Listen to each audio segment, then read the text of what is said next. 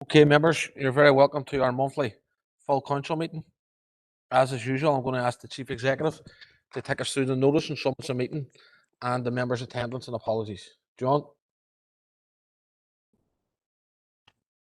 Oh, apologies, members. We're having a few technical difficulties here. If you can just bear with me, please.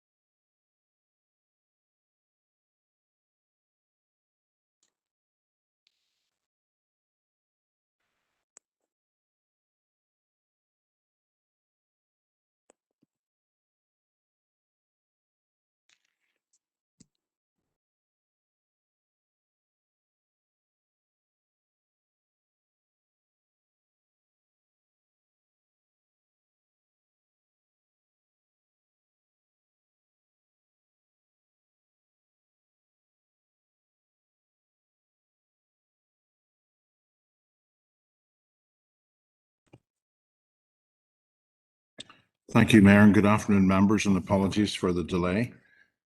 To all members of Derry City and Strabane District Council, you're hereby summoned to attend the monthly meeting of the Council to be held remotely today, Thursday, 27th of May at 4 o'clock. Starting with the roll call, Alderman Breslin. Here, John. Alderman Devaney. Here, John. Alderman Guy. Here, John. Alderman Hussey. Alderman Hussey. Sorry, aye. Here. Alderman Carrigan. Here, John. Alderman McClintock. John. Alderman McCready. John. Alderman Ramsey. Here, John. Alderman Wark. Here, John. Councillor Jason Barr. Councillor Jason Barr. He's running late, John, but he'll be here shortly. Thank you. Councillor Raymond Barr. Here, John. Councillor John Boyle. Here, good afternoon. Councillor Michaela Boyle. And Shaw, John. Councillor Burke. And Shaw, John. Councillor Carr.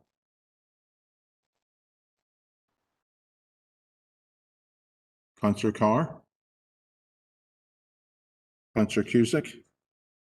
Here, John. Councillor Dobbins. Here, John. Councillor Donnelly. Councillor Donnelly. And Shaw. Councillor Doyle. Here, John. Councillor Duffy. Shaw. Councillor Edwards. And Shaw. Councillor Farrell. Here. Councillor Ferguson.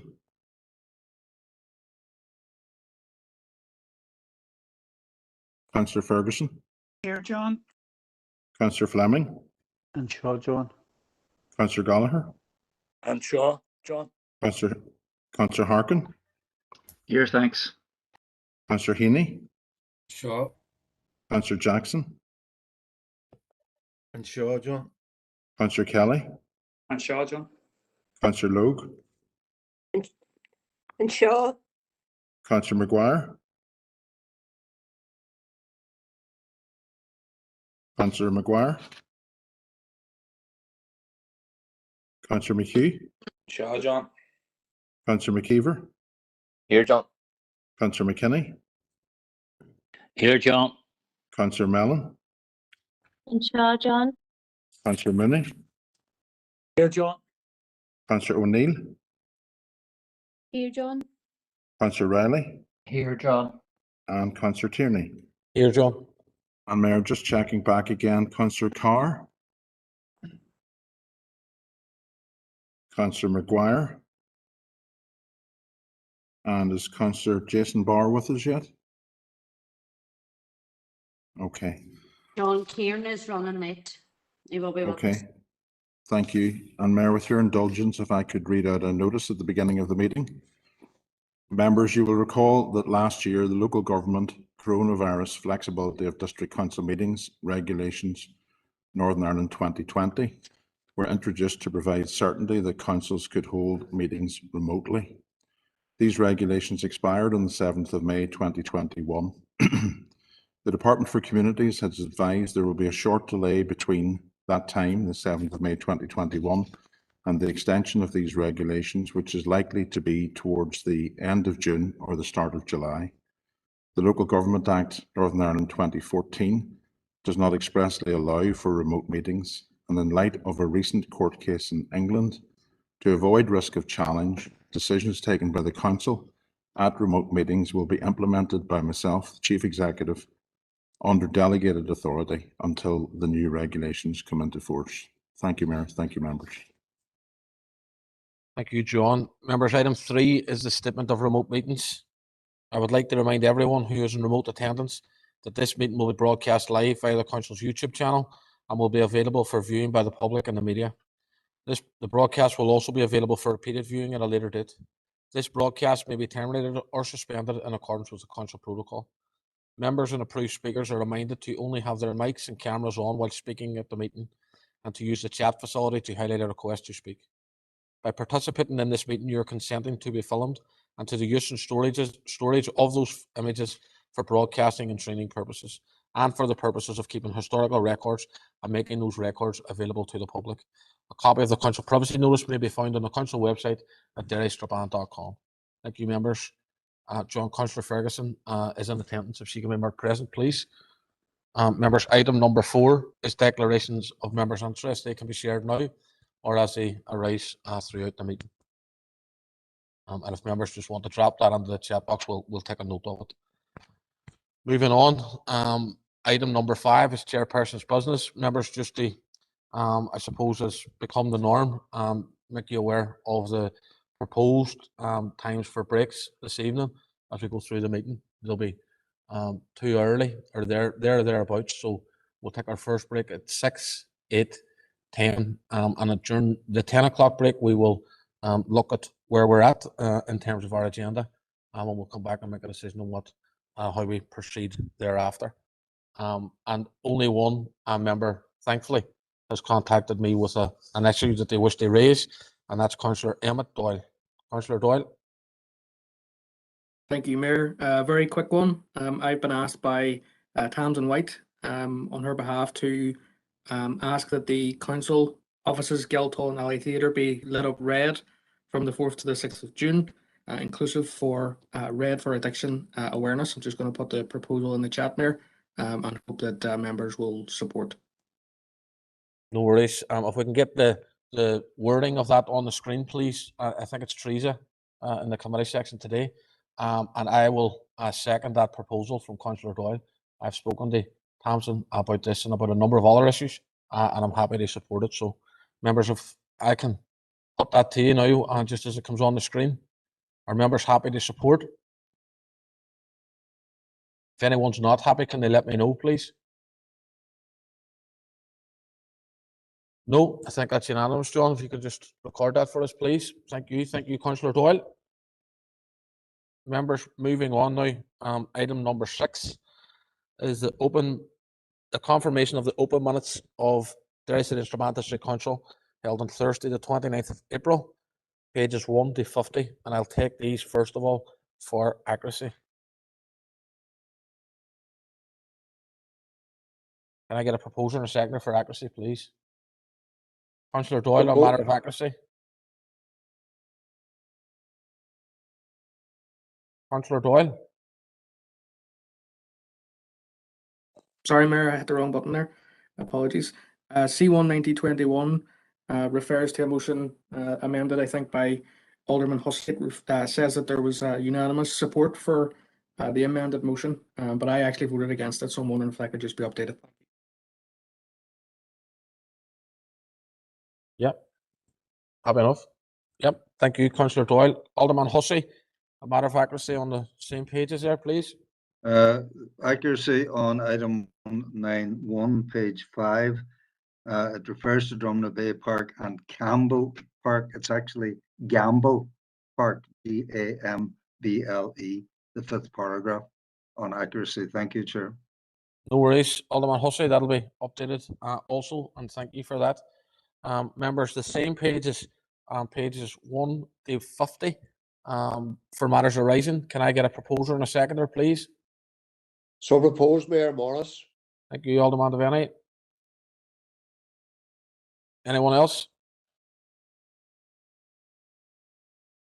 Chair, on matters arising, Yes. on 191. Sorry, Alderman. Sorry, Councillor Jackson, just on before you there. Alderman That's okay. Hussey, and then I'll come to you. Sorry, my apologies. Councillor Jackson. Yeah, thanks, Mayor. And it's in C198.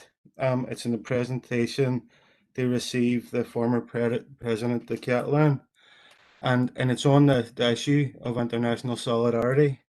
And I just wanted to raise the issue, the ongoing attacks on Palestine that we've seen going on over recent weeks. And I want to commend yourself, Mayor, for opening a book of condolence for those who wished to send their solidarity for those who have been impacted. Mayor, we have witnessed another sustained and brutal attack on the Palestinian people by Israel, and it's resulted in the slaughter of hundreds of civilians, including 66 children. And Mayor, the deliberate destruction of homes, media offices, schools, universities, and Gaza's only COVID test centre are all breaches of the Geneva Convention.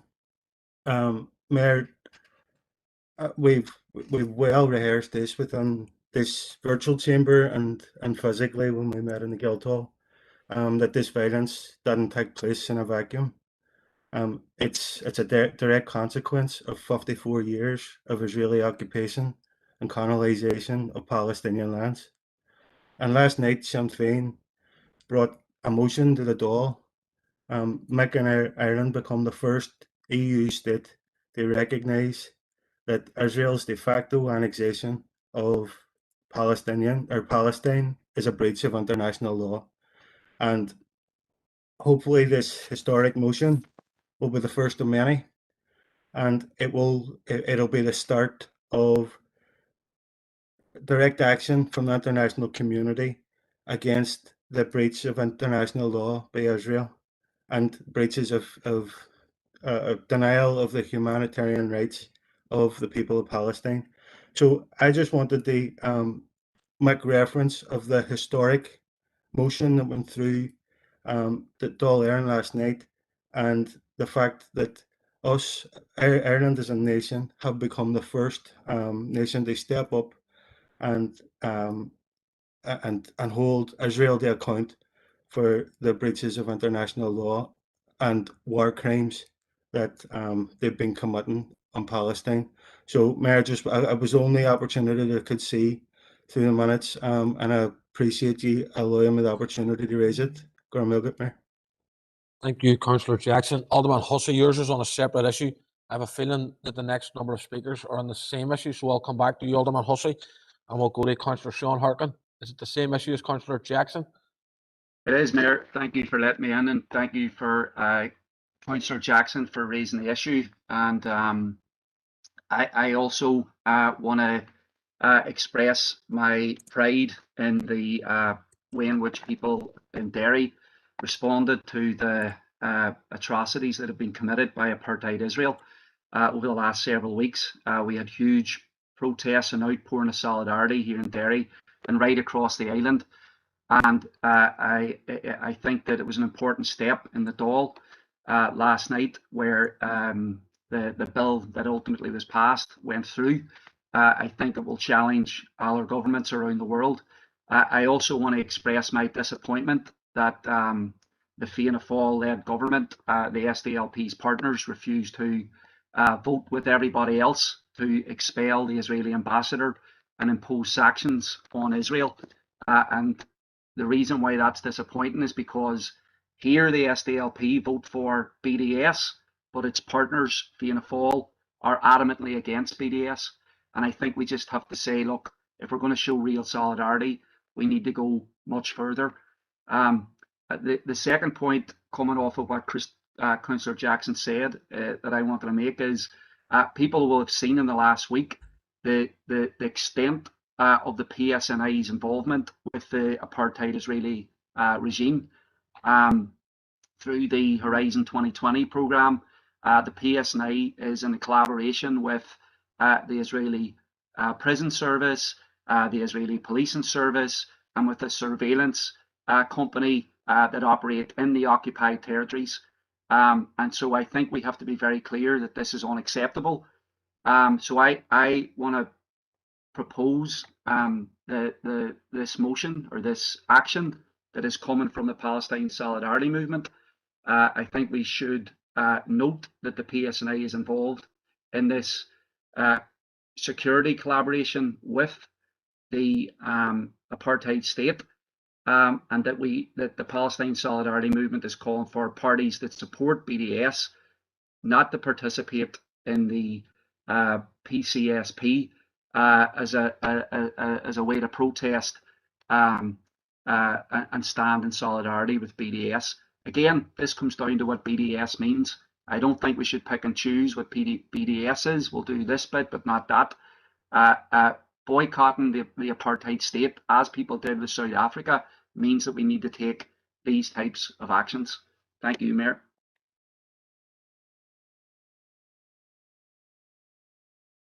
Thank you, Councillor Harkin, for that. Members, I'm just getting some advice here, so if you can just bear with me, please.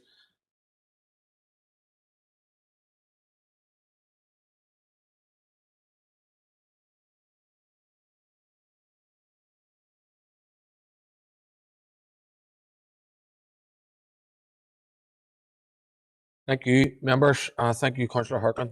Members, keeping in line with what I would view as my consistent approach around pop-up notices of motion, which seem to arise in all, if not all, most of our full council meetings. I once again believe that this is a substantial notice of motion where, in my opinion, people and parties and elected members need an opportunity to consider it and do some research around it. So on this occasion, unfortunately, Councillor Harkin, I'm not prepared to accept this, and I would encourage you to bring it forward at the next opportunity, i.e. our next full council meeting.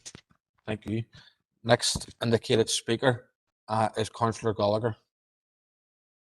Thank you, Mayor, for letting us in. And I'd like to concur with Councillor Jackson and a lot of stuff that Councillor Harkin says. And we've well debated it in the chamber around Israel's actions against the Palestinian people and how much they're waging war on those people. And we've seen recent actions that seen many people killed, many people getting injured, and many people losing their homes. But to bring us back to this council, this council's corporate position is that we support BDS. That a number of years ago we passed some motions regarding that, but those seem to have stalled. And I would like to ask, from the legal opinion of where that is at, because I think that Councillor Harkin's proposal is just a slight extension to that BDS. If we're supporting BDS, then we're supporting BDS, and the actions we should take within that. But that aside, we also supported a proposal that we will notify every household of what is on the list of the BDS, and to date that hasn't happened. And seeking clarification of an update of where that is at. Chair. Thank you. Thank you, Councillor Gallagher. Councillor Gallagher, you want to go?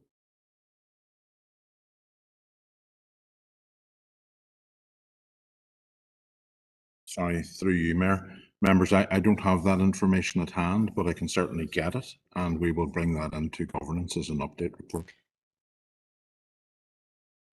Sure. Thank you. Yep. Have enough, Councillor Gallagher? Yep. Thank you. Thank you, Councillor Gallagher. Thank you, John. Councillor Philip McKinney. Thank you, Chair, for letting me in. This is an appalling situation, and we totally condemn the violence from Israel and Hamas. This has been an ongoing conflict, which has been going for about 70 years since the British pulled out of Palestine. And I would call upon the USA, UK, and European governments to step up to the mark and actually do something about it rather than just condemning it. Thank you. Thank you, Councillor McKinney.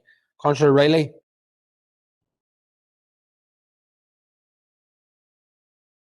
Thanks, Mayor. I couldn't get the button to work. Thank you, Mayor, for bringing me in, and thanks to Councillor Jackson for raising this issue today. As we've all seen, it's been raised on the streets of our city and district in recent weeks as well. And we have, as others have indicated, debated it in this chamber, both in the physical sense and in the virtual sense over the recent months and years.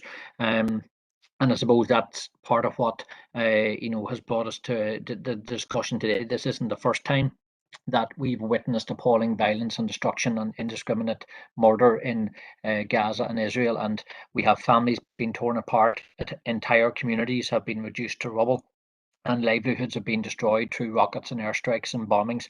There's no justification for this senseless murder. So we welcome the fact that there's a ceasefire now announced, but at the same time, that ceasefire needs to be utilised, and the international community needs to step in and broker a permanent end to that violence. And we would press upon the Israeli government to stop this illegal territorial expansion. And I think that in relation to some of the other comments that people have made in relation to politics and partnerships on this island, I think that's conflating the issue with what is a terrible situation in Palestine. Here, people have their own policy positions and their own opportunities to work together on issues that matter to people and form partnership policy positions, but there are times where those agreements aren't in place, and I think that our party position in this issue in relation to the violence in Gaza and Israel, we've been clear on a number of occasions, both in this chamber and elsewhere, where we stand on it. So happy to leave it at that, Mayor. Thank you. Thank you, Councillor Riley. Alderman McClintock. Thank you, Mayor, for letting me in. We condemn violence, whatever source it comes from, but we can't be one-sided about this. We also have to condemn the violence coming from Hamas. Only on the 7th of May, Israeli TV covered the attacks on Israel, the gas, the bullets that were fired from Hamas. So if we're going to condemn violence, let's condemn it from whatever source it comes and not try to take a particular position on something that we're not aware of all the issues on, because it is happening far away from us. Thank you. Alderman Hussey on this issue. On this issue, Mayor, and thank you. A bit like Alderman McClintock, and indeed Councillor McKinney did mention, I mean, this is a two-sided or two-edged sword, shall we say. And I'm minded of the words of Golda Meir, if the Arabs lay down their guns, the fighting ends. If Israel lays down its guns, Israel ends. And I'm mindful that during the period of violence that erupted, in excess of 4,500 rockets were fired by Hamas. 700 of those misfired within Gaza itself. 3,400 were intercepted by Iron Dome, and 400 hit civilian targets in Israel.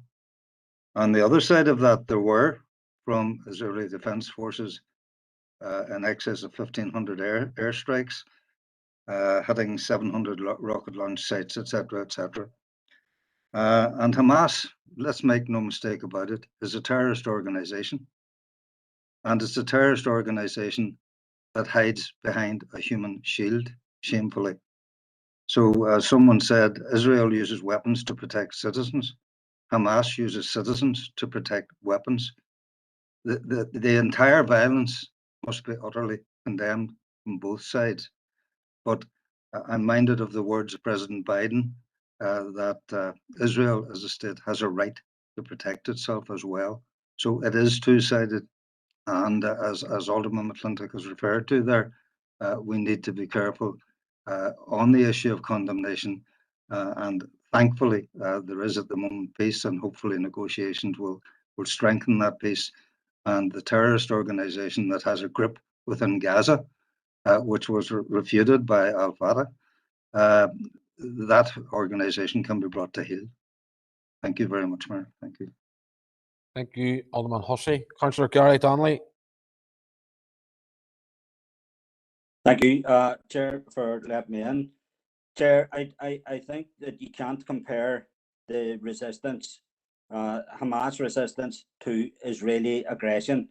You know, on one side you have an army, an air force, a navy, you know, firing missiles worth millions of dollars each, slaughtering, you know, as it's been mentioned by Councillor Jackson, 68 schools have been damaged, the only COVID testing site, and people are entitled to resist that aggression. You know, we see on an ongoing basis there may be a ceasefire, but we see the continued settler attacks on Palestinians, the stealing of land, the attacks on worshippers.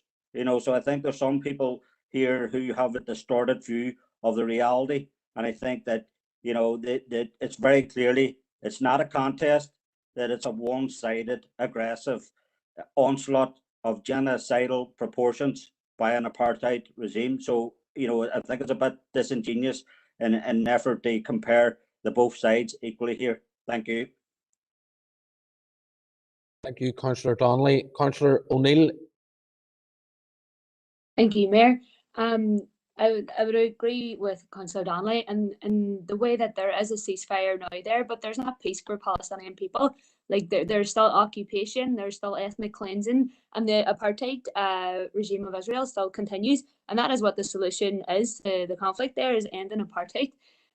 You know, these things are an everyday war. And, you know, Gaza continues to be strangled. Palestinian people don't have basic necessities. Their homes are demolished, even though there's a ceasefire. Their lands are eroded, even though there's a ceasefire. And there's racist laws, torture, a restriction of movement, and the continued shooting and murder of Palestinian lives. And someone mentioned President Biden in the United States, but he's not interested in peace in the Middle East. Biden has just agreed the sale of $375 million of weapons to Israel. So, you know, he is complicit in the apartheid Israel. So, you know, he is not interested in peace in the Middle East. So just wanted to put that on record. Thank you. Thank you, Councillor O'Neill. Alderman Hussey on a separate issue, but a matter arising from the same minutes.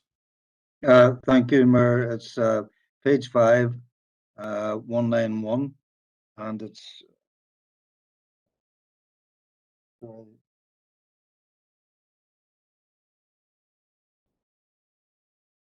it's with regard to the recycling site at Killen, where we still are maintaining a lease on the particular site. And I noticed that the lease is a calendar year lease.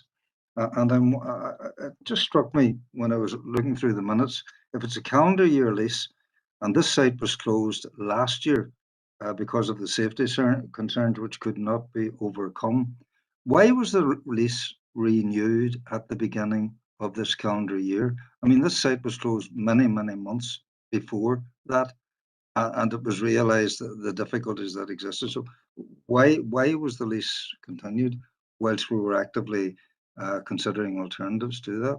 Thank you, Mayor. Through you, Chair, members, I haven't got the information available to answer that today, but I will ask the Head of Environment to contact Alderman Hussey tomorrow and discuss this, if that's okay. Thank you. Mayor, sorry, it's not a matter for me to be contacted. I've been asked that question by electors in the area. It's a matter of public concern. Thank you, Chair. We'll bring a report to Environment and Regeneration. I'd appreciate that. Thank you. Thank you, Alderman Hussey. Thank you very much for that, Karen. Members, moving on, item 8 is the open minutes of our special meeting, Thursday the 22nd of April, pages 51 to 70. For accuracy, can I get a proposer and a seconder, please? Alderman Devaney. Thank you, Morris. Seconder, please. I think that might have been Sean Minnie, was it? Here. Thank you, Sean. Same pages for matters arising, pages 51 to 70, members. Councillor Harkin. Yeah, Mayor, thank you for letting me in.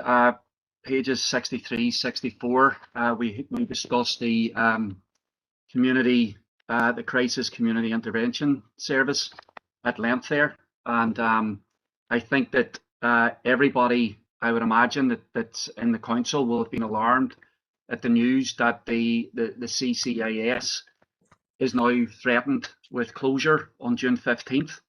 I have to say that I was stunned when I heard this, and I was stunned because our council has discussed the importance and the vital nature of the Suicide Prevention Centre at length many times over, and I think we have an agreed upon position that our city cannot afford to lose the Community Crisis Intervention Service, and we agreed that it would send the exact wrong message to everybody across the city to lose this service at a time when we have declared a mental health emergency, when we are in the midst of the pandemic and we are, you know, the outworkings of its impact on people in terms of addiction, mental health is still to be fully felt, when we've seen a massive increase in poverty.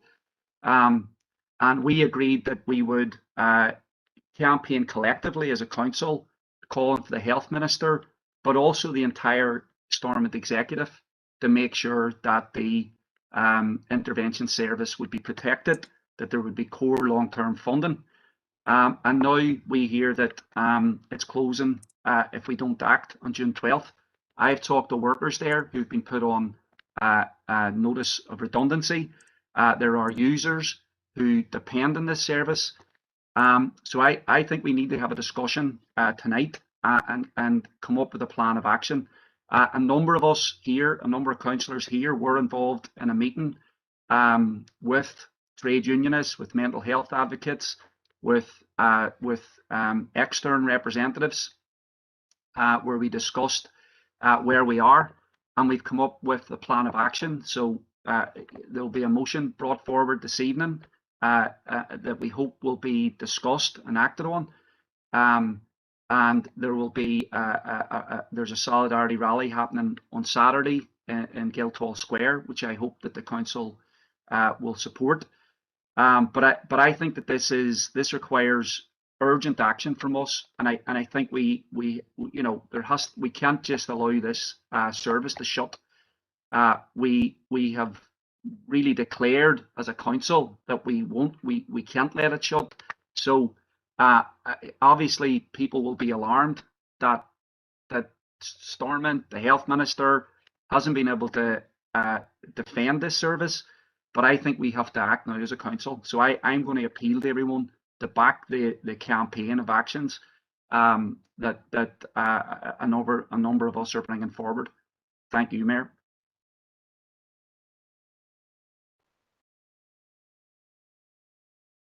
Thank you, Councillor Harkin. I have a number of speakers on this. Councillor Donnelly.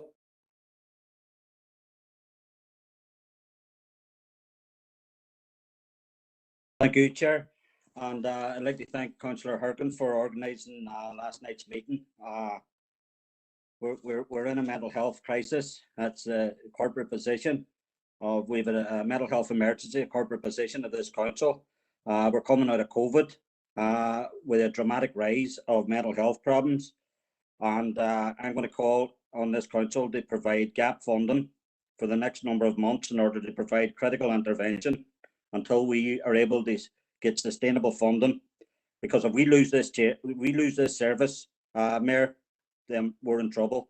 If we lose the continuity of this service, you know, the people involved in it will seek employment elsewhere. And I think once it's stopped, we may not get this back up and running. And we have a duty to look after the most vulnerable people in the city. We've declared an emergency, and I think we need to start acting like we're in an emergency. So Having said that, I've put a proposal in the chat box, and I would like to put it before this council because I do think this is an emergency situation. Thank you. Thank you, Councillor Donnelly. Members, if you just bear with me for 1 minute, please.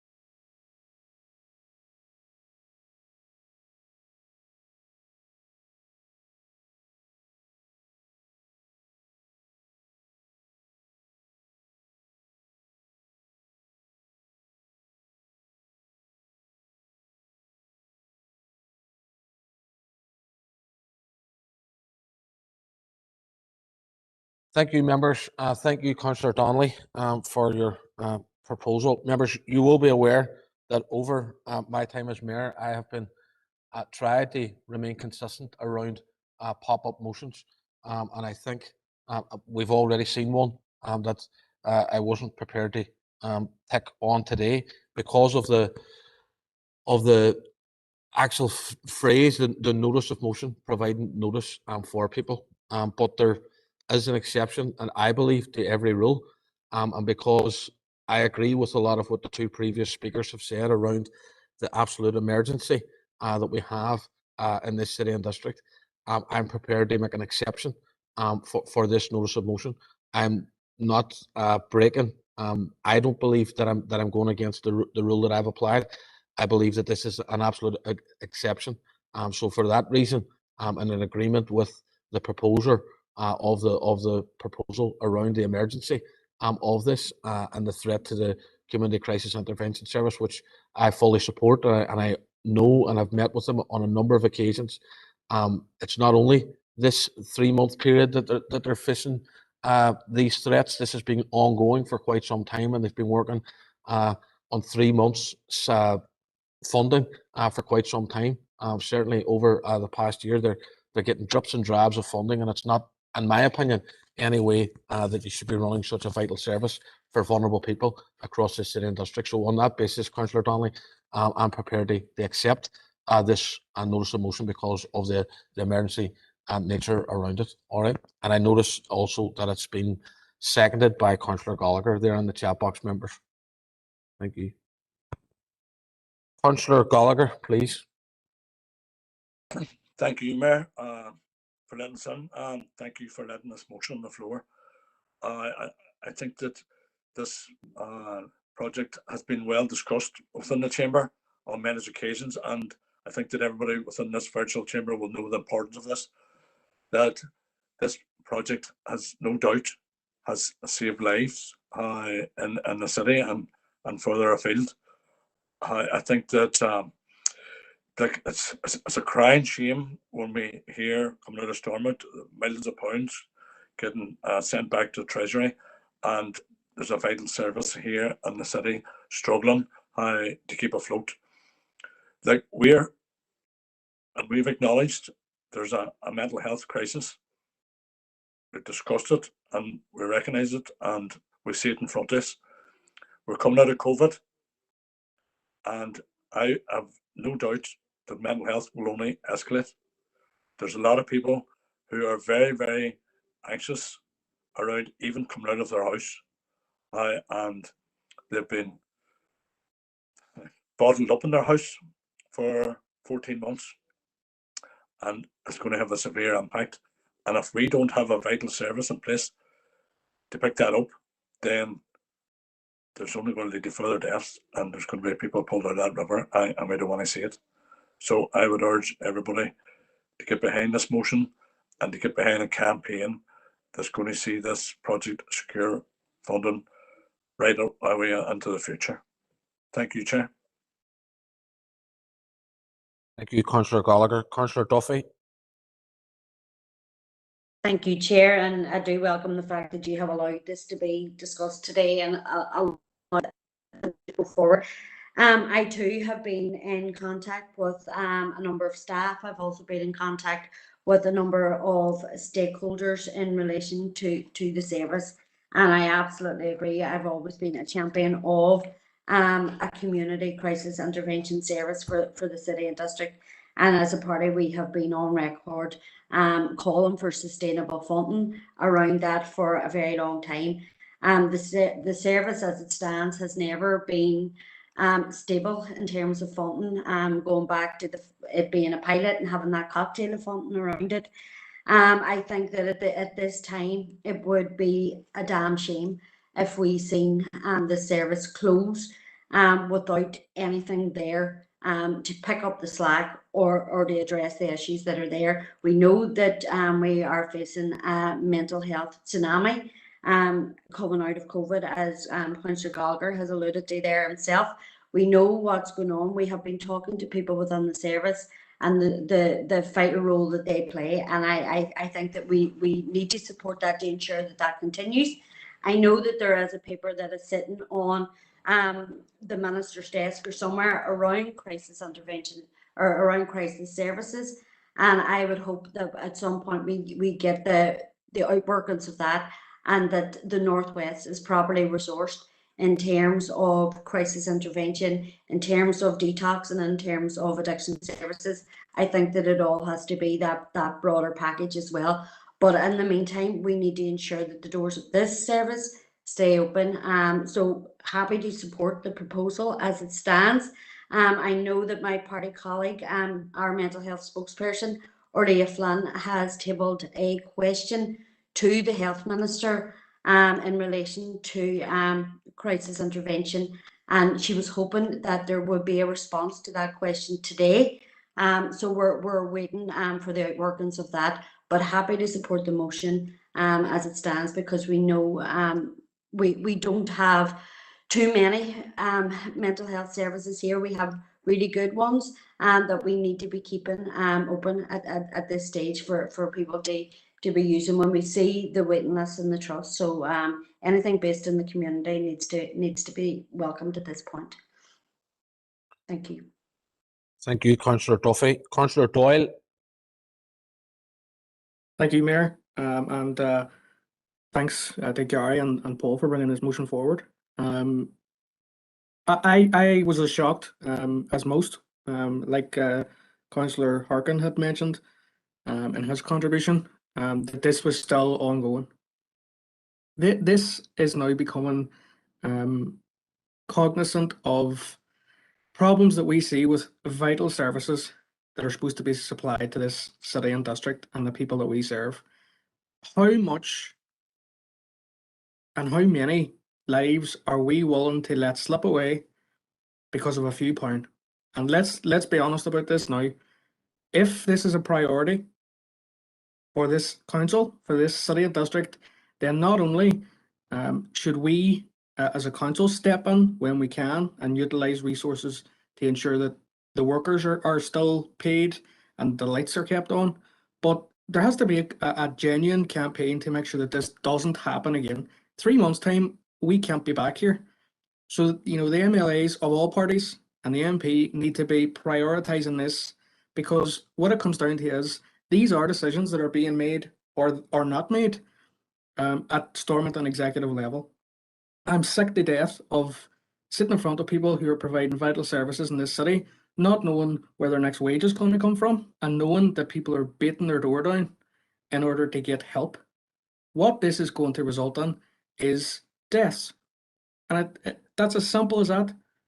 And yes, as we've said a number of times, we have declared a mental health emergency, and that wasn't done lightly. That is because we all recognise that we are in serious difficulties when it comes to the emotional well-being of people in this city and district. And, you know, I'm not a portion of blame here, Mayor, because this is a complex issue, but given that we've passed all these motions, can somebody from an officer perspective give us an overview of what has actually been done and the outworkings of these? Because we've declared a mental health emergency. You know, there were motions came forward long before my time here around this service. you know, if we've committed, and I'm told that we have, to ensuring that this service stays open, what have we actually done behind closed doors? You know, because I wouldn't like to think that the last time that this happened, we passed a motion and that was it. So if somebody could update me on that, I think that would be helpful, because if we're doing something wrong here, or if we're not prioritising it, it would be interesting to see. And it's not about apportioning blame, it's trying to make sure that this service keeps going, because there are lives that depend on it.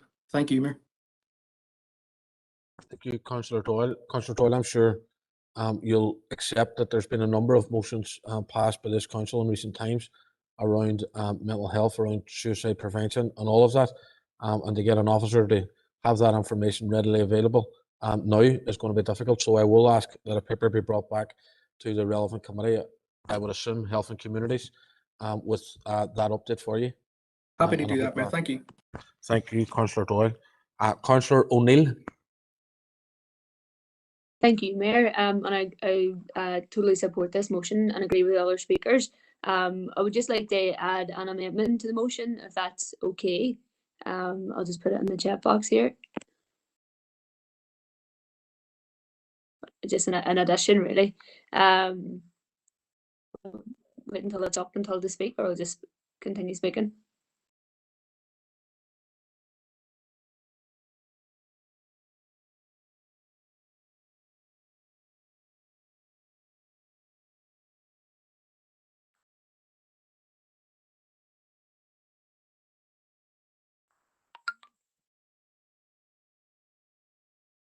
Okay, can I get a seconder for Councillor O'Neill's amendment, please?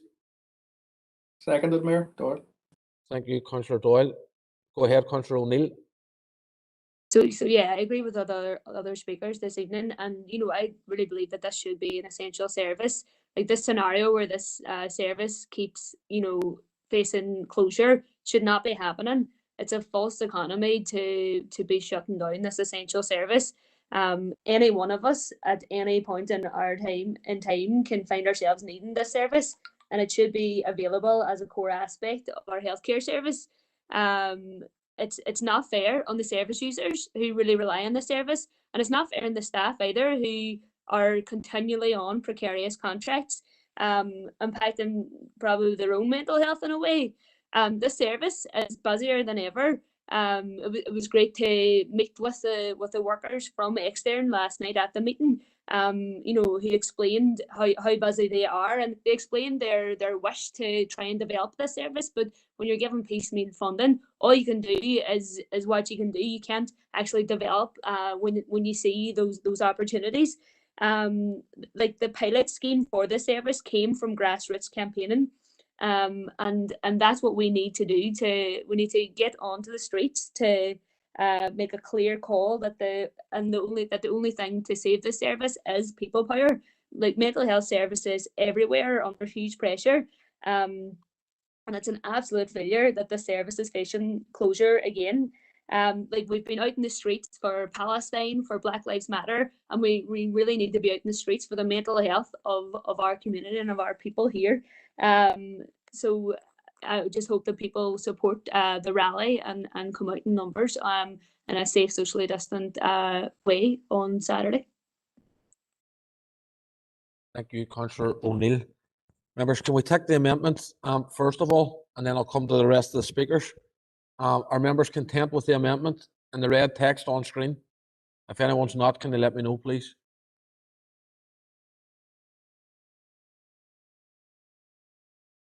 No, that's fine. John, that's unanimous.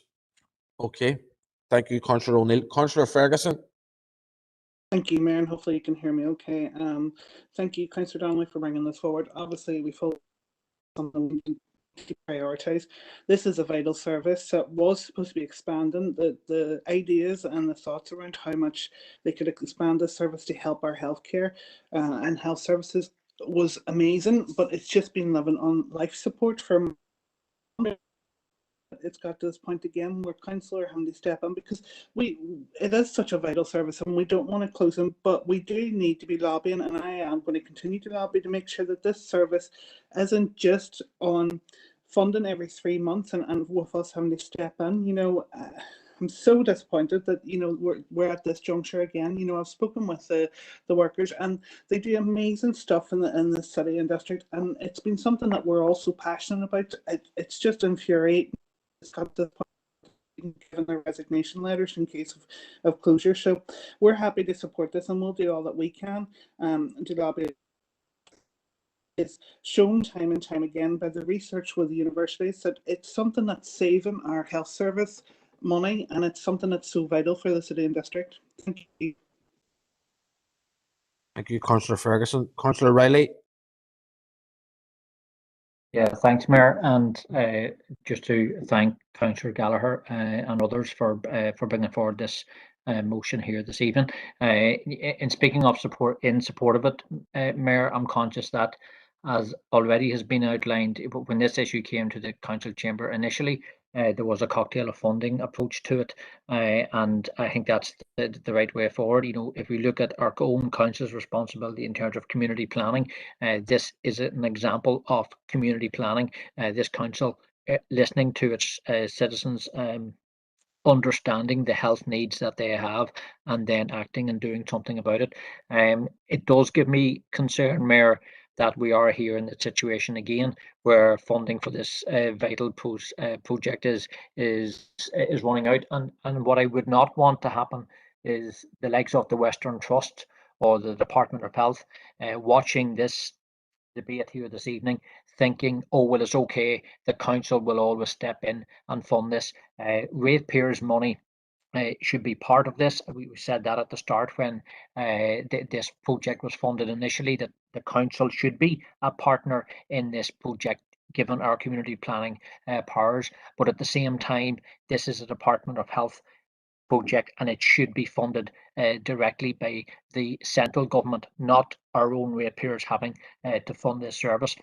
Because it is important that we look at the fact that the work that's been carried out to date has been invaluable to every individual and every family that has been helped by the centre in the city. The service has, as others have indicated, saved lives, and it is a sadly needed crisis intervention service, which was hard won well before the pandemic arrived. So to think that as we are hopefully coming to the end of the pandemic, that now would be the right time to have this service closed, I think is atrocious. There is a huge build-up of pressure on people's mental health given the pandemic that we've just had. So therefore, there was a need for this service back when it was initiated. So why would anyone think it is the right thing to do to cut funding to it at this stage? So the SDLP are fully supportive of the campaign. Indeed, our MLA Mark H. Durkin, who's the chair of the all-party group on mental health, has started an online petition, because I welcome the amendment by Maeve O'Neill in relation to the protest that's taking place on the streets. But also there are other ways of campaigning, and an online petition has been set up with over 1,000 signatures already that Mark H. Durkin has set up, and I think that that's important, because we do need to get the voices of everyone right across the northwest and beyond, because having this service open in our council area takes pressure off the health service elsewhere. So it is important that people have an opportunity to show their support for this service who might not live in our council area. And I think that for all those reasons, I think that all the parties here that have spoken so far are indicating they're supportive of it. And I hope that that unanimous approach will not be taken wrongly by the Department of Health to say, well, council will fund it anyway. This needs to be funded in partnership, and the central government departments have their role to play and should be putting their hands in the pocket. Thank you, Mayor. Thank you, Councillor Riley. Alderman Devaney. Thank you, Mayor, for allowing me in. And look, our part of the DUP has no problem in supporting this proposal. It's a bit like deja vu. We're back to stage one again. Crisis, getting funding to keep the crisis intervention service going. And as some of the previous speakers has quite rightly said, this was here before COVID. And just as we move through COVID, mental health issues and many other issues have been exacerbated. And, it is more importantly needed that we should have this service fully funded now by central government as we come out of COVID and deal with a lot of issues in relating to health and mental health issues. Mayor, we have no problem in supporting this, and we have no problem in supporting the amendment. I think the issue and around keeping with social distancing and keeping within whatever rules and regulations are out there at the moment, we're supportive of that. But Mayor, and I'd just like to put on record, our party has had an adjournment debate on this, and we have our MLA has written to the Minister on several occasions on this issue. And look, as a party, we are disappointed that we are back where we started again, fighting for money for a much needed resource here in the city. Thanks, Mayor. Thank you, Alderman Devaney. Alderman Guy. Thank you, Mayor. I think it was about a year ago that we met with the Health Minister, and he offered the 32k until the other funding came through to carry it forward to now. There's no doubt that all council members here have continued to lobby the Department for Health, but also Department for Communities, Finance and Justice, because at the start we all were told that this is a completely statutory bodies would all be helping this out, the PSNI, the Western Health and Social Care Trust and Council. It seems again that Council have had to step up to the mark. But you know, Ireland, the Crisis Intervention Centre is a lifeline to many. We've all read the report that we got last week when we heard the news that they were facing a closure on, I think it was the 12th of June. And in that report, there's testimonies from people who have used the service and how it saved them, and how even from emergency service providers that it's taken pressures off them as well. It's alleviated pressure on the health service. You know, if we have to wait in this city and district for a detox centre, then surely the Crisis Intervention Service is the next best service readily available to those who need it. We've no bother supporting an amendment because of the recent relaxation in the restrictions, and we've no bother in the Ulster Unionist Party fully supporting Councillor Donnelly's motion. And hopefully this will be the last time that the emergency funding is required to continue this service. Thank you, Mayor. Thank you, Alderman Guy. Councillor Harkin. Thank you, Mayor. And yeah, look, I think this might be the most important discussion we're having this evening, because I think that this is, I feel like if this closed, I think it would be a disaster for the city, because it would be emblematic of all the other issues, and it would send the wrong message in terms of our ability to do anything. And I appreciate that everybody is coming in tonight supporting the motion that Gary brought, and also Maeve's amendment, and that's good. I also want to point out that all the executive parties are represented here, and all the executive parties said that they would go up and make this an issue for the entire executive. But here we are, we're having to bail this out because the executive hasn't acted, and that does raise questions about things we say here and then how they get heard up in Stormont. This has been a very, very important issue for our council and for our city, and there's no action from the executive. In fact, if we weren't talking about this now, it would be closed. That's how I see it, and I think that's how most people see it in the city. And look, I don't think we're not going to get into a kind of blame the minister. The call is directed, of course, at the health minister. But as Darren just said, this is a cross-cutting issue, and we said that from the start, that it was not just the responsibility of one minister, that this council sees it as the responsibility of the entire executive. So I think that the entire executive needs to see this as their issue that they have to collectively take responsibility for. And so far, it's been a fail, because we shouldn't be having this discussion tonight. We shouldn't be talking about the need to find stopgap funding, some of which might come from the council, but which it shouldn't come. So I would just appeal to people that, Stormont clearly isn't listening. We have to actually mobilise, and that's why I think the rally, the campaign, the petitioning is all going to be very, very important. People need to show that they don't want this service to close, and we have to be willing to protest for that. And that means even with the restrictions, being loosened, we should also request that the PSNI on Saturday respect that people have an urgent right to join this protest, to make it clear they're standing up for the workers, people who are dependent on this service, but really about all the challenges that we're facing in the city. Thank you, Mayor. Thank you, Councillor Harkin. Members, I haven't heard anyone speak against it. The amendment obviously has passed. I haven't heard anyone speak against it, so I'm going to take it as unanimous, the entire text in front of you, unless anyone wants to let me know any different. No, follow up.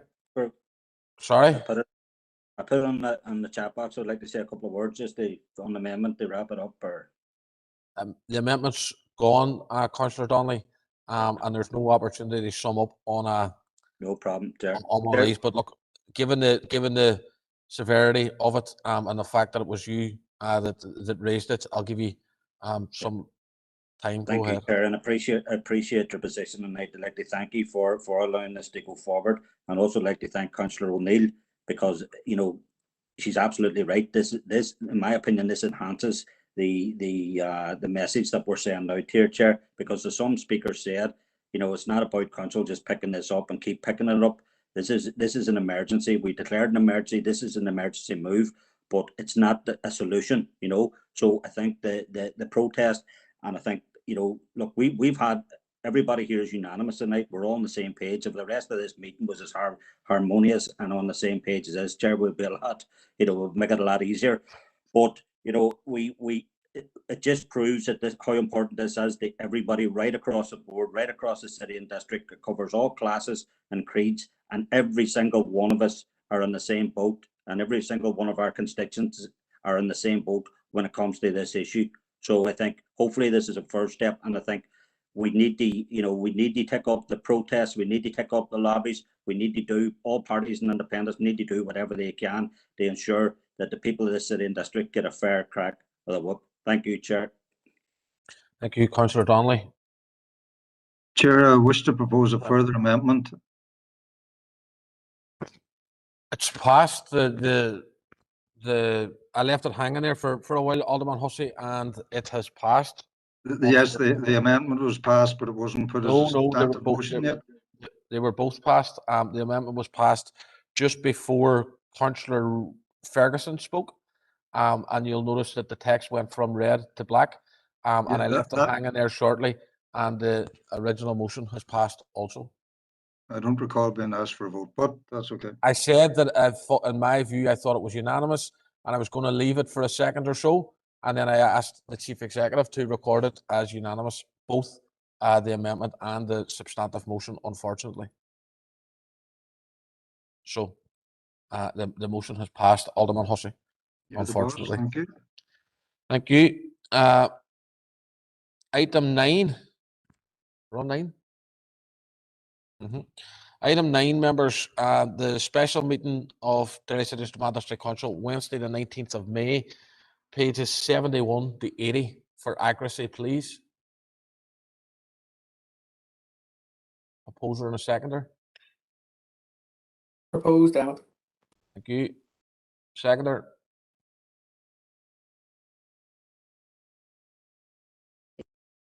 I'll second, Hilary. Thank you, Hilary. Same pages 71 to 80 for matters arising. No matters arising. Thank you. Item number 10 is the adoption of the open minutes of the following committees. 10A is governance and strategic planning, Tuesday the 4th of May, pages 81 to 106 for accuracy. A proposer and a seconder, please. Who's Michaela? Thank you. Seconded, Paul Fleming, Mayor. Thank you, Paul. Thank you. Same pages 81 to 106 for matters arising. No matters arising. 10B is the planning matters arising for governance. Maeve O'Neill, is it? Or is it planning? Planning. Okay. Planning Committee held on Wednesday, the 5th of May, pages 170, 118. For accuracy, first of all. I propose that, Alan. Thank you, Alan. Councillor McKenny, second. Councillor McKenny, second. Thank you, Councillor McKenny. We've got two on matters arising. First one is Councillor O'Neill.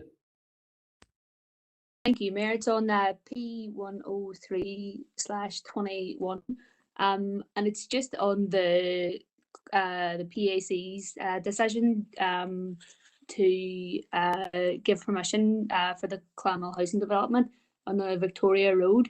I suppose I was trying to understand how that decision was made, given the regional planning policy to protect track beds. And I have been in conversation with planning officers to try to understand this. And from those conversations, my understanding is that decision was based on the Derry development plan from 2011, as in like the planning policy, which those decisions and that presentation was based off, was from that.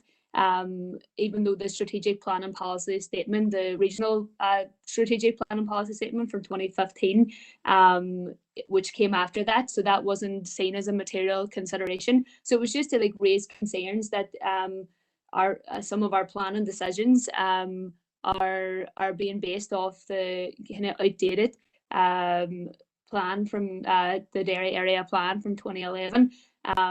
And I know that we're in the process of our new local development plan, which is excellent, but it could be years before that is complete. So it was just to raise those concerns that, about the regional planning policy, those being material considerations and planning decisions. Thank you, Councillor O'Neill. I have two further speakers. I think both are on the same issue. I know at least one of them is. So I'll go to Councillor John Boyle. You read my mind very well there, Mayor. Very much, yes, and I was indeed on the same issue. I suspect Councillor Jackson's might well be too. Well, first off, Mayor, I'm always very cautious when it comes down to planning. I think we have to leave it to I suppose, in some sense, to the appropriate codes that dictate it and the planning policies. And it's very, very complicated. It's a very, very complicated area. I think it may well prove useful in light of, and it is P103/21 that I'm discussing as well, which is the Victoria Road application. And again, very cautious. I actually wasn't in attendance at that planning committee meeting. Ironically enough, I was away in other council business out of the country. And actually, it may well be useful from that perspective, because I do have a proposal, and I can put it in the chat box, but it's effectively that we may seek a preliminary review of the PAC decision. I feel that might be useful going forward. It would inform us better, and then perhaps there may well be another direction of travel. But I think in the first instance, it would be useful for members to have that kind of preliminary review, a second opinion, if you want, just to look at the PAC decision. So, Mayor, if you require me to put that proposal in the chat box, I will do that. Yep, thank you, Councillor Boyle. If you can do that for me, and I'll see if Councillor Jackson's on the same issue, which I suspect he is. If you don't mind, Mayor, just bear with me a wee second, then I'll. Yep, well, I'll go to Councillor Jackson while you're getting that organised. Councillor Jackson. Okay, thank you. I'm on the same issue, and I've got another issue that's linked to the same issue.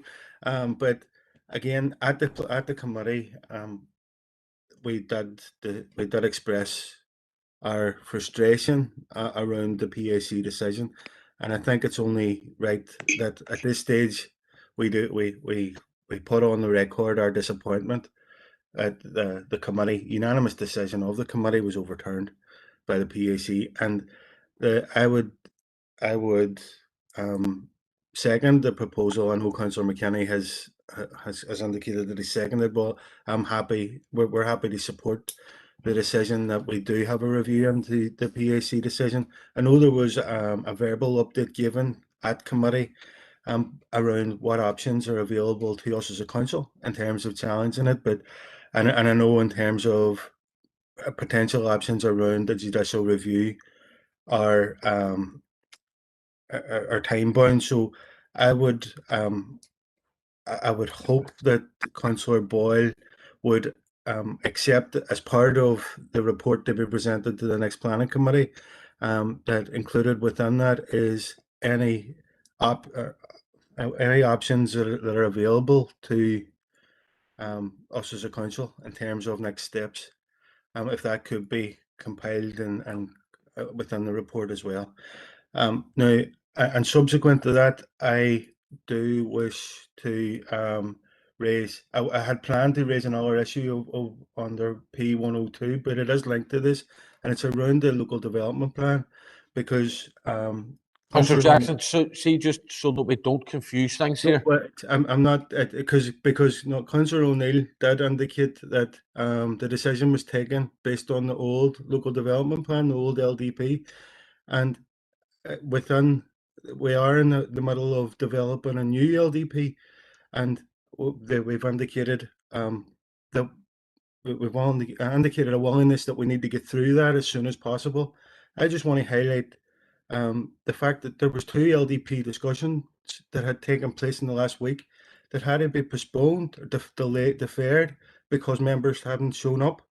And I do want to just remind everybody that all members have a responsibility to feed on to the local development plan, and it is disappointing that some people just refuse to attend meetings and then come on the committee and start grandstanding. So I would. It is frustrating that we're not being able to progress the new LDP because members aren't taking the time to attend meetings, and I just wanted to include that point whilst addressing the issue. Thank you, Mayor. Thank you, Councillor Jackson. Councillor Sean Kerr has arrived. Thank you, Councillor Kerr. Councillor Maguire. Yeah, Mayor, thank you. I just want to clarify, and maybe the city solicitor could also do the same, that while the 2 area plan, Strabane area plan, the Derry area plan, are out of date, both had to be adopted and are now the current plan. So really, technically, they are not out of date.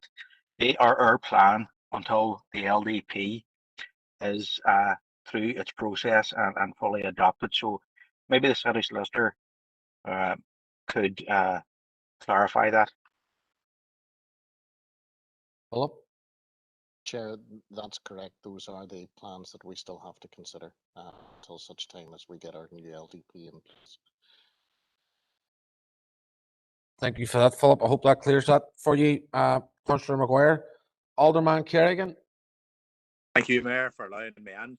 And Mayor, very much concur with the remarks made by Councillor Maguire and Chair of Planning, Councillor Jackson. It is the case, I was going to raise what Councillor Maguire has stated. The Strabane area plan is up to 2001. So, you know, the Derry area plan may be 2011, but as has been stated, until the LDP is put in place, they are the current and existing plan, and as Philip's confirmed that. But as the situation is, and fully concur with the remarks made by the chair here, the LDP is there for this council area, and it's there for everybody to buy into the process.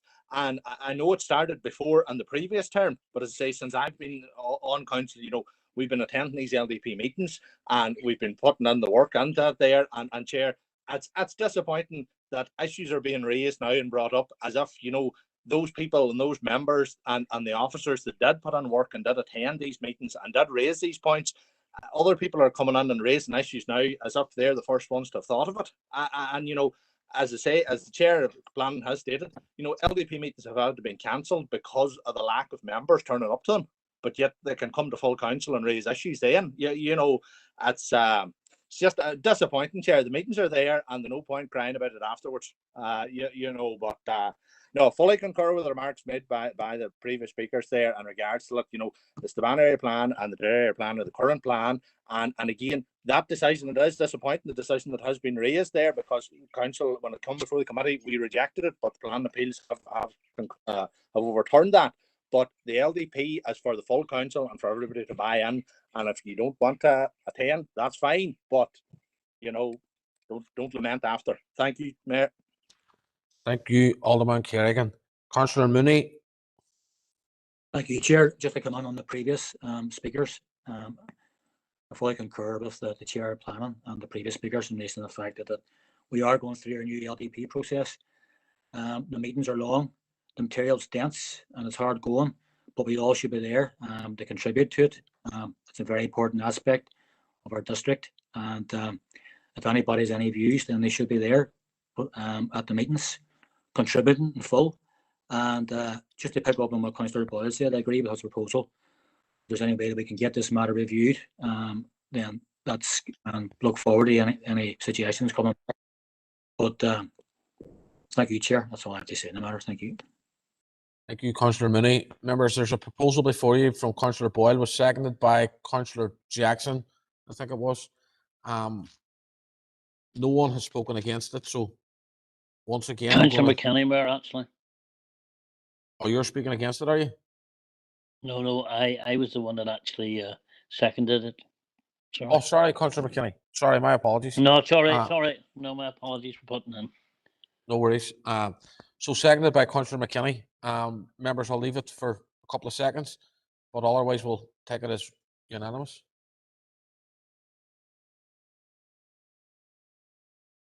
Nope. Okay. Thank you, members. John, if that can be recorded as unanimous, please.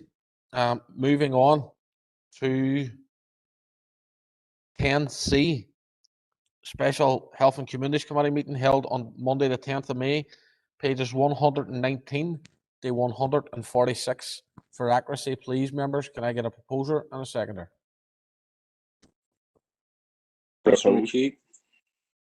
Councillor McHugh. Seconded. Thank you. Aaron. Thank you, Alderman Guy. Same pages, 119 to 146 for matters arising.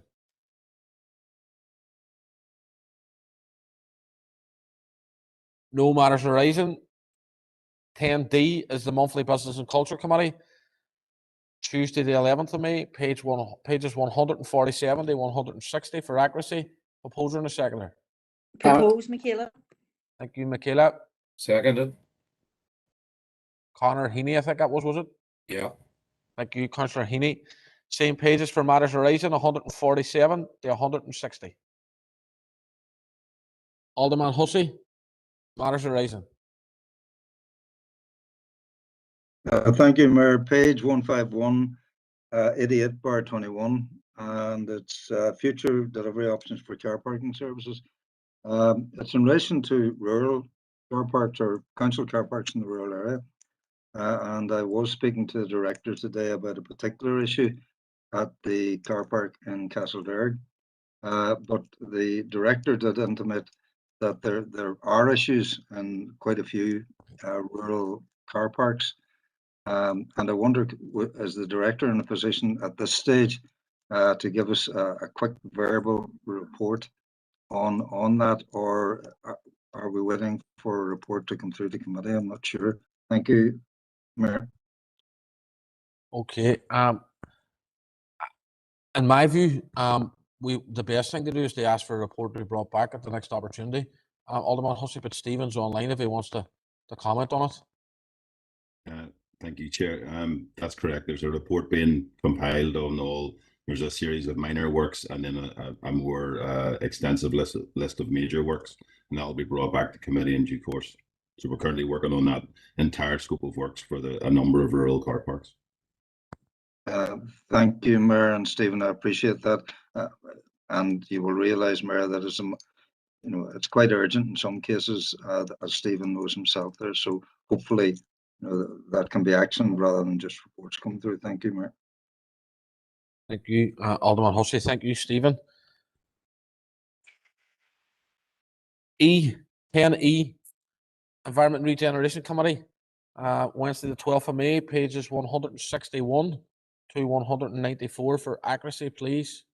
So proposed, Morris. Thank you. Seconder. Seconded, Mayor, Paul Fleming. Thank you, Paul. Same pages for matters arising, pages 161 to 194. Councillor, I have a few here. I've got Councillor Riley first, Councillor Duffy, and Councillor Doyle. So Councillor Riley, first of all. Yeah, thanks, Mayor. I've got actually two items, 147 and 148. So we'll take 147 first. This is in relation to the cross-border environmental and planning working group that Councillor Dobbins spoke to at the committee and asked that the council set up. It's related to that matter, Chair. Sorry, Mayor. Back in 2017, this council discussed and debated the issue of the mica bricks that has affected many households in Donegal. This is an ongoing issue for those citizens affected in our neighbouring council area, and I think it would be appropriate at this committee today just to record our support for that campaign and to reiterate what we had said in the chamber back in 2017 in terms of this council being supportive of their efforts to get 100% redress from the Irish government for that particular issue. So it's not a proposal as such because it's already council policy, but I think it is appropriate that given the public campaign that has been underway and has taken off again in recent weeks, that the council today just reiterate the existing support on that item. Mayor, in relation to ER 148, that's the issue in relation to the Derry River that was raised last month, at committee, in relation to the cleanup of animal fallen livestock in the Derry River. There's also issues that have been brought to our party's attention in relation to the River Foyle, specifically from Craigavon Bridge out towards Carrigan's. Sinead McLaughlin, MLA, has been working with relevant bodies on that issue about the cleanup of the River Foyle in that location specifically, and I would be asking that officers also look at that and bring a paper back to the E&R committee in due course in relation to how the riverbed and the area between the high tide and low tide marks, when it does throw up rubbish and animal livestock that has fallen, etc., how that can be addressed and cleaned, because it is an issue of significance for the council area, and I appreciate it may not all be in the responsibility of council to deal with. There are other bodies and other public agencies that have a role to play in that, but a paper to the committee in relation to how the River Foyle, as well as obviously the paper that's already there for the Derry River, can receive attention in terms of the cleansing of that stretch of riverbed. Thank you, Mayor. Thank you, Councillor Riley, and absolutely concur with you on both of them, but particularly the first one around the mica issue. It's some of the videos and footage that you're seeing on social media of houses just crumbling around people's dreams that people had. Absolutely appalling, and fully support what you're saying on that. The second issue, as I understand it, is for a report we brought back. I'm sure the director who's online will do that in due course, Councillor Riley. So thank you for raising both of those issues. Councillor Duffy. Yeah, thank you, Chair, for bringing me in, and thank you to Councillor Riley for raising that issue under 144. Just to concur with what he has been saying, I have been out with my party colleagues in Donegal and have seen firsthand some of the devastation and destruction of homes that have been affected by mica. They need 100% redress in terms of compensation for homes that are literally crumbling while they're still living in them, and have no other options. So 100% agree with that. Our party president, Mary Lou McDonald, has raised it in the Dáil as well. So I'm happy to support that. And it was good this week to see Free Derry Wall festooned with a caption in support of those that have been affected too. But the issue that I wanted to raise was under ER 160, which was the Italian bees. I just have been contacted by beekeepers again in the Derry district in relation to apparently there is 2 consignments of Italian bees that have been brought into Ireland, and they are now situated in Uri and by all accounts flying around in Uri before they are shipped on to England. Now, what the information that we have been given is that there was 2 department vets that were supposed to go and inspect this consignment, but they were withdrawn at the last moment. We don't understand the rationale for that or why this is happening when we know that our native species is under threat. So I would like to include that issue in the letter that we send to DAERA and query why the vets were pulled out at the last moment in terms of the inspection of this consignment of Italian bees that have now landed in the north. Thank you. Thank you, Councillor Duffy. Through you, Chair. Yeah, go ahead, Karen. Yeah, Chair, we can include that in the correspondence that's sent to the department. Thank you. Thank you, Karen. Thank you, Councillor Duffy. Councillor Doyle, I think it's on the mic issue, is it, Councillor Doyle? No, sorry, Mayor, it's not. It's ER 144. It's the only way I could get this in. But Mayor, over the last number of weeks and months, I've been contacted by disabled people who use Ballyarnett Country Park on a day-to-day basis around a number of issues with regards to access to toilets, for example, the ongoing maintenance of the park, and a range of others. Now, I know that one of the officers met with a group of park users in the last number of weeks, and that a formal response, I think, was given to Derry News around the toilets issue, outlining, for example, the community toilet scheme. But as you can imagine, from the entrance of Ballyarna Country Park, which I'm sure you'll know well, up to Northside, where the toilets are as part of the scheme, it's a 15-minute walk. And if you can imagine, if you've got mobility issues, it's a fair trek. So I'm asking that a report be brought back to ENR, outlining what is being done around looking into some of these issues, because I had raised, for example, previously around people being given access maybe to the Amelia Earhart Cottage for toilets, but I don't think that can be progressed.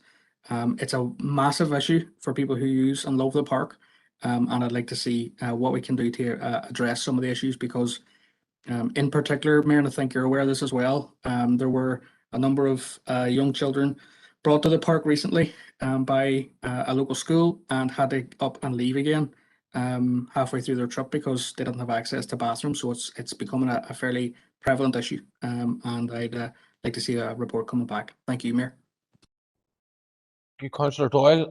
And I would concur with most of what you're saying. I would maybe question that it takes 15 minutes to walk from Ballyarna Country Park to Northside, but maybe we walk at different speeds.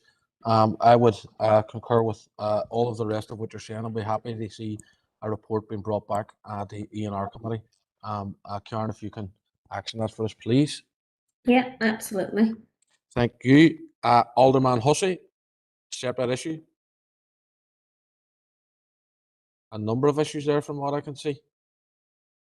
There are, Mayor, do you wish me to take them all together and just go through them all? They're all pretty short.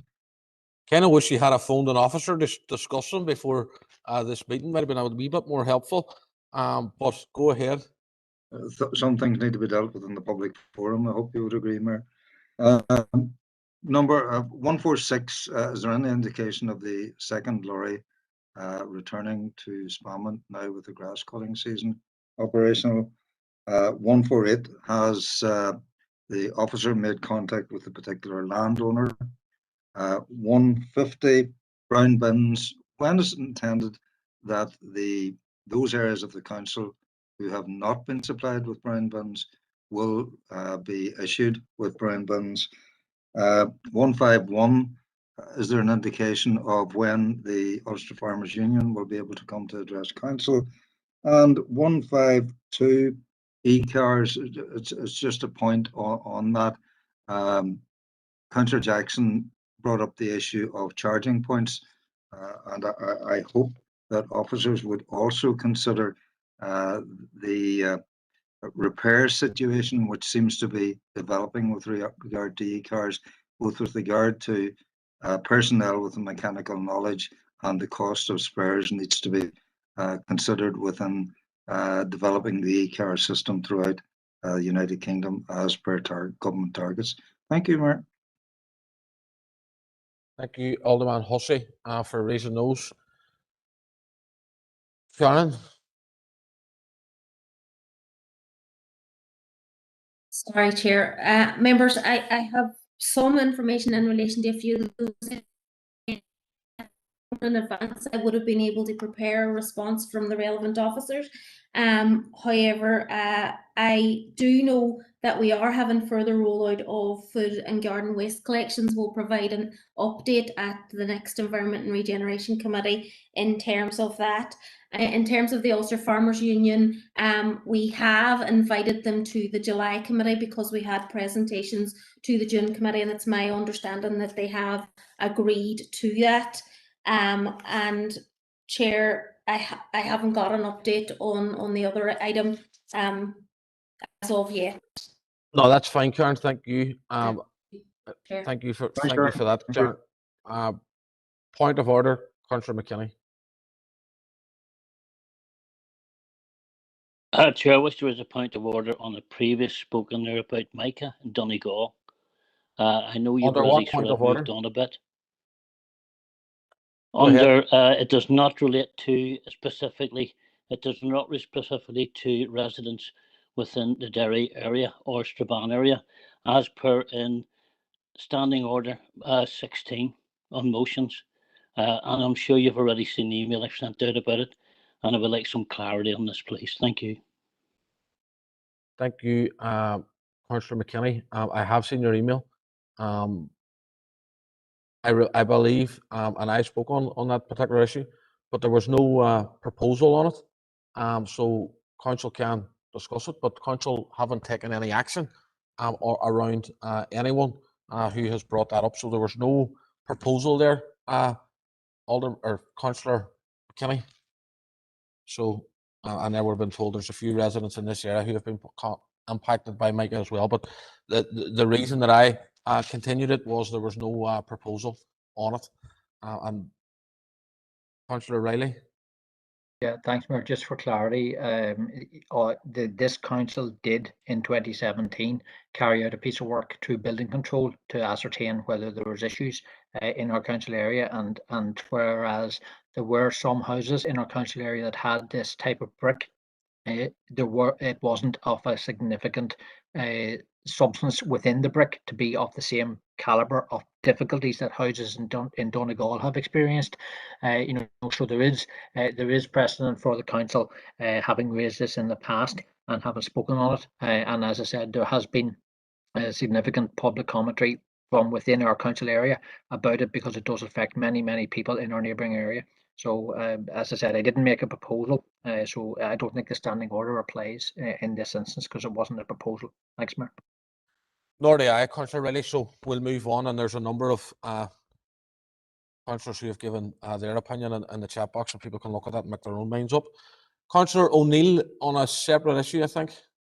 No, just on Micah, Mayor, as well. It was just to give a solidarity to like the families and the over 10,000 people who gathered at the protest across Donegal the last weekend. It is an absolute scandal and it's horrific for the people living in these homes, and I think it again highlights the inequality that the northwest of Ireland faces when you look at the redress for homes in Dublin against homes in Donegal, who are getting 90% redress as opposed to 100% in Dublin, and who don't have any rent allowance either during the rebuild, where in Dublin again they do have that. And it was just to kind of inform that there will be a protest in Dublin on June 15th for those affected and those who want to support the Micah campaign, because again, if the campaigners keep up this pressure, then we would hope that they can succeed in achieving their demands. Thank you. Thank you, Councillor O'Neill. Members, moving on, 10F,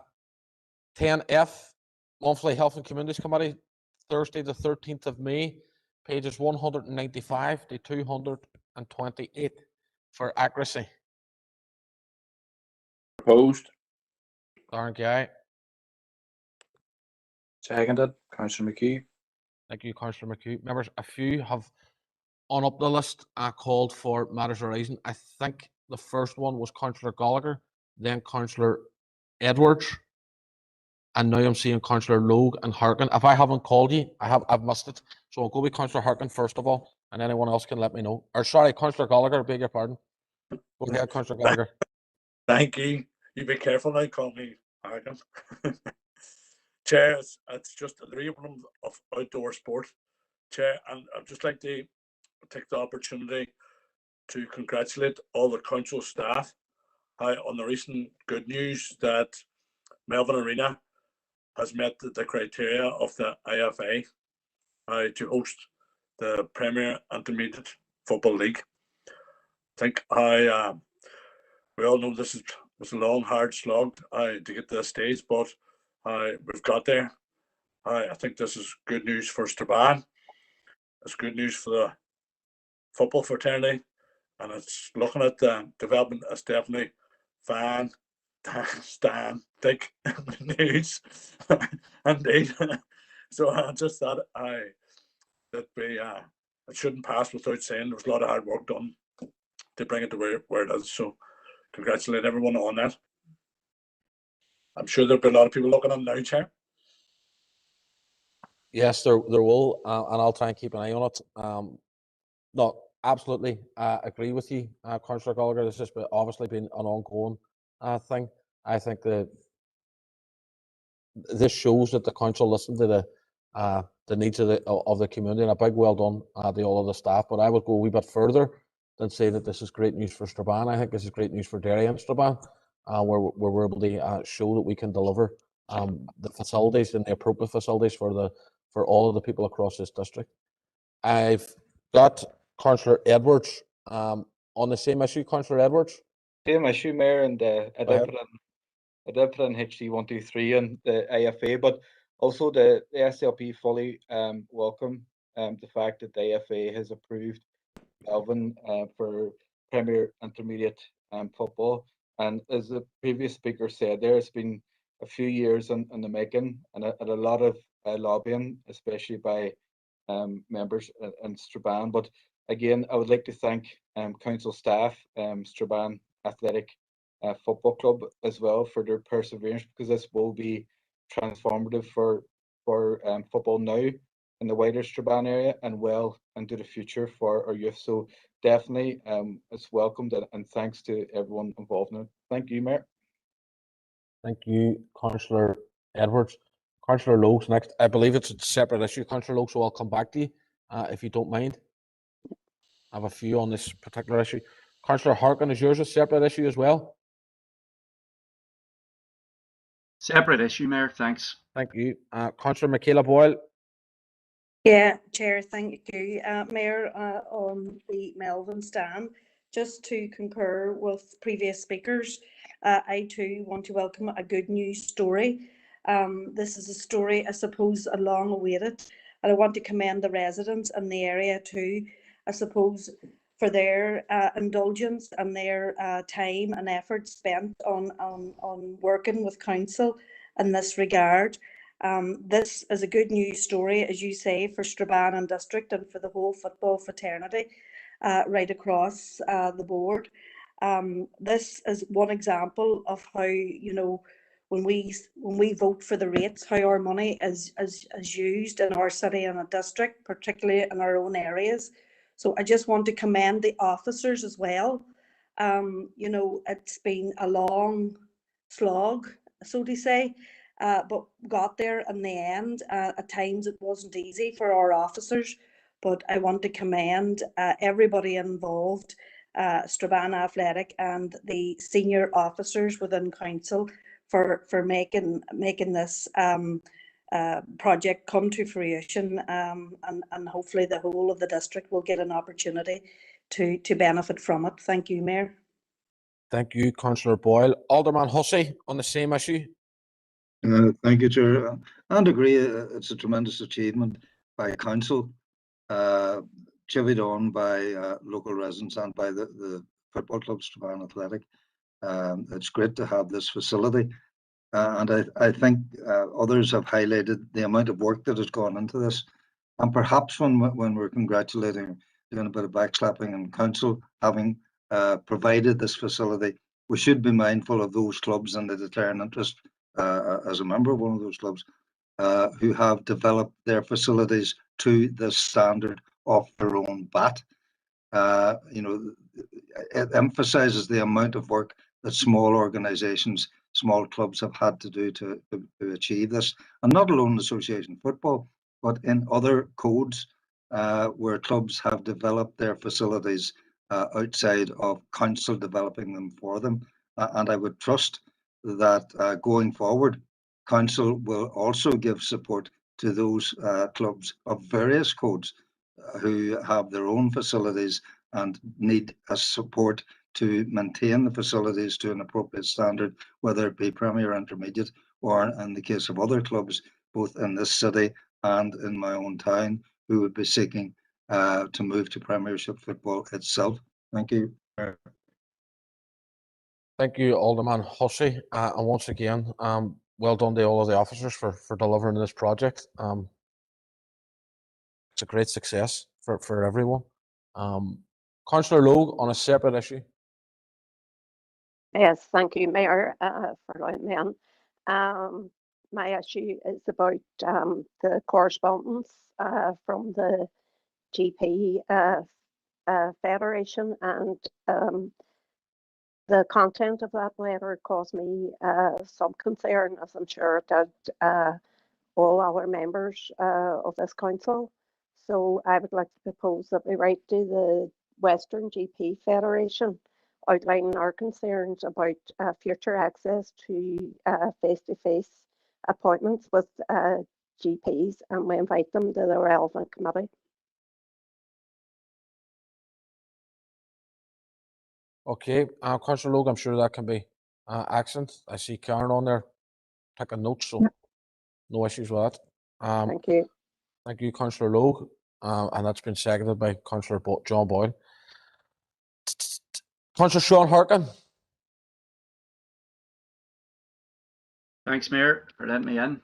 And this is in reference to HC 120/21, where we had a deputation from representatives of the Western Trust and Social Care.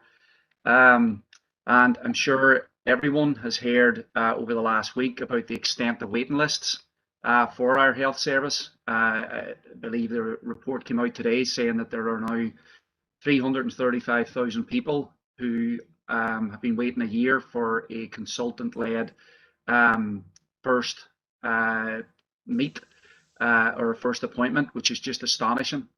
We have the highest waiting lists across these islands, and that is just shocking. And we know how hard people work in the health service, and they're bending over their back. They're doing everything they can to help people, to save lives, but it's clearly that we're going in the wrong direction. And I want to point out that our council has over and over again called for ring fencing funding to protect the NHS, has called for an end of privatisation to health services, be it and including bringing the care homes back under public control. So we have very, very clear positions in favour of protecting the health service and actually making more of health services, bringing it into the health service. But nevertheless, as the health minister has said, the principle of a free health service is being undermined right in front of us. And I think that this calls for action. It shouldn't be Nolan on a Thursday morning demonstrating outrage that's out there about these waiting lists. And I think what we've seen is, I think what's been revealed in the discussion about the waiting list is really the extent of privatisation of the health service. I think the health minister's right that the principle of a free health service is being undermined because we are now in a situation where people are being forced to pay for healthcare because you can't wait years and years and years if you're threatened with possible death or a very uncomfortable life if you can't get treatment. So this is very, very worrying. And so there seems to be a disconnect between what this council says and then the actions in Stormont. And I don't think it's just about one minister. I think that, or one executive. This has been going on now for decades. There's a collective responsibility for the failure to protect the health service, I believe, from the Stormont executive.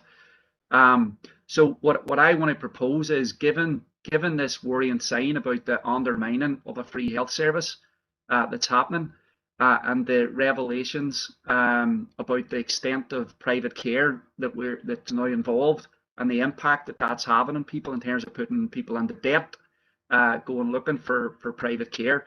I think we need to get a full picture of the extent of the private sector's involvement right now in the Western Trust and right across the north. So I want to propose that we write to the Western Trust and we write to the Department of Health and we ask them for an account that shows us a true picture of the involvement and the participation of the private sector, because I think that without that, it's very difficult to know exactly what needs to be done, because we pass motion after motion saying stop privatization, no privatization, but yet privatization of the health service seems to be pushing ahead. And cynical people like me believe that this is planned, and that the crisis that we're seeing around waiting lists is not an accident. So Mayor, I'll stop there and I'll put this in the chat.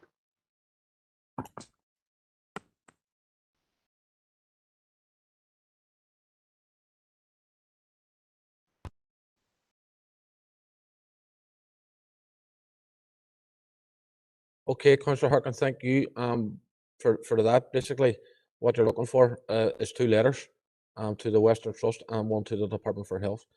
So we'll look for a seconder.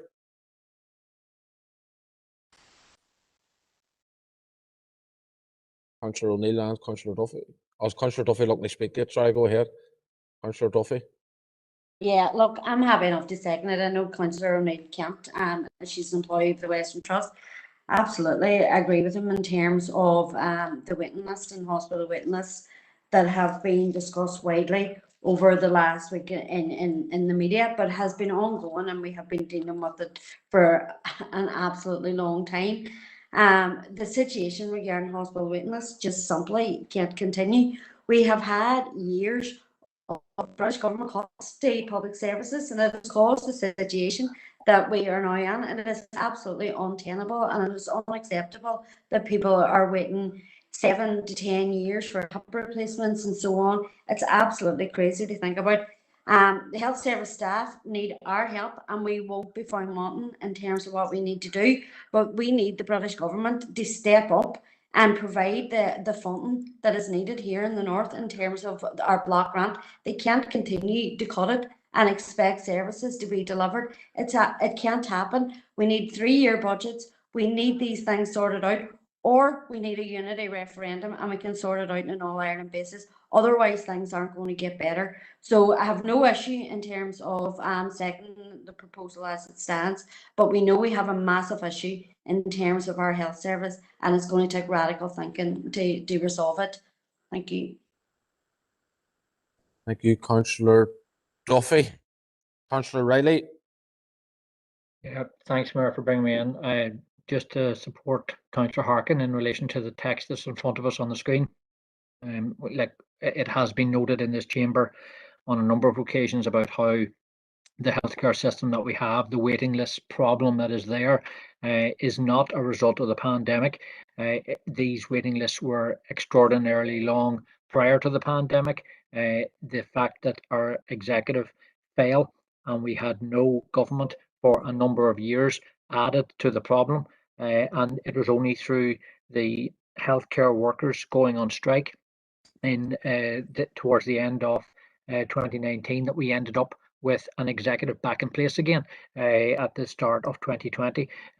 So we spent a number of years without any executive, without any of the radical thinking that Councillor Duffy has just said that we need. We now have an executive, we now have a finance minister, and the finance minister this week unveiled a budget that had no radical thinking in it. The difficulty, is the health minister himself has outlined on a number of occasions, is that we have a system that produces a 1-year budget. That is not sustainable. It doesn't allow the health minister to recruit the people that he needs to make the changes to tackle the waiting list. So until the finance minister produces a budget that is a multi-year budget that allows the executive to fund the Department of Health, and that minister then can go out and recruit people and make changes to the system that will allow us to tackle the waiting list, we will still have ever-growing numbers of people waiting far, far longer than they should. So we do need to see that type of radical approach, and currently we're not getting it from the finance minister, unfortunately. Thanks, Mayor. Thank you, Councillor Riley. Alderman McClintock. Thank you, Mayor, for letting me in. Happy to support this motion before us. I think last night watching the Nolan show, it was harrowing to watch it. In fact, I found it very difficult to watch it. And I think the health minister has he has voiced his worry very strongly about what's happening to our health service. And yes, of course, he has a major part to play in bringing forward solutions to the problem. But I suppose, let's be honest about this, has to be a collective responsibility. It can't just fall on the shoulders of the health minister. And I think the executive as a whole has got to get to grips with the situation. We really have got to a situation now where those who can afford to pay, or those who can't afford and are putting themselves in debt, are the ones who are getting priority health provision. And that's just not good enough. That's inequalities that are absolutely been voiced on people. So I think it's fair. It really is time that the executive as a whole, all parties in the executive, prioritise health, because that is the one thing that everybody, no matter what their political persuasion, is calling out about, is that our health service should be prioritised. So I think anything that we can do to play our part in that is the right way forward for this council, Mayor. Thank you. Thank you, Alderman McClintock. Councillor Donnelly. Thank you, Chair, and the reality is, Chair, is that the health service, it's a product of socialism. It treats everybody. Well, in theory, it should treat everybody fairly, regardless of your personal circumstances. But it's being rolled back, Chair. It's being and the Tories are launching a smash and grab on it, destroying it. The reality is, I've spoke to people who are alive today simply because they were able to gather up a few pounds and go and have heart operations private. And some of the people that were in a similar position to them, who didn't have access to money, ended up dying. And that is the unfortunate reality. Nobody should be dying as a result of finances.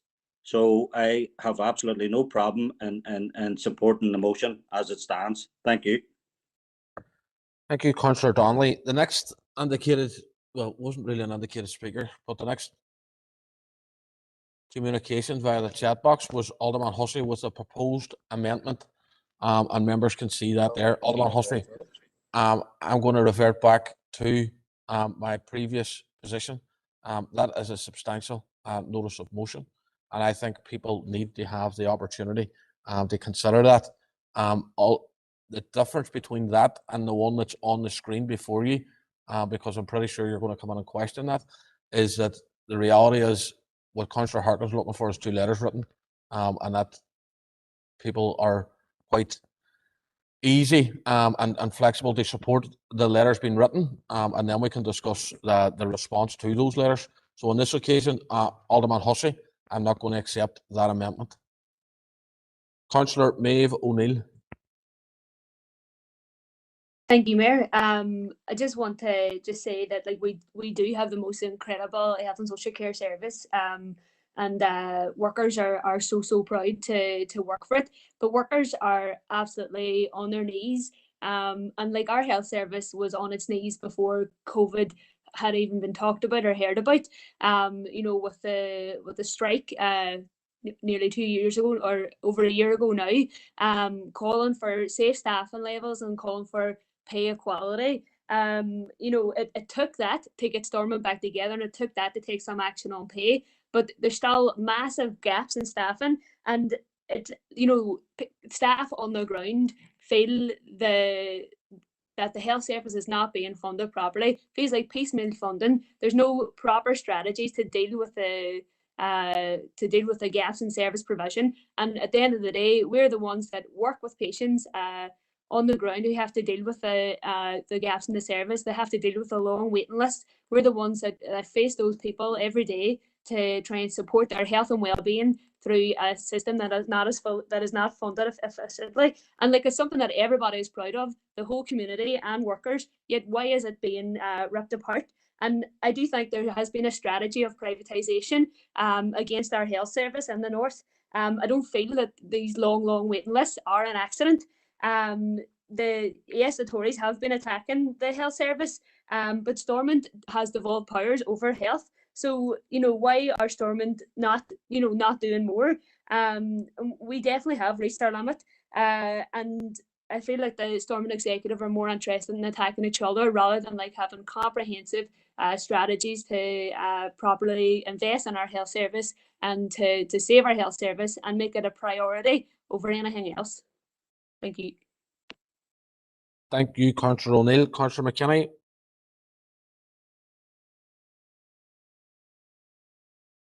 Thank you, Chair, for letting me in. I just want to reach up now to here, and it says the maximum waiting time for non-urgent consultant-led treatment is 18 weeks from the day your appointment is booked through NHSE referral service, or when the hospital or service receive your referral. That is not Northern Ireland. That is England, NHS England. Our system is broken here, and has been for quite a considerable time. I can tell you now, over 10 years ago, I had to wait 18 months to see a consultant. It's absolutely scandalous. It's broken. It needs fixed. We need to get the parties working together and not just picking on the health minister who's already spoken about it and said it is broken. So we need money injected into it. Instead of putting money and trying to think about stupid things like a bridge or a tunnel to Scotland, let's concentrate on what people really want. They want a good NHS that is going to help them and work for them, and it should be there. It's supposed to be from cradle to grave. So let's work together and try and get it sorted. And I fully support what Councillor Harkin has said. Thank you. Thank you, Councillor McKinney. Councillor Ferguson. Thank you. And I know Councillor McKinney's just spoken on her behalf, but it's just something I think really needs this driving home that this is not something that should be tit for tat or political movement, political issues. This is something that we should all get behind. It's very personal for me in the sense of I queried my own mother's knee replacement. She's on a waiting list 226 weeks. Her health has deteriorated immensely because she's been waiting for this knee replacement. And in the query, it was stated that she wasn't the longest. There's someone else on that list waiting 269 weeks for a knee replacement, and it's duty funding. So I think anything that we can do as parties and lobby the whole entire executive to try and get these down, it's just this impacts on people's health down the line. It makes it worse, and we're just going to end up to the point it's going to break under pressure. Thank you. Thank you, Councillor Ferguson. Members, I haven't heard anyone speak against this, so I'll leave it hanging for a couple of seconds and then we'll move on. You can let me know if you disagree with it. No. John, will you record that? Unanimous, please. Members, moving on. Item number 11 is the Rainbow Crossing, and I'm going to ask Ellen to take us through that report, please. Yes, thank you, Mayor. This report seeks council approval of the ring fence and carryover of up to £22,000 from the 2021 Mayor budget for the purpose of constructing a permanent rainbow crossing.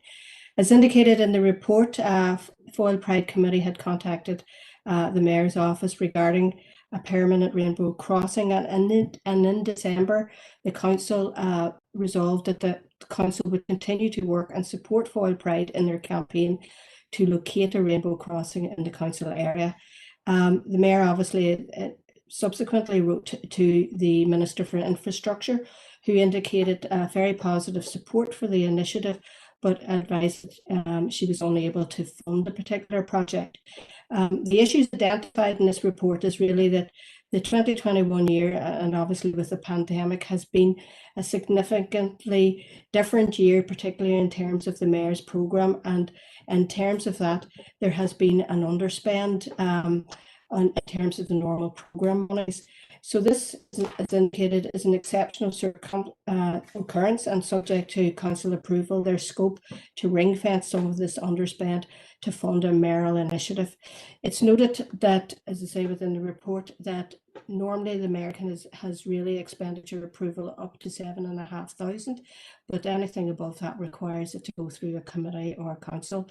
And as I say, in terms of the implications of the particular report, as far as we're aware, that this rainbow crossing would probably be one of the first in Northern Ireland, if not the first, and that it shows two main functions in terms of supporting the rights of the LGBT community, and it also acts as a functional crossing point as well as a tourism attraction and landmark. The recommendations the financial implications as stated in the report are up to 22,000.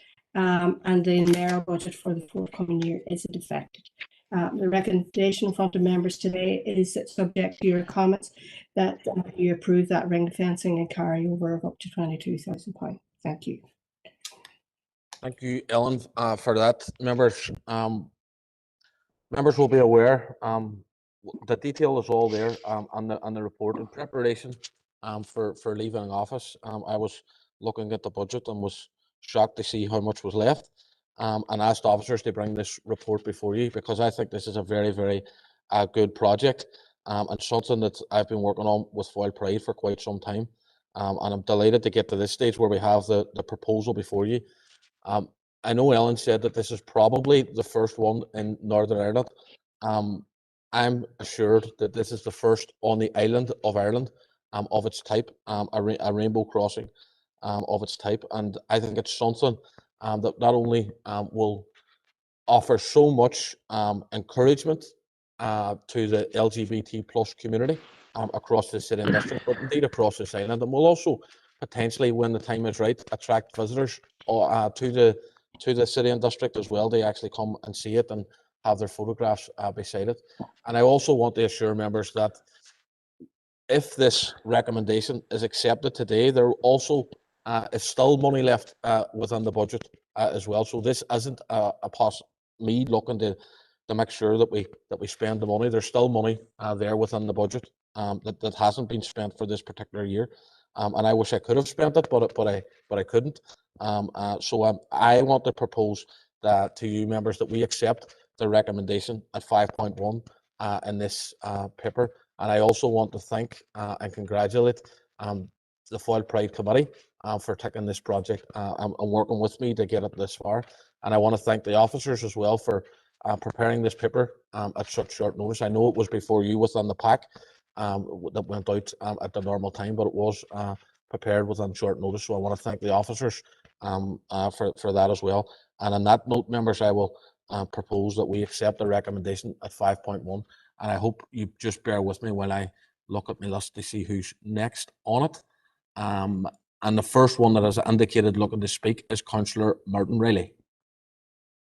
Thanks, Mayor. It was just, I know you said you're proposing it, so it was just on behalf of the SLP to second it in relation to all the reasons why you've outlined. This would be a very positive thing for our council area to be leading on. So happy with the recommendation before us and happy to give it support. Thank you.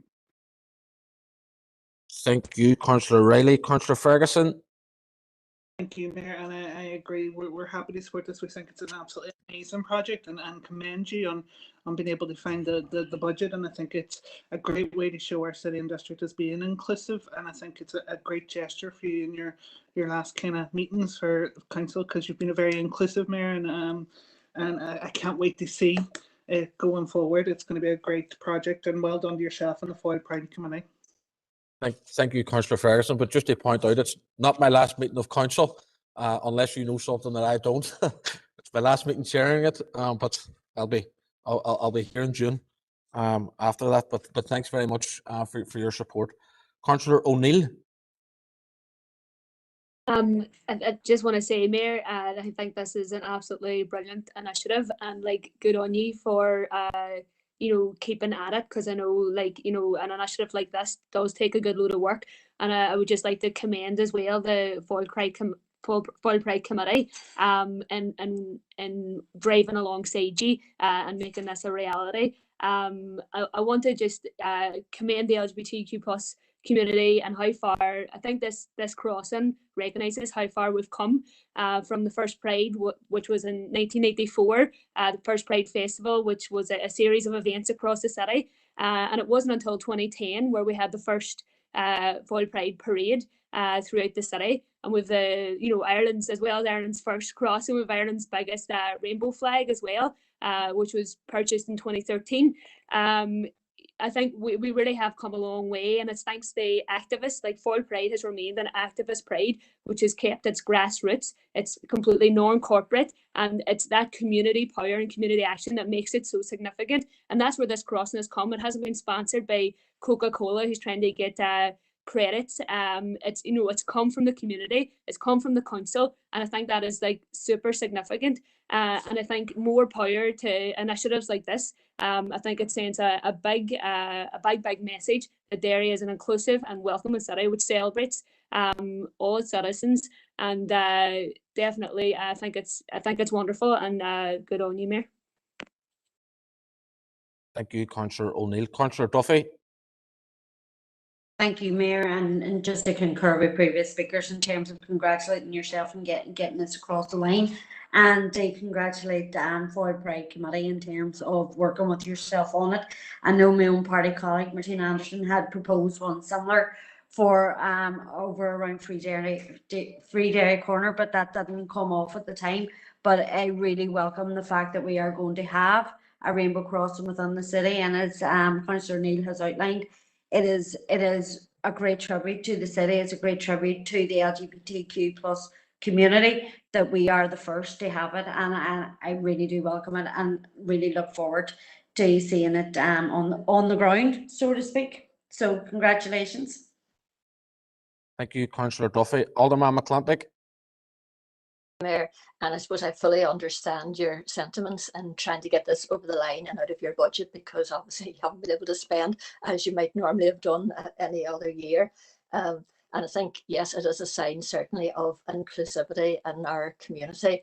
And I suppose the one thing that does strike me as slightly ironic in this, and absolutely will not go against the proposal before us, but the one thing that strikes me, just the last conversation we had there about always about prioritising health and prioritising over everything else, the fact that health is most important. I just thought it would have been a lovely gesture if you had been able to maybe put that £20,000 towards a crisis intervention centre, but at the same time, even for part of the funding towards that. It's just a little bit ironic after our last conversation, but nevertheless, appreciate what you're doing, Mayor, and certainly wouldn't vote against that. Thank you.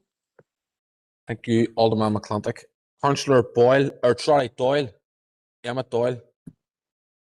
Thank you, Mayor, and just to reiterate, I suppose, what previous members have said, credit to yourself and the team for manifesting the money for this. I'm fully supportive of it. Aim to cherish all of the children of the nation equally, as we've always said. That very much includes our LGBTQ plus brothers and sisters. I suppose, to ask a rather mundane question, Mayor, because the EFI weren't able to come up with the money for this, are they going to take on the making sure that it is maintained in the colours that will be set down firstly? We obviously wouldn't want this to be a temporary installation. So if we could get some clarity on that, Mayor, that'd be great. And again, well done. Thank you, Councillor Doyle. Councillor Doyle, I'm sure you appreciate it's now about getting it on the ground. Officers from the council and I suppose in conjunction with the Foyle Pride Committee and DFI, will now look at how we get this on the ground, so to speak, and how we look at it going forward. But I think the important thing in December was to make sure that the council supported Foyle Pride in doing that. And today, for me, the important thing is making sure that we have the funding in place to actually be able to do that. But those conversations, I've no doubt, will take place over the coming weeks, Councillor Doyle, and hopefully that will be that's cleared that up for you. Alderman Guy. For letting me in. No, I'd just like to concur with what everyone else said. No doubt it'll be another welcome tourist attraction for people who will come to our city. And it's a great way of showing support for Foyle Pride. We have any idea where it's going yet? Or is it still under wraps, that one? No. Or I might be coming back to you if I'm held up in traffic in a few months' time with everybody getting their photograph taken of it. Think of the many people that you'll be taking down to drop off it and the amount of money that you'll make, Alderman Guy. Foyle Pride's ideal location, and the location that I've been speaking to DFI with them, is the crossing between the back of the Guildhall that leads over to the Peace Bridge, and that's at Foyle Pride's request, and that's the one that we've been sort of scoping out with the department. So again, I'm sure if that's not available, those conversations will go on, but that's the preferred location for the Foyle Pride Committee at the moment, Alderman Guy. Councillor Michaela Boyle. Thank you, Mayor, and just not to labour on it, I too want to commend the work behind the scenes that's been going on to get this across the line, the Rainbow Crossing, and to commend the work that Foyle Pride do within the city and the district. You know, I suppose Councillor Doyle got my question answered about how it's going to be maintained.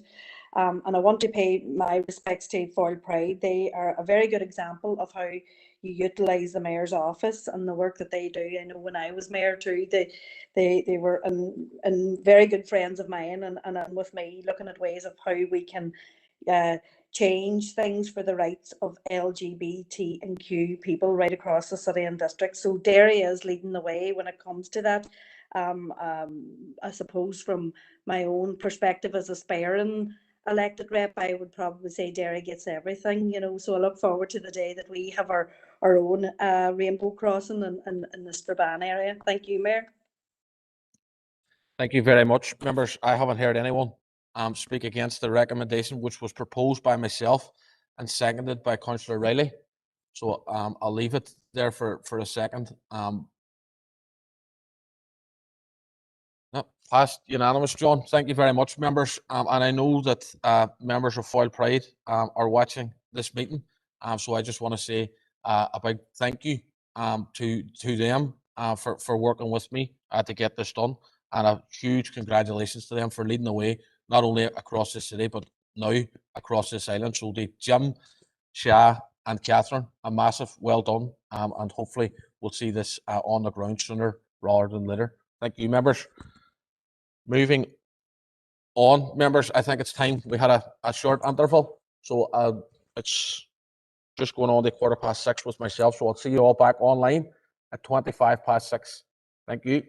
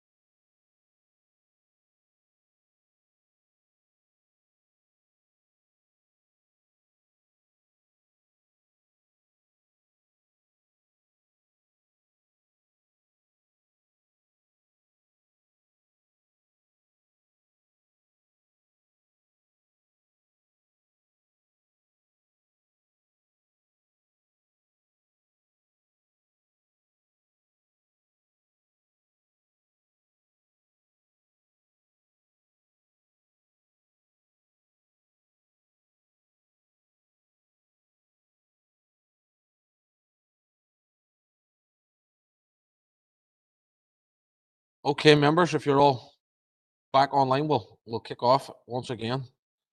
And we go to item 12, the call-in item. And Philip's going to take us through this. Philip?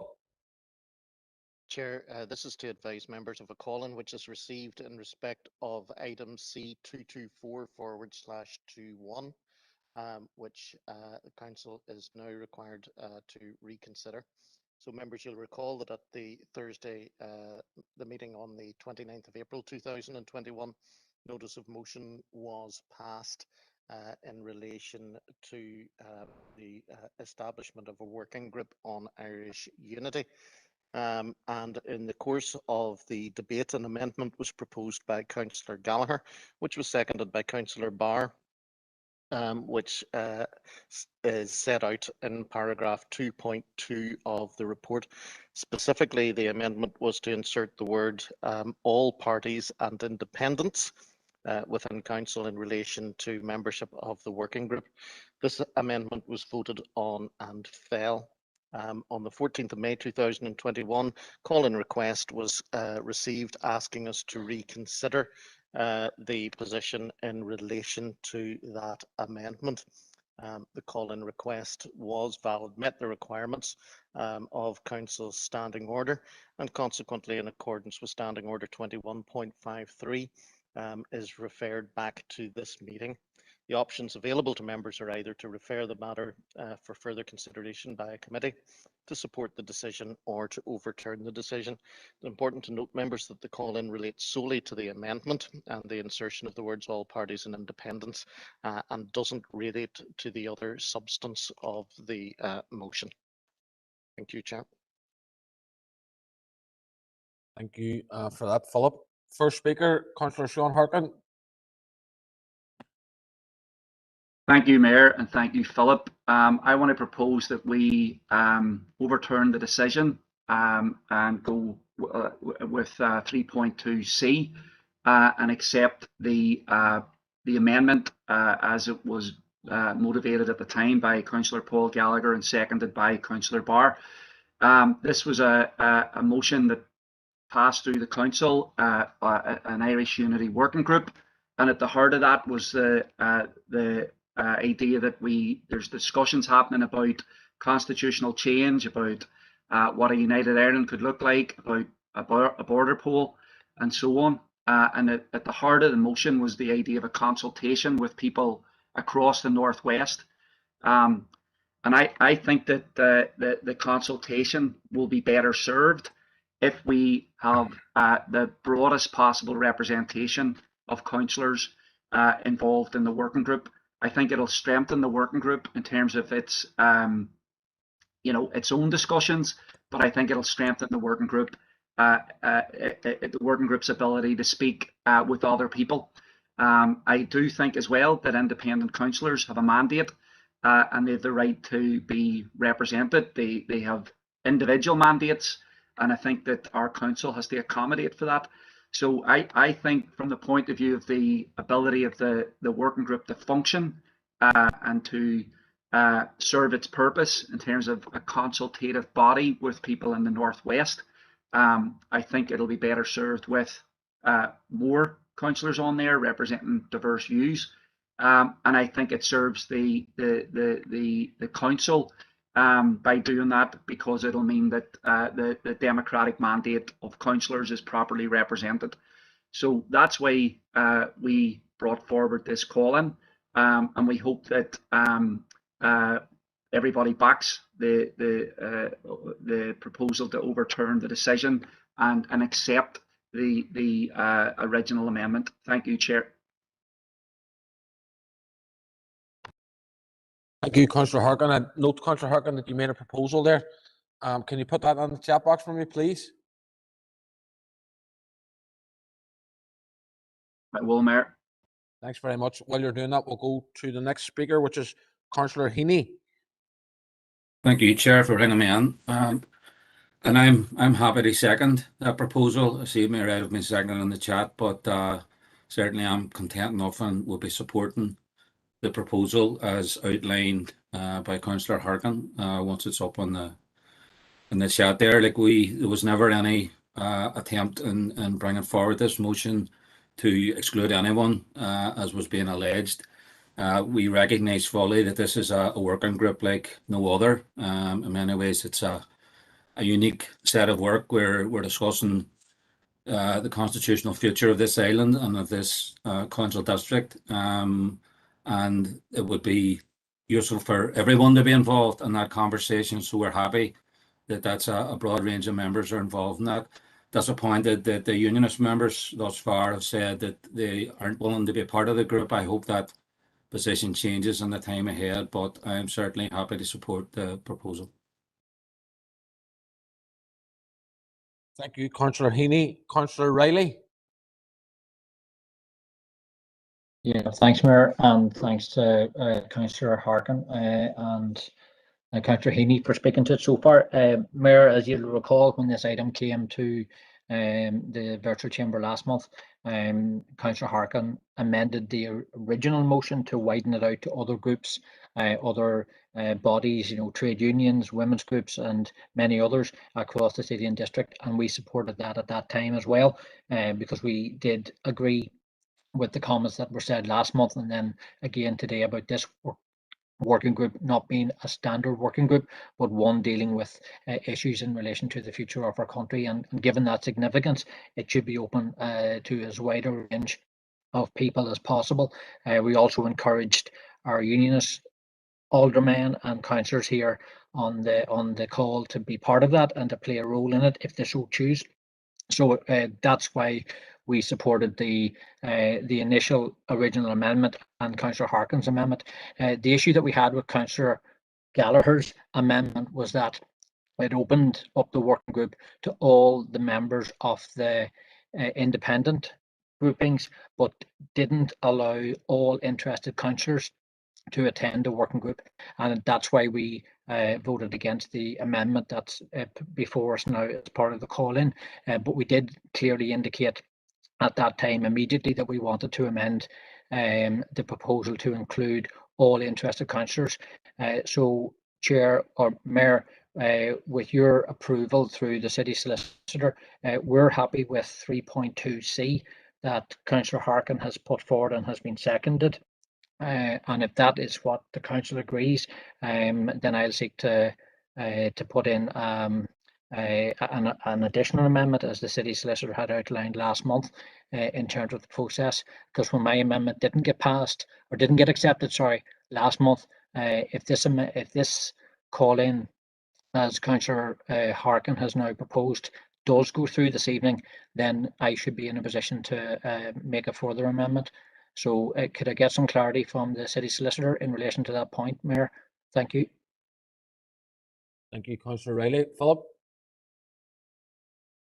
Yeah, Chair, Councillor Riley's correct. If the proposal or his amendment couldn't be accepted in the last occasion because Councillor Gallagher's amendment had already fallen, and on this occasion, if the proposal from Councillor Harkin is accepted, then it would be open to Councillor Riley to propose a further amendment to that along the lines that he has indicated.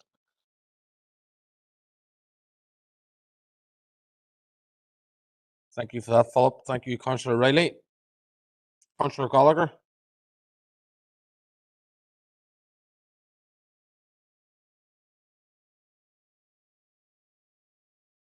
Councillor Gallagher. Yes, Chair, just coming on there now. Getting started. Yes, thank you, Chair, for letting us in. Chair, there was nothing alleged around this motion that came forward on Irish Unity around exclusion and the motion in itself. Like Irish Unity, how it needs to be accepted, that it needs to include everyone in the discussion, whether people are for it or whether people are against it, and it needs to include everyone. When this motion was brought forward, the original motion, then the reality was that the outworkings of the proposal would have excluded at least 3 independent members from that discussion.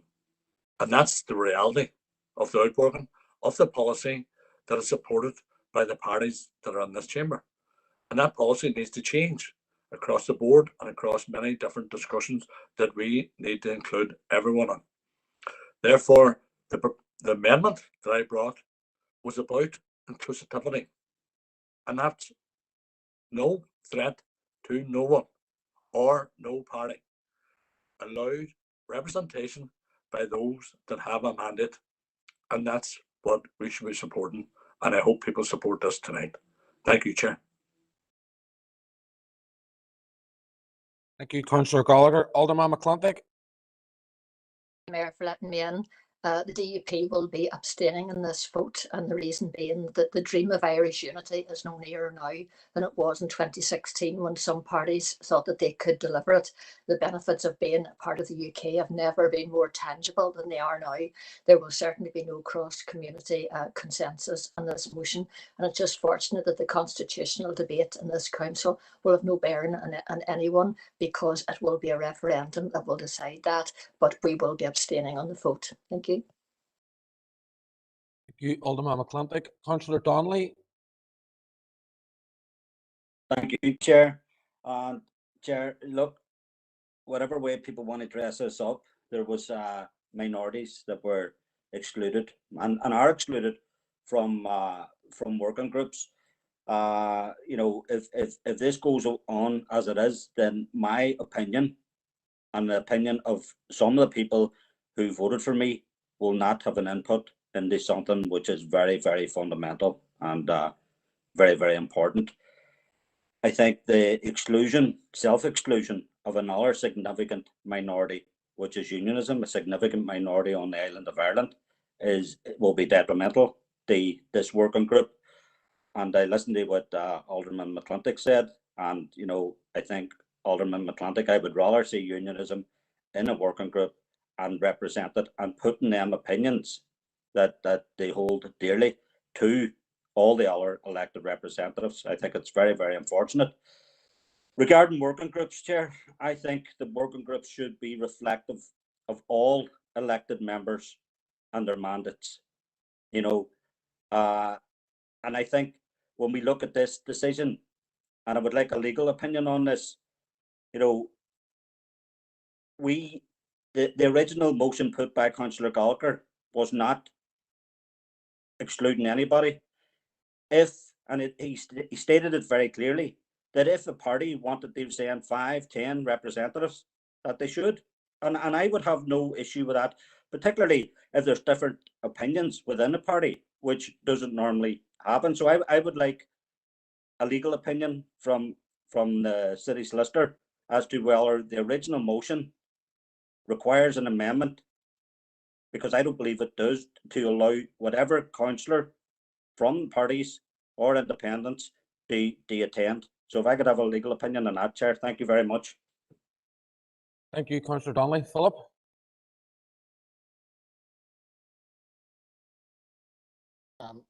Mayor, thank you. Mayor, this was discussed on the last occasion.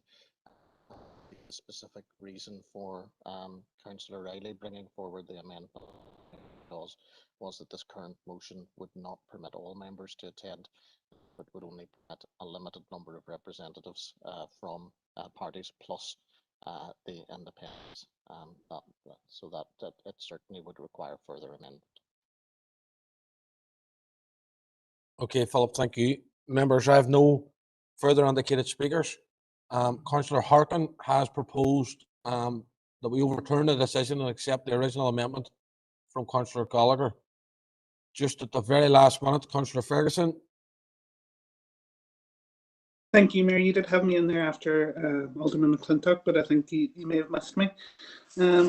But I wanted to just say that we're happy to support the proposal. I know I have my concerns around the working group due to the feeling that the scope is too narrow, and I understand that we have to be around the table to voice our concerns, and we're happy to do that. And I also think, like Councillor Donnelly had just said, you know, in my party we have different views, so But at the same respect, I think everyone should be welcome. But if it was down to one rep from my party, I know my party colleagues would be able to voice my views. That's different for the independents. I know that they don't have all the same views, so that's fair enough. And I am more than happy to support this proposal and overturn the decision and go with the original amendment. Thank you, Mayor. Thank you, Councillor Ferguson. You're right. I did respond in the chat box, but I forgot to write your name down, so my apologies. Councillor Raymond Barr. Thank you, Chair. Just very briefly, I would reiterate what previous speakers have alluded to in relation to membership of working groups. I feel strongly that membership should be open to all independent members. Anything less is undemocratic. Thank you. Thank you. I think that's everyone that has indicated they wishing to speak has spoken. So, members, the proposal before you is to overturn the decision and accept the original amendment from Councillor Gallagher, being proposed by Councillor Harkin and seconded by both Councillor Heaney and Gallagher. I note that the DUP are going to abstain. So, John, if you can. Okay, thank you, Mayor. Alderman Breslin. Against. Alderman Devaney. I'm abstaining. Against. Okay. Alderman Guy. Against. Alderman Hussey. Change from the chat box against. Alderman Carrigan.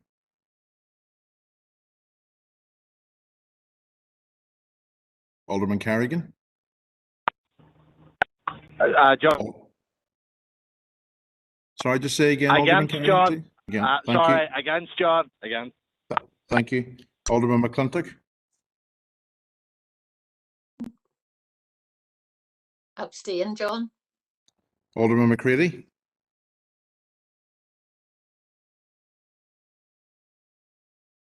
Alderman McCready. Alderman Ramsey. Abstain. Alderman Wark. Abstain. Councillor Jason Barr. No. John. Sorry, just say again, please, Councillor Jason Barr. For. For. Councillor Raymond Barr. For, John. Councillor John Boyle. For, John. Councillor Michaela Boyle. For John. Councillor Burke. For. Councillor Carr. John. Councillor Cusick. Councillor Cusick. For John. Councillor Dobbins. For John. Councillor Donnelly. For. Councillor Doyle. For. Councillor Duffy. For. Councillor Edwards. For. Councillor Farrell. For. Councillor Ferguson. For John. Councillor Fleming.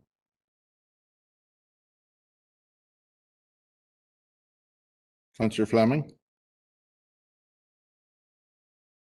Councillor Gallagher. For. Councillor Harkin. For. Councillor Heaney. For. Councillor Jackson. For. Councillor Kelly. For. Councillor Logue. For. Councillor Maguire. For John. Councillor McHugh. Councillor McHugh. Councillor McKeever. For John. Councillor McKinney.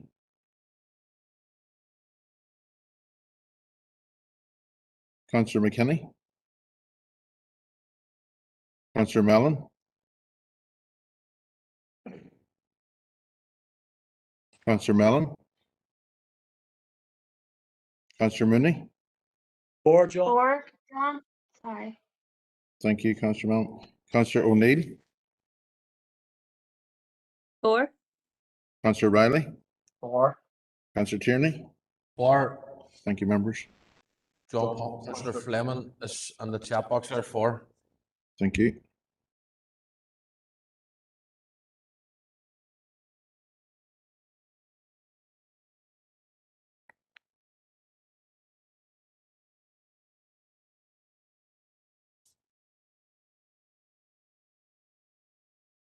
Mayor, I've recorded 28 for, 5 against, and 3 abstentions, so the proposal passes.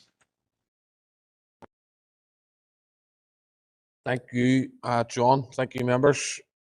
Councillor Riley with a further amendment. Yeah, thank you, Mayor, and thanks to Councillor Donnelly, who asked the City Solicitor for the clarification, and Philip has clarified that as that is now being passed, therefore the working group as it stands currently excludes 10 SDLP councillors, 10 Sinn Féin councillors, 1 People Before Profit councillor, 1 Alliance councillor, as Councillor Ferguson indicated. So in order to be inclusive of the entire chamber, given the issue at hand in relation to this working group, can I propose that this working group is opened to all interested councillors? Thanks, Mayor. Thank you, Councillor Riley. Can you put that in the chat box for me, please, Councillor Riley? And can I get a seconder? I'll second that, Councillor Boyle. Thank you, Councillor Boyle. Members, bear with us while we get it on the screen there, please.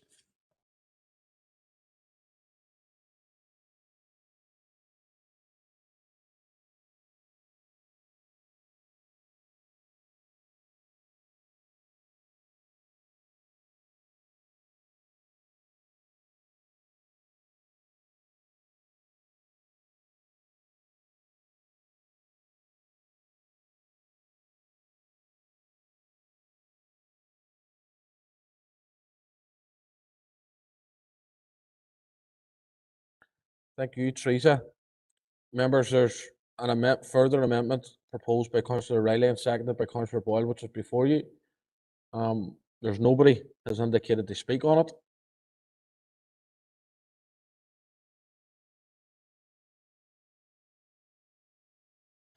No one indicating to speak on it, so I'll ask the Chief Executive to take us through a vote on it, please.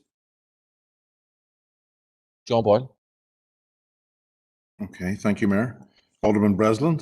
Against. Alderman Devaney. Yes. Alderman Guy. Alderman Guy. Alderman Hussey. Against. Alderman Carrigan. Against, John. Alderman McClintock. Abstain. Alderman McCready. Alderman Ramsey. Abstain. Alderman Wark. Ian. Councillor Jason Barr. For. Councillor Raymond Barr. Councillor John Boyle. For. Councillor Michaela Boyle. 4. Councillor Burke. 4. Councillor Carr. Councillor Cusick. 4. Councillor Dobbins. 4, John. Councillor Donnelly. 4. Councillor Doyle. 4. Councillor Duffy. Councillor Duffy. 4. Councillor Edwards. 4. Councillor Farrell. 4. Councillor Ferguson. 4. Councillor Fleming. 4, John. Councillor Gallagher. 4. Councillor Harkin. 4. Councillor Heaney. 4. Councillor Jackson. 4. Councillor Kelly. 4. Councillor Logue. 4. Councillor Maguire. Councillor Maguire. Councillor McHugh. Councillor McKeever. 4, John. Sorry. Councillor Maguire. Thank you. Councillor McKeever. 4, John. Councillor McKinney. Councillor Mellon. 4, John. Councillor Mooney. 4, John. Councillor O'Neill. 4. Councillor Riley. 4. Councillor Tierney. 4.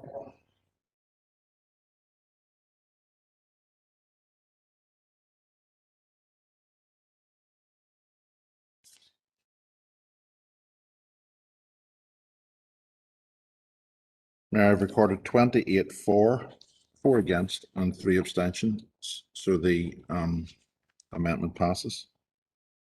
Thank you, John. The amendment passes, members. which now becomes. Oh, we don't need it. Okay, thank you. Thank you, Councillor Riley. Thank you, John.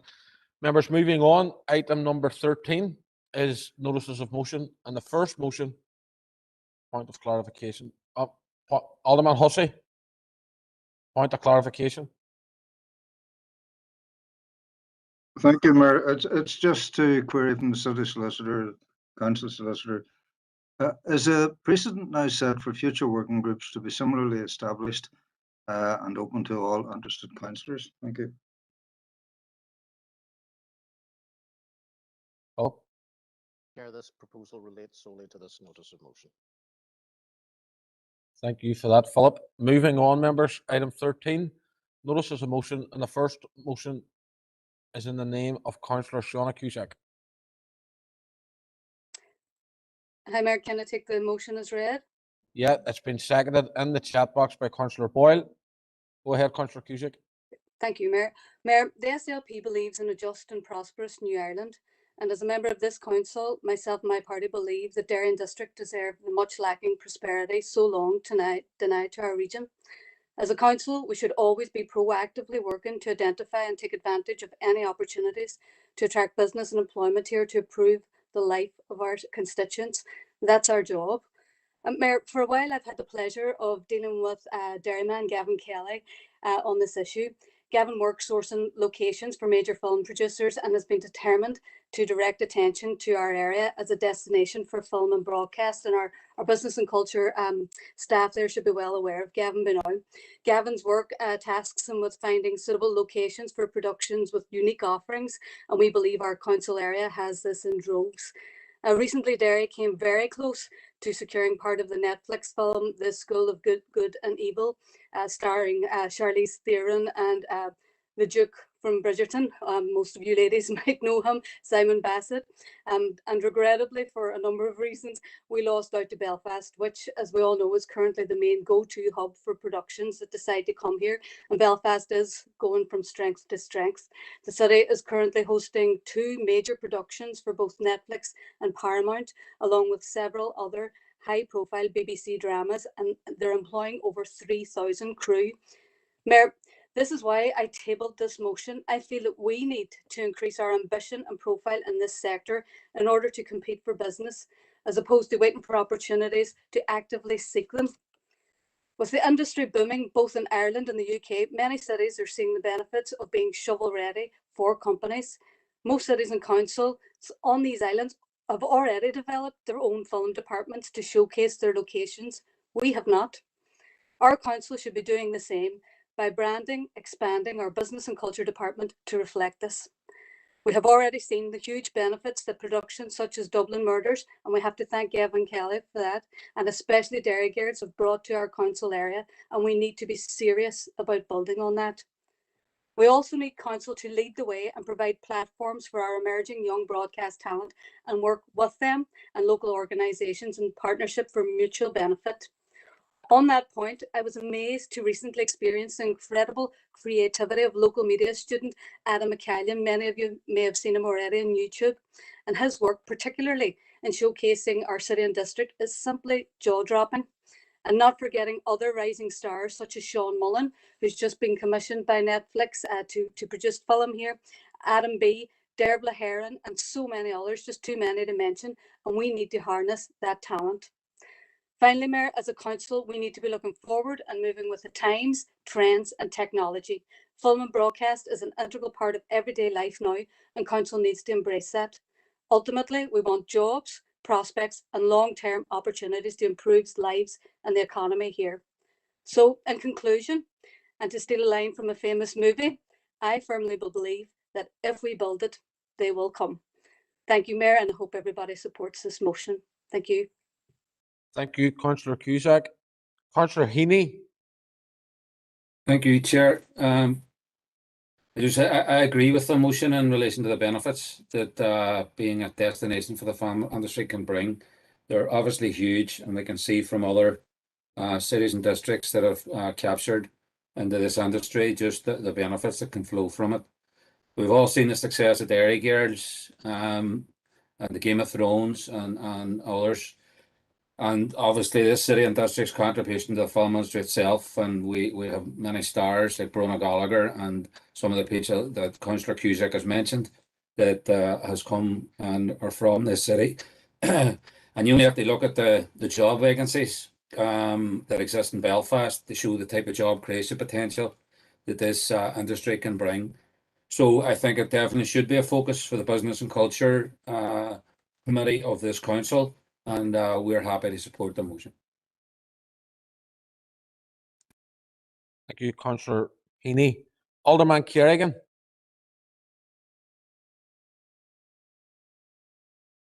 Thank you, Mayor, for allowing me in. Sorry, just turned this thing off. Mayor, fully support the motion brought forward by Councillor Cusack. And again, we do see, you know, how this film opportunity can create such tourism. I mean, we think upon there's been massive work in Northern Ireland, and we think on the amount of areas and sites that were used in regards to the Game of Thrones series. And I mean, as that wee bit up there in County Antrim, the Dark Hedges, as I refer to it, was it a 10-second clip on that programme, and yet the amount of tourism that has resulted in. And again, I know that, locally there has been the Derry Girl series there, Mayor. But as well as that, I would just remind you know, Council of this. Hopefully, it will be passed. But there's more than just the city, Mayor, and we do have a lot of idyllic countryside and small quaint wee towns and villages and lots of sites right across the council area. So if we are able to get this, you know, I hope that it'll spread out across into the Derg and into the Strabane DAs, and not just stay within the city or within the city walls. But fully support Councillor Cusack's motion and welcome it, and we'll support it. Thank you, Mayor. Thank you, Alderman Kerrigan. Councillor O'Neill. Thank you, Mayor. I definitely support and welcome this motion. I think our city and region would be a fantastic location attraction for film and for broadcast, for the historic city, the walls, the river, and the beautiful hinterland around it. I would also like to acknowledge, though, the years of hard work that local film workers and filmmakers have done. And you know, these filmmakers barely earned any money when they were doing it, and they haven't really been supported. And I'd like to commend in particular Margot Harkin, Joe Mahan, Vanny Cunningham, Dave Duggan, Pierce Murray, Marty Malarkey, John Pito, Mark Macaulay, Anne Crowley, Patty Stevenson, Alessandra Negrini, and they're all the kind of older hands who have, you know, trailblazed the way in terms of filmmaking here in the Northwest. And I know I might have left some of those trailblazers out. And there's incredible younger filmmakers coming along as well, with, you know, the Dog Ears production and Hightail and all the ones from Bennigan's Film Club. They're all emerging, and I think it's really important to acknowledge the incredible and great work that has been done, you know, when it comes to the film scene here. And I just hope that, like, in developing this, that council really utilises all, you know, that years of experience and that expertise that exist. I know that one of the founding members of NI Screen is from Derry, and they spend years lobbying for funding for filmmakers and films in the north. And I think it's a really, really excellent opportunity that this brings. But I think we need to do what we can to get it right and involve the old hands and the new hands and the bodies that have emerged from the grassroots to maximise the potential of this initiative. Thank you. Thank you, Councillor O'Neill. Councillor Ferguson. Thank you, Mayor, and thank you to Councillor Cusack for bringing this motion forward. We are fully in support of this motion. I think we have uncapped potential here within our city and district, and I do agree with previous Alderman comments where we do have some amazing destinations just outside, not just Strabane or Derg, but also the Strabane DA, where we could use for filming, which would be amazing. And I agree with Councillor Maeve O'Neill there, where, you know, there are potential people that we could tie in with, and I think it'd be great to tie in with the likes of our local colleges and our drama students, because we've got some amazing talent within the city and district, and we see that more recently with the productions in Belfast. We're seeing a lot more Northern Irish actors and actresses coming up through the channel, so we're fully supportive of this motion, and thank you. Thank you, Councillor Ferguson. Alderman Hussey. Thank you, Mayor, and thank you, Shauna, Councillor Cusack, for the proposal or the motion. Clearly, it's a no-brainer.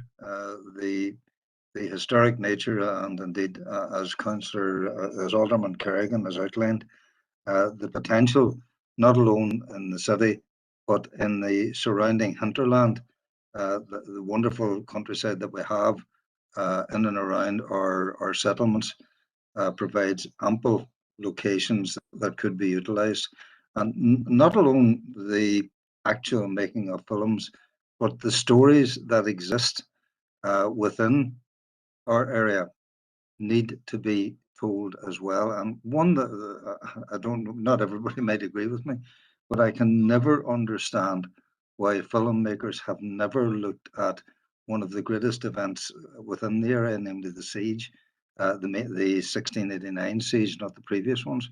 But there are stories galore to be told from this area, as well as other stories that can come in and utilise the locations. Very happy to support the proposal. Thank you, Alderman Hussey. Members, no further indicated speakers, so I'm going to ask Councillor Cusack to sum up.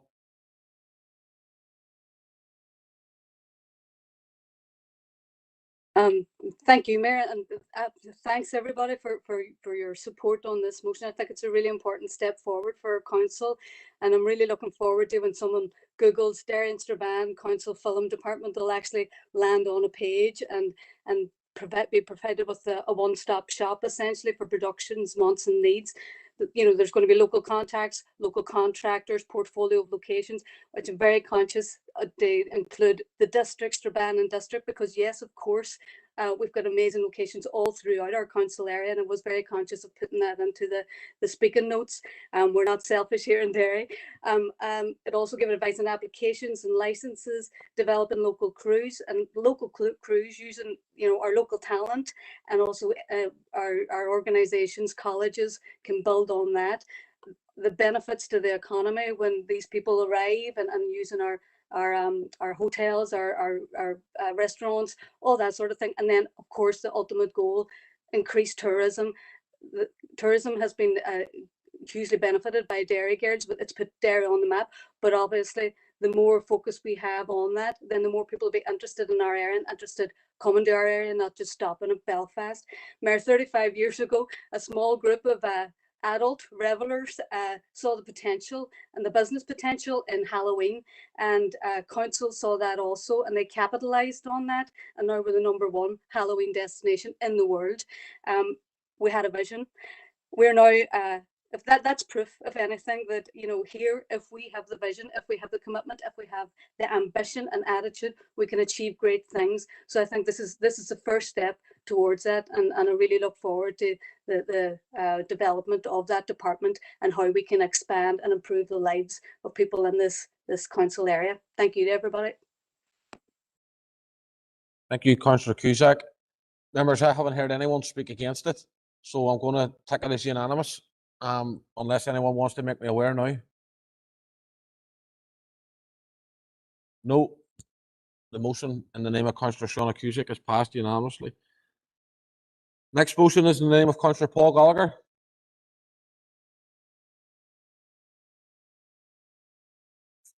And I see that that's been seconded by Councillor Donnelly. Thank you, Mayor. Mayor, I can take the motion as read. Yep, it's been seconded and all by Councillor Donnelly. So go ahead, Councillor Gallagher. Thank you, Mayor. Mayor, this is a very important motion for this district. That this council has full and meaningful participation in the public inquiry. I believe that we must do everything possible to protect our environment, to protect our areas of outstanding natural beauty. We need to protect the air we breathe.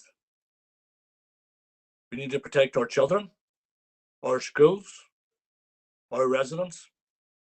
We need to save our countryside from destruction.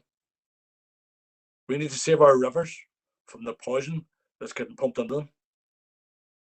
We need to uphold our corporate position to these mines. We need to follow up with our judicial review in our opposition to these companies drilling on private land without permission or without consultation with the local community. We need to defend our corporate position and send experts to this public inquiry. We need to send our councillors to this inquiry so that they can represent the people who elect them. Mayor, I call on everyone in this virtual chamber, all parties, to support this motion and protect our residents. Thank you very much, Mayor. Thank you, Councillor Gallagher. Point of order, Alderman Ramsey.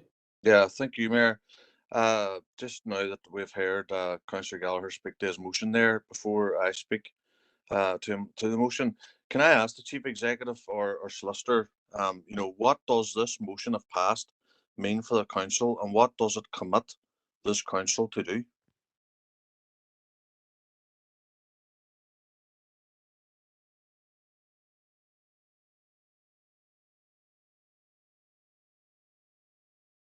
Through you, Mayor, as with all notices of motion, members, if they are duly passed, we as officers will always bring a paper forward to the next relevant committee with regard to implications around its implementation, and that would include any issues that are contained within the notice of motion.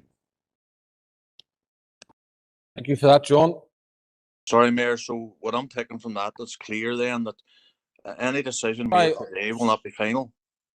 It will be going to Chief Executive has just said that a paper will come back in line with all notices of motion that is passes it. You've raised a point of order. It's been answered. Thank you very much. We're moving on. Thank you. I wish to speak to the motion as well. You need to put your name in the chat box like everybody else. I did say that I would speak to the motion after I asked that question, but anyway, okay. You raised a point of order which has been raised. Other people have come in on the list to speak.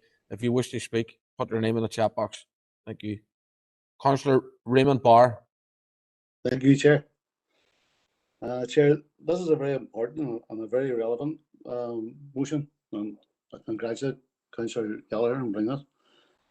Well, some people have doubts about the independence of the inquiry and worries that the inquiry is designed to give those parties who voiced support for residents but never really were proactive in opposing Dalradian's plans a get out of jail card really for those parties.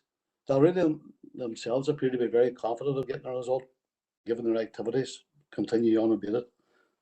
The discovery of cameras along the route of the planning application for an electricity cable from Strabane to their mine at Corona Hilt further reinforces the scepticism surrounding the inquiry. So it is important, given this council's corporate position on gold mining experience, that this council plays as active a part as possible in this inquiry. I totally support Councillor Gallagher's motion. Thank you.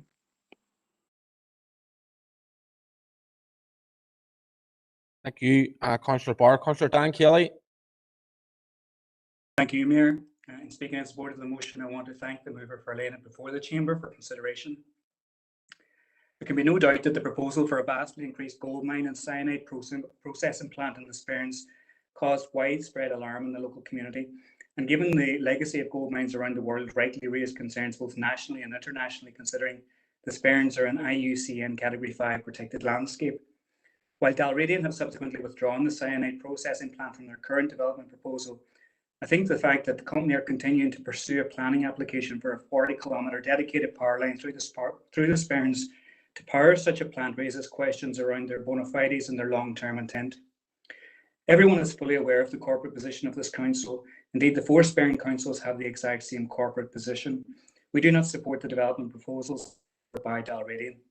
Further to that position, we as a council are currently challenging through judicial review the issue of prospecting licences, which enables the expansionist objectives of Dalradian without due process. And Dalradian do pursue those expansionist objectives day and daily as they traverse this district, rolling up to landowners unannounced to dig test holes and conduct various sundry analyses under the pretext of permitted development. Mayor, my party colleague Chris Hazard announced in 2016 that any proposal brought forward by Dalradian for the Spearns would be subject to a public inquiry. And following the submission of a planning application, I am glad that the current DFI Minister honoured that commitment and announced a public inquiry, which would report to her with recommendations to inform her decision. While the terms of reference are yet to be concluded, we have been supportive of the proposal for full participation in the inquiry process. Some people may wonder about the modalities of such a proposal, but there have been significant changes to planning since the days of the Unitary Planning Authority, and I think it is entirely consistent with the new planning dispensation that we as a planning authority would not only present to such an inquiry, as has traditionally been the case, but that we have a representative sit on it, determining the recommendations presented to the Minister. And there is nothing in the regulations which would preclude the Minister from doing that. Over 40,000 representations have been received in Dalradian's proposals to date, and it would be entirely consistent with the core precepts of planning in terms of transparency and integrity that an inquiry panel with local planning authority personnel would be established. And to that end, Mayor, we support the motion. Garmugget. Thank you, Councillor Kelly. Councillor Maeve O'Neill. Thank you, Mayor. Just to say, I think mining for gold in the Spearns is an absolute environmental disaster and is going to be an absolute environmental disaster if it goes ahead. What are we going to tell future generations when they ask, how do we let a gold mining company poison and ruin the Spearn Mountains, an area of outstanding natural beauty, designated? Local people living in and near the Spearns have a right to continue to be the custodians of the land there, to make a sustainable living from farming and from fishing, as many generations have done before. And we need to make decisions about our place that has the well-being of future generations in mind. Destroying and eliminating our farming, fishing and tourism industries for the profit-making of a Canadian gold mining company that risks the health and well-being of the local community is not care for future generations. Mining disasters have occurred the world over and can be caused by extreme weather conditions, human error or equipment failure. I really support this call for a public inquiry. It's so important that this is judge-led, that it involves the council and councillors. There's been over 37,000 plus letters of objection to this gold mine as well, and our council needs to demand our inclusion and the collection of anti-mining protesters as well to be included in the co-design of holistic terms of reference for the public inquiry. We're in a climate crisis and we don't need extractive pollutant industries to be developing here or anywhere. There's no need for any more gold in this world, and I don't know how DFI can announce a public inquiry out of one side of the mouth and give away rights to the Crocknaboy Road till Dalradian out of the other. I just want to commend the continued campaign from the various anti-mining groups from across the Spearns who've been an inspiration to environmental protectors throughout the world. They are our independent environmental protection agents. Councillor O'Neill, can you bring your remarks to a close, please? That's me done now. Thank you very much. Alderman Ramsey.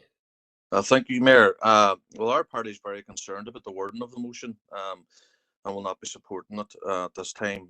Firstly, the phrase full and meaningful participation is dangerously ambiguous and could open the council up to spend thousands upon thousands on professional consulting costs to participate on behalf of the council and at the public inquiry. We would be writing a blank cheque to professional consultants, and it is ultimately the ratepayer who will have to pick up the cost. Is this what Councillor Gallagher wants us to do? And remember, he is one against the rise of any rates, and it's been since he was elected. We as a council are already wrangled in expensive court action regarding a judicial review into mineral exploration licences.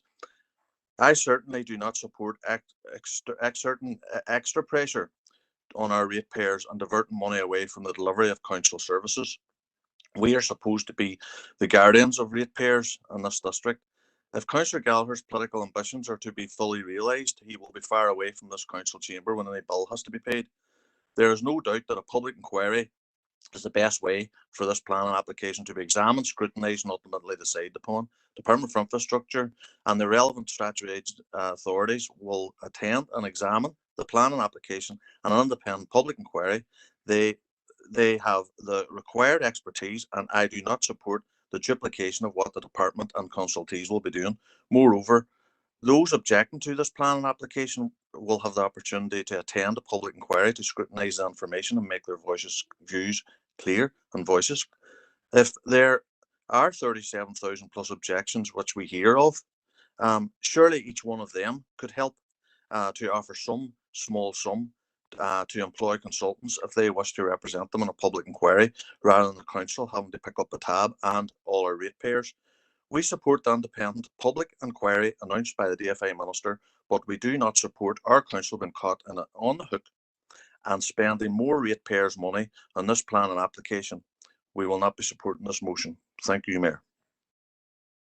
Thank you, Alderman Ramsey. Councillor Riley. Yeah, thanks, Mayor, and thanks to Councillor Gallagher for putting this on the agenda here this evening.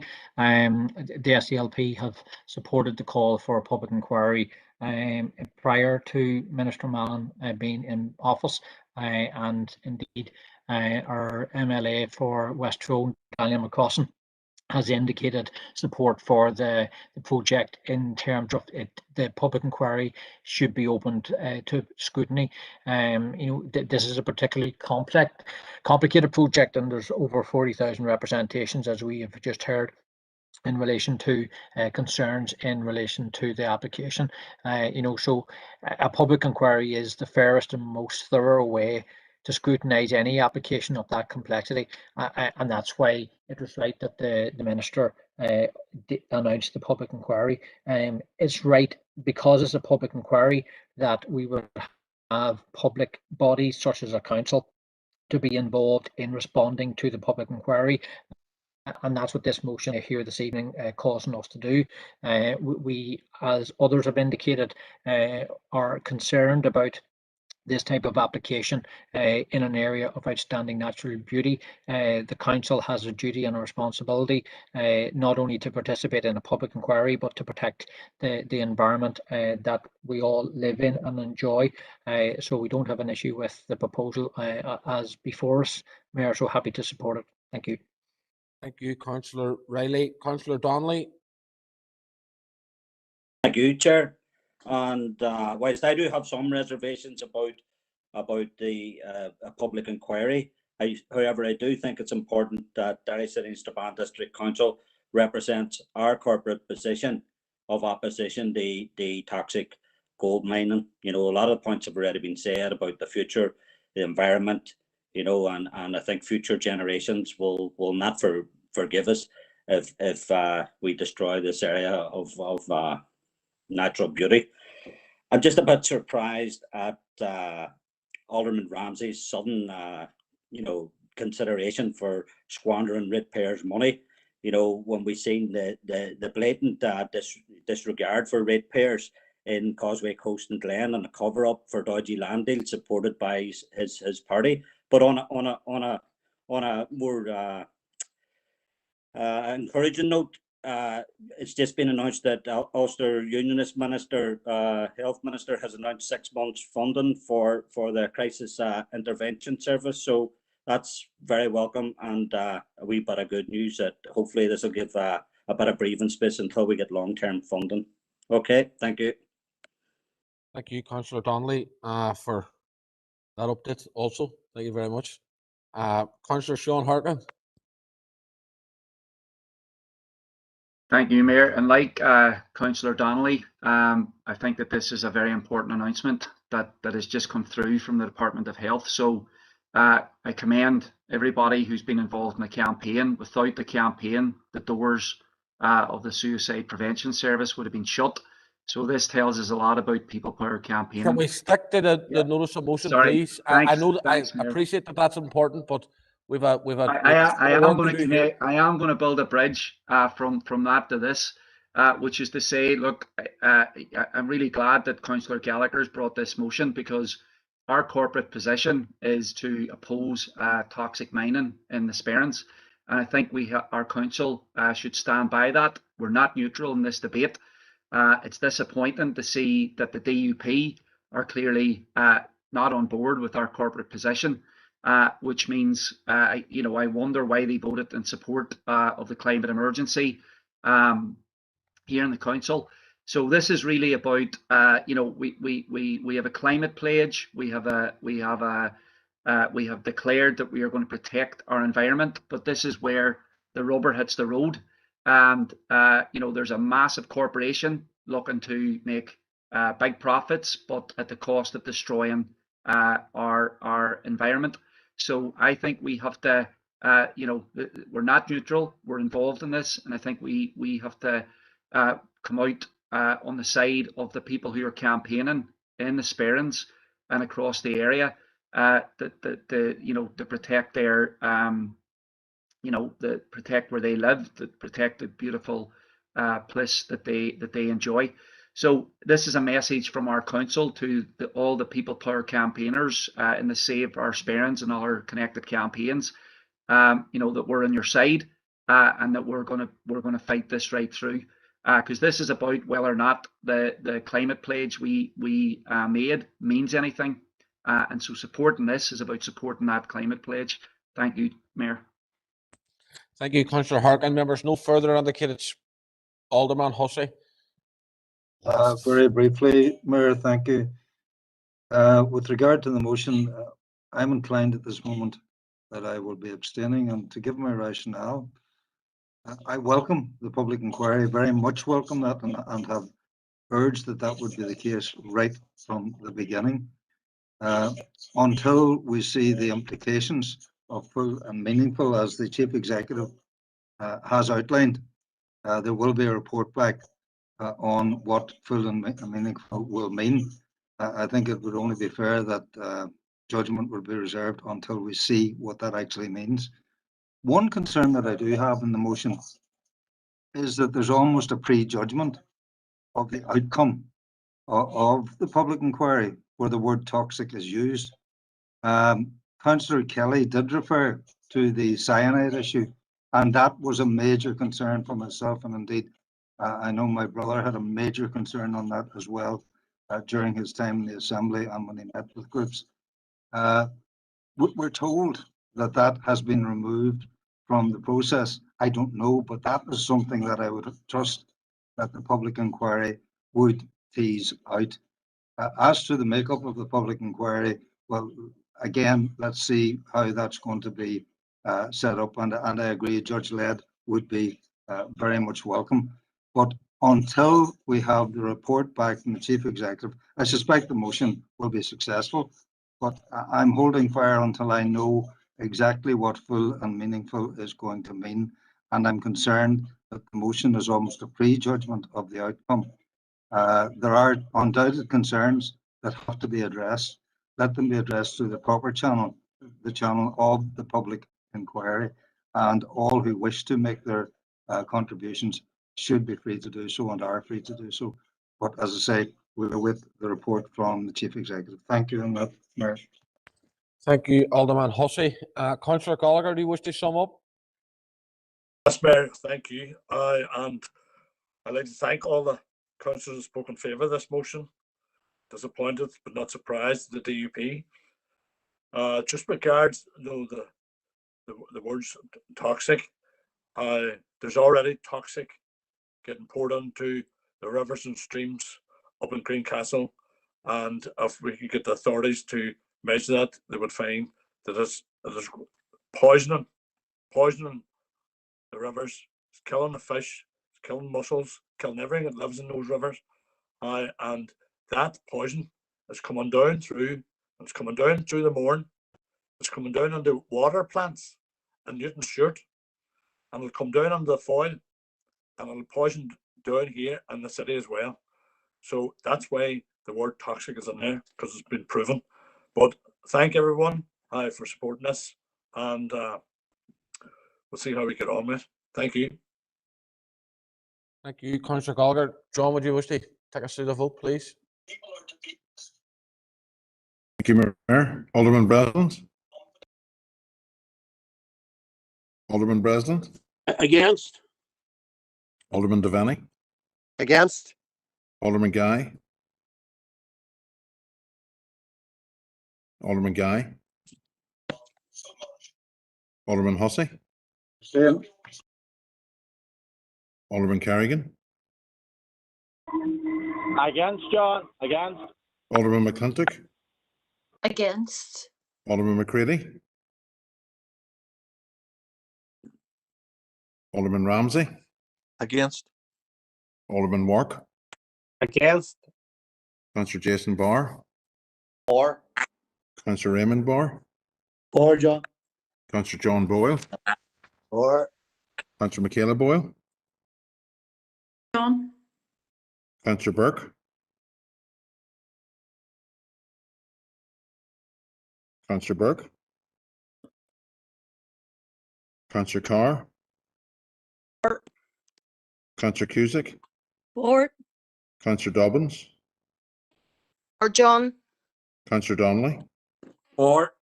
Councillor Doyle, For. Councillor Duffy, For.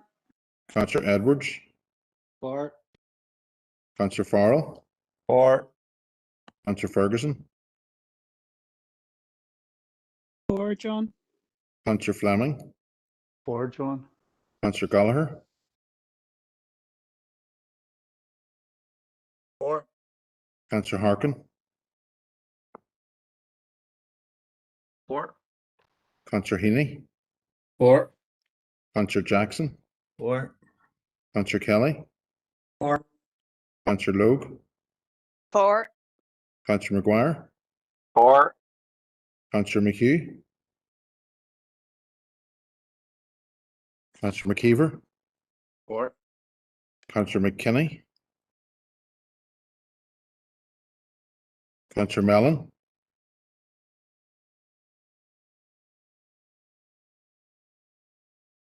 Councillor Mellon, Sorry, John, for.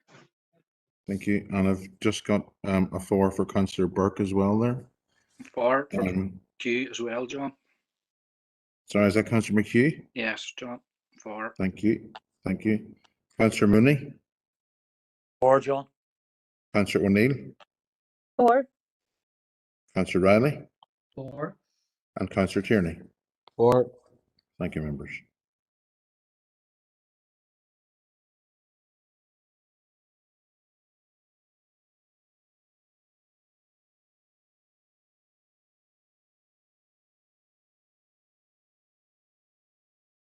Mayor, I have recorded 29 for, 6 against, and 1 abstention. So the notice of motion passes. Thank you, members. The notice of motion, name of Councillor Paul Gallagher has passed with a vote recorded by the Chief Executive. Next notice of motion is in the name of Councillor Emmett Doyle. Thanks, Mayor. Can I ask for a seconder, please? Yeah. Councillor Sean Harkin has seconded. Go ahead, Councillor Doyle. Perfect. Thanks, Mayor. Look, this has been debated at length. I raised a number of concerns at the Assurance Audit and Risk meeting, the last one that we had around the use of secondary supports for people who had availed of the Access to Food programme, particularly in my own DEA of Ballyarnett. And that arises from, Mayor, to try and give some context, a discussion that was had at the advice panel at the start of the year that manifested itself then in a meeting with each of the advice providers. And when asked independently of one another how they were coexisting and working together with local partnerships, it was very clear that there was a disconnect, that, for example, Triax and Dove House were working very well together in terms of referrals. But in my DEA, it was very clear that referrals for advice were not coming from the lead, the Secretariat of the Local Growth Partnership, Greater Chantal Area Partnership, to the local advice provider, the Resource Centre, which was the only advice provider opened for face-to-face appointments during the time, and the only advice centre on the ground open in that area. And to give you an overview of my concern, Mayor, I've recently got, because some of the programme is still ongoing, the figures from our own council team here. and less than 2.5% of all the referrals for advice services right across the city and district actually went to the provider in my DEA. Now, there's a range of arguments around why that might be the case. And as I've said previously, it's not for me to judge. It is for an investigation to be carried out, because let's be honest, we could have a whole discussion, and we probably will, with Councillor Harkin's motion later on, what I think about this. But at this point, I'm going to hand it to the audit team to determine why that is the case, how that affects cases that have been taken up by advice services, and the knock-on effect then for the work of the advice panel. But as well, Mayor, it would be remiss of me to say that throughout the Access to Food programme in particular, the pictures of certain political parties' members and MLAs standing outside people's houses with boxes of food was vile, and raises many questions about why people think that's appropriate. But I also received phone calls and spoke to people on the ground in a range of different areas who were able to tell me that supporters of a certain political party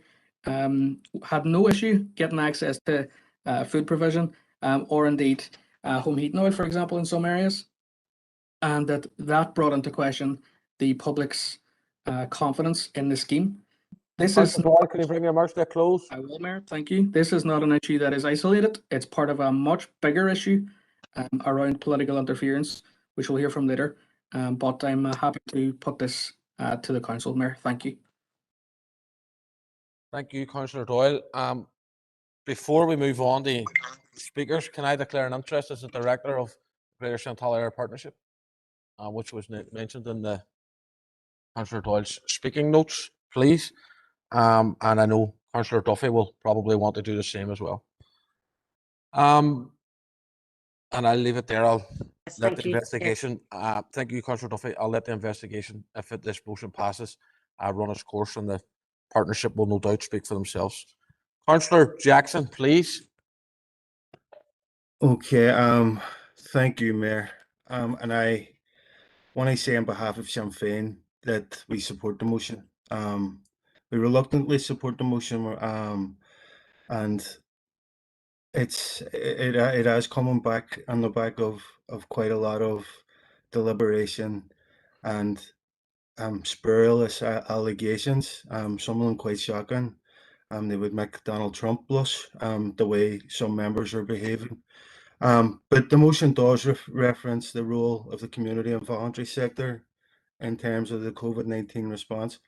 And I know in terms of community voluntary sector, alongside members of sporting organisations and youth groups, stepped up whenever others stood down. And I think that's to be commended.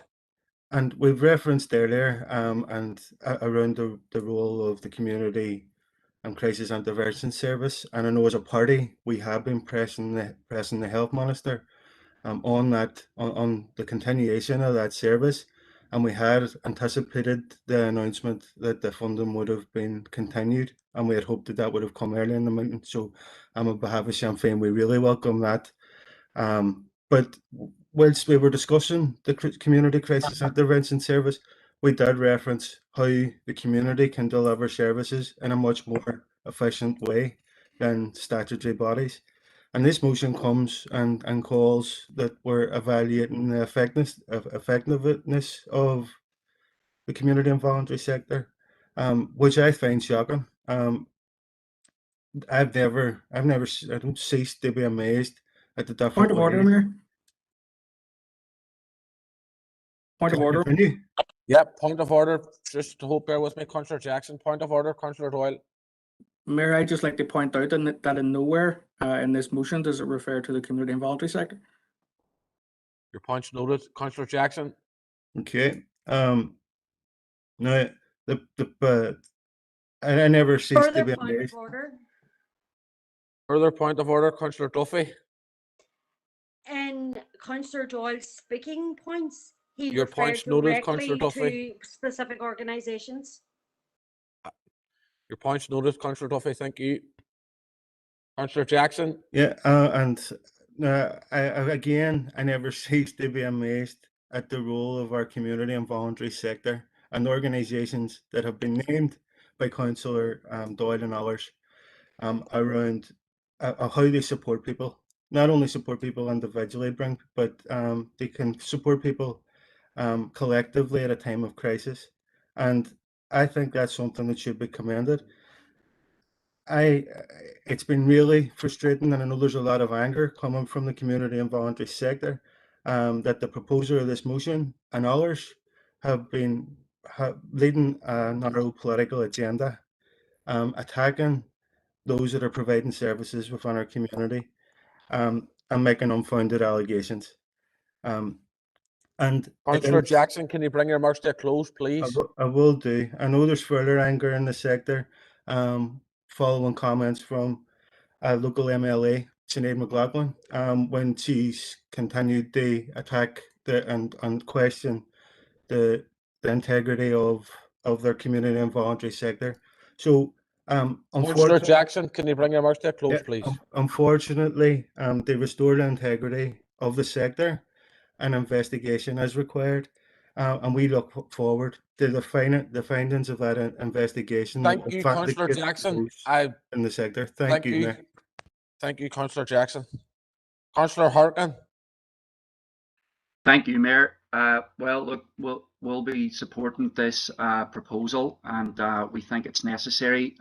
Sinn Féin are saying that they are reluctantly supporting it and claiming that the anger is directed at the people who are bringing forward the motion. I think my experience is the opposite. One of the reasons why I think this is necessary is because of the proposed cuts that were coming from council to the advice services that we rely on. And I know, and others will know, that there's a lot of anger about those proposed cuts. I see statements in the newspaper, I presume from Sinn Féin, saying that there's some councillors sowing division. The division that's been caused here has been, I believe, about the proposed cuts coming from council that shouldn't have been proposed at all. And I think that the stats that we got to make these proposals are flawed, and that's the point of this audit. And this is at a time when Sinn Féin, along with the DUP and Alliance, are the party that brought in vicious Tory welfare reform, and we've had a Sinn Féin the DFC minister who couldn't guarantee and actually talked about slashing 45 jobs of advice workers across the north. So yes, there is anger in this sector. It's not at people who are saying defend advice providers, increase funding for advice providers, and saying to the department and the council, we shouldn't be cutting advice services, advice providers at a time when so many people are reliant on them. So that's where the anger is, and that's where we need to focus. And we need to make sure our advice services are properly funded. Thank you, Mayor. Thank you, Councillor Harkin. Alderman Kerrigan.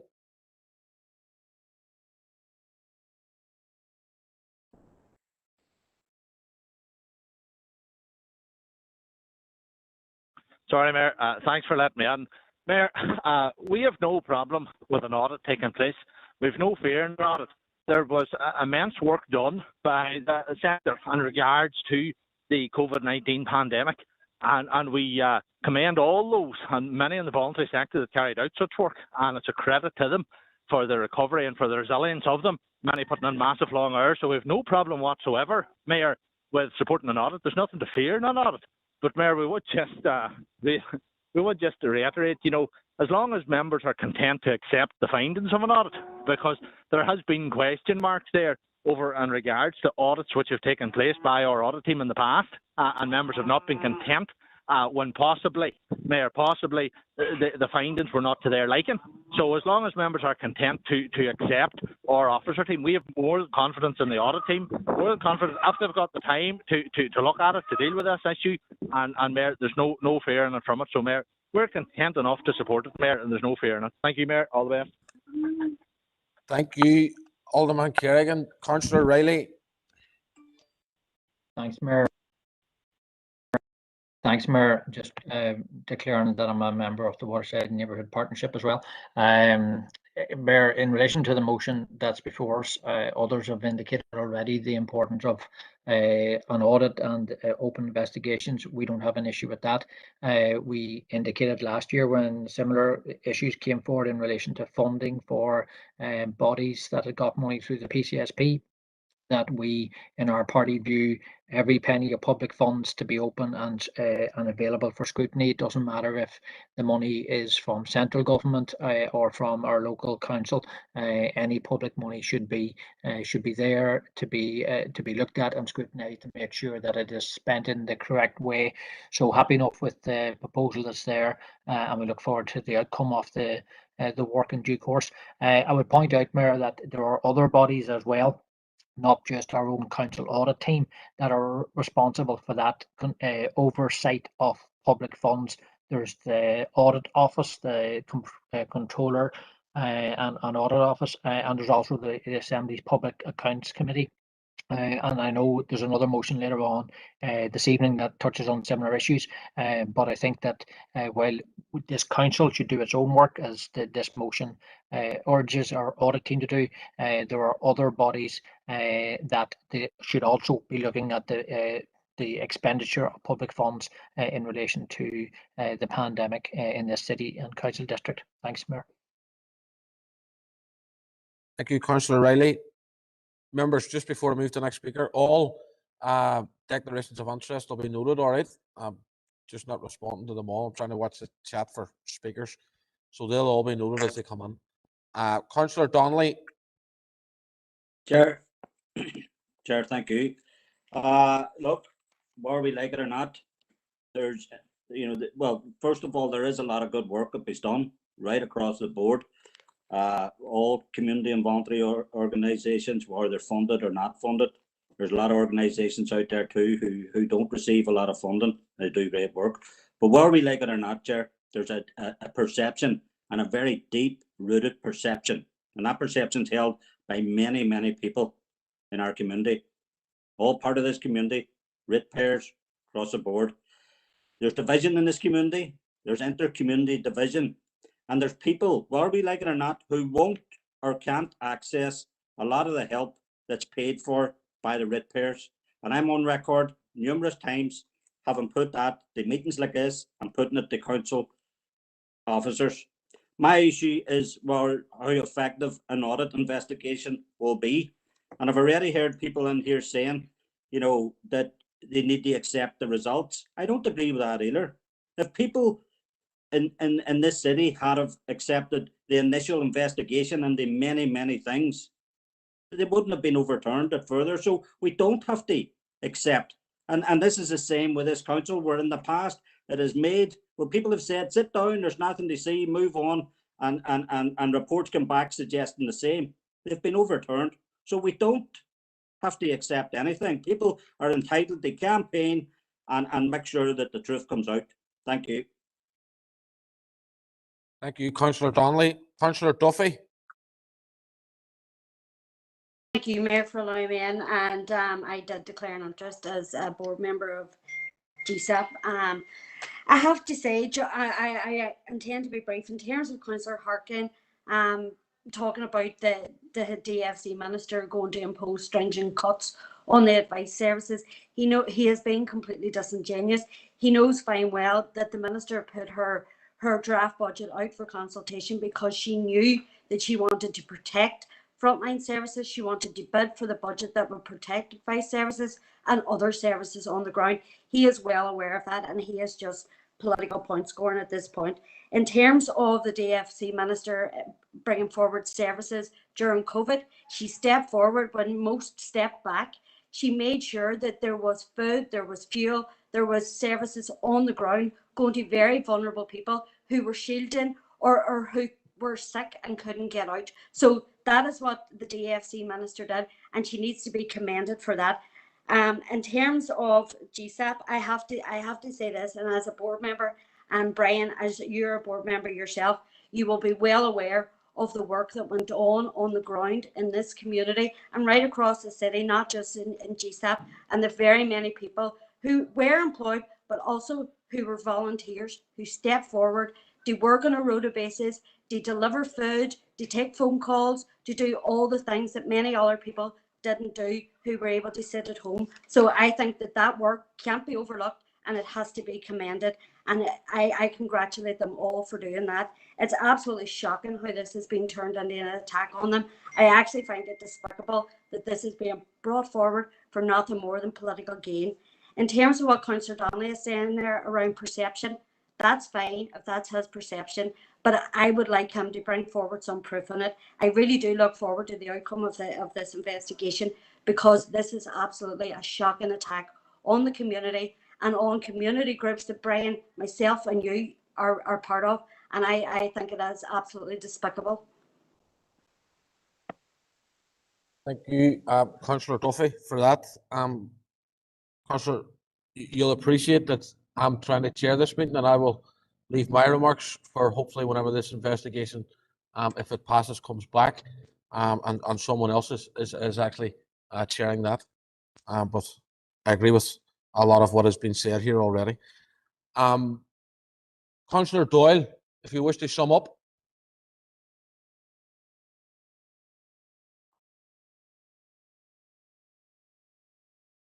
Yeah, sorry, Mayor, couldn't find the button there. Range of interesting contributions from members. Some you could see coming a mile off. Let's be very clear. This is not calling into question anyone's integrity. It is not calling into question anyone's ability to do a job in the community or their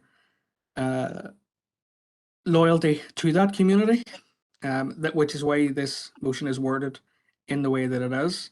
And people can reference individual community groups, Mayor, but let me put on record that when I raised this issue at Assurance Audit and Risk, and you'll be aware of this, I'm assuming, because you're on the board of GSAP, I got a letter from the board informing me that I should apologise to the staff and members of the board because I raised that issue. I don't work for community groups. My party has a mandate from the people of Ballyarnett. Regardless of where issues arise, we will seek an investigation. It doesn't matter where it is or who it is. If public money is involved, that's what we'll do. Because the problem is, these issues wouldn't be coming up time and time again, as is indicated by another motion from another member, if these things were stopped many years ago when they all started. So I'll leave it at that, Mayor. Thank you. Thank you very much. Councillor Doyle, I haven't heard anyone speak against this motion, so I'm going to take it as passed unanimously, unless anyone wants to make me aware now.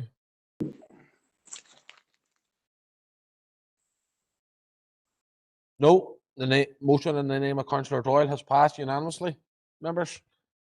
The next motion, members, you will all have received an email earlier today letting you know that Councillor McKenna wishes to withdraw his notice of motion this evening, so we'll move on. And the motion in the name of Councillor Logue.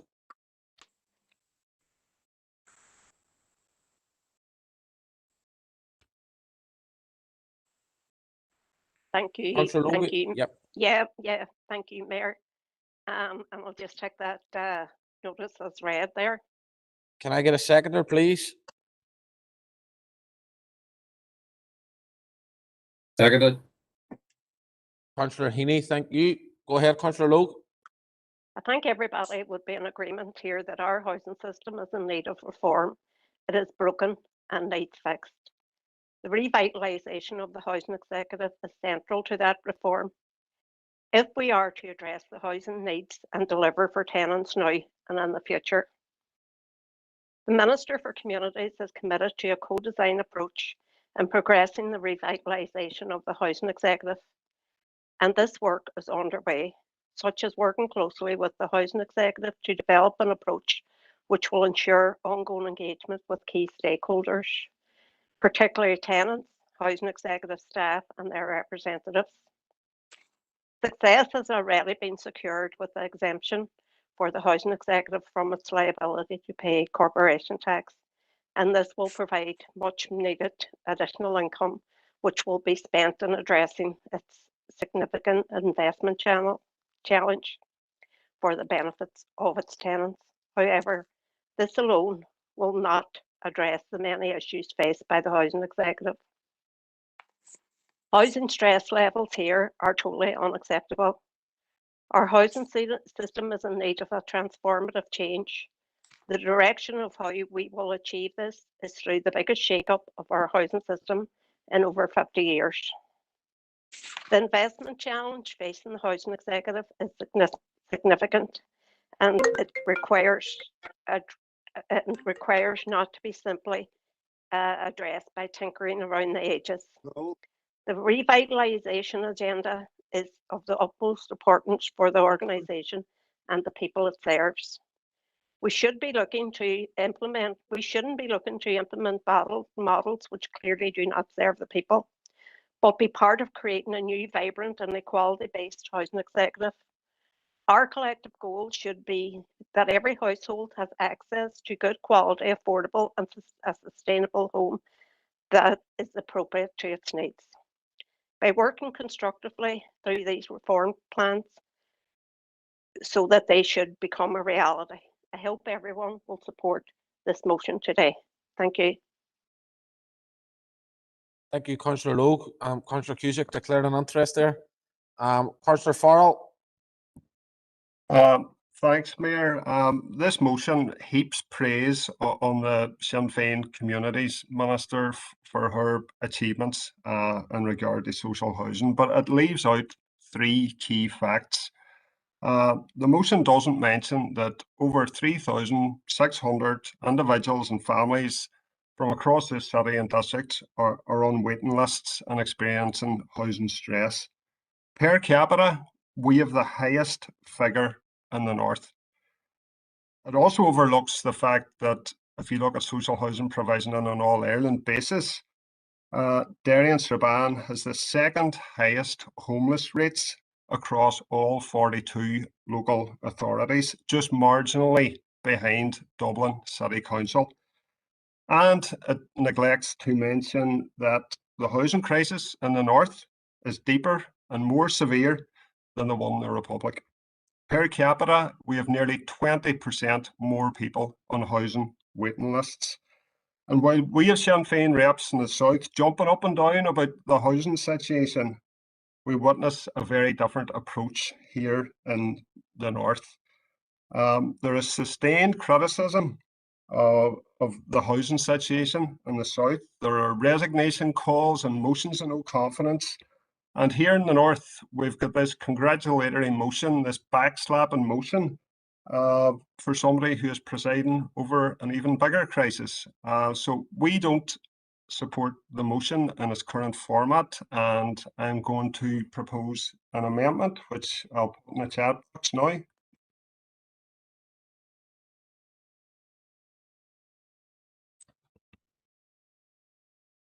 Thank you. Thank you, Councillor Farrell. Can I get a seconder for that amendment, please? I second that, Mayor John Boyd. Thank you, Councillor Boyle. Just bear with us, members, while we get the amendment on screen there, please.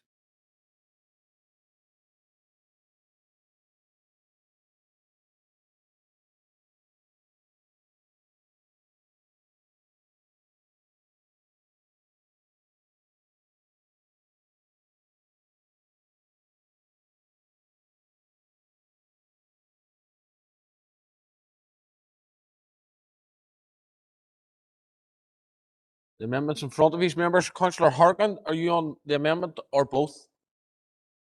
Happy to speak, Mayor. Go ahead. Yeah, look, any opportunity to speak about housing is welcome here at the council. But I do think that this is an odd motion to put forward. We are in the midst of a housing crisis, and we just had a representative here from the housing executive who told us there's 43,000 applicants on the waiting list, an increase of 13%. So our housing crisis has actually got worse. And I think it's very odd that we would have a motion kind of praising, welcoming and thanking the minister while there is a massive housing crisis. I think we can acknowledge things that are done better or done right. But I think that I don't think that's what this motion is doing. I think it's odd for us to be praising a minister when there's thousands of people in Derry and in our district who can't get a house. I think that they'd be sitting scratching their heads saying, why shouldn't there be more action? Shouldn't there be more demands? As the mover of the motion, Councillor Logue said herself, we have unacceptable housing stress here in the district, and I think that has to be our guide in terms of how we interact or speak to the minister and the entire executive. I just don't think that our executive is doing enough on housing, and I think the vast majority of people would agree with that. And the evidence is in the number of builds, and the evidence is in renovations.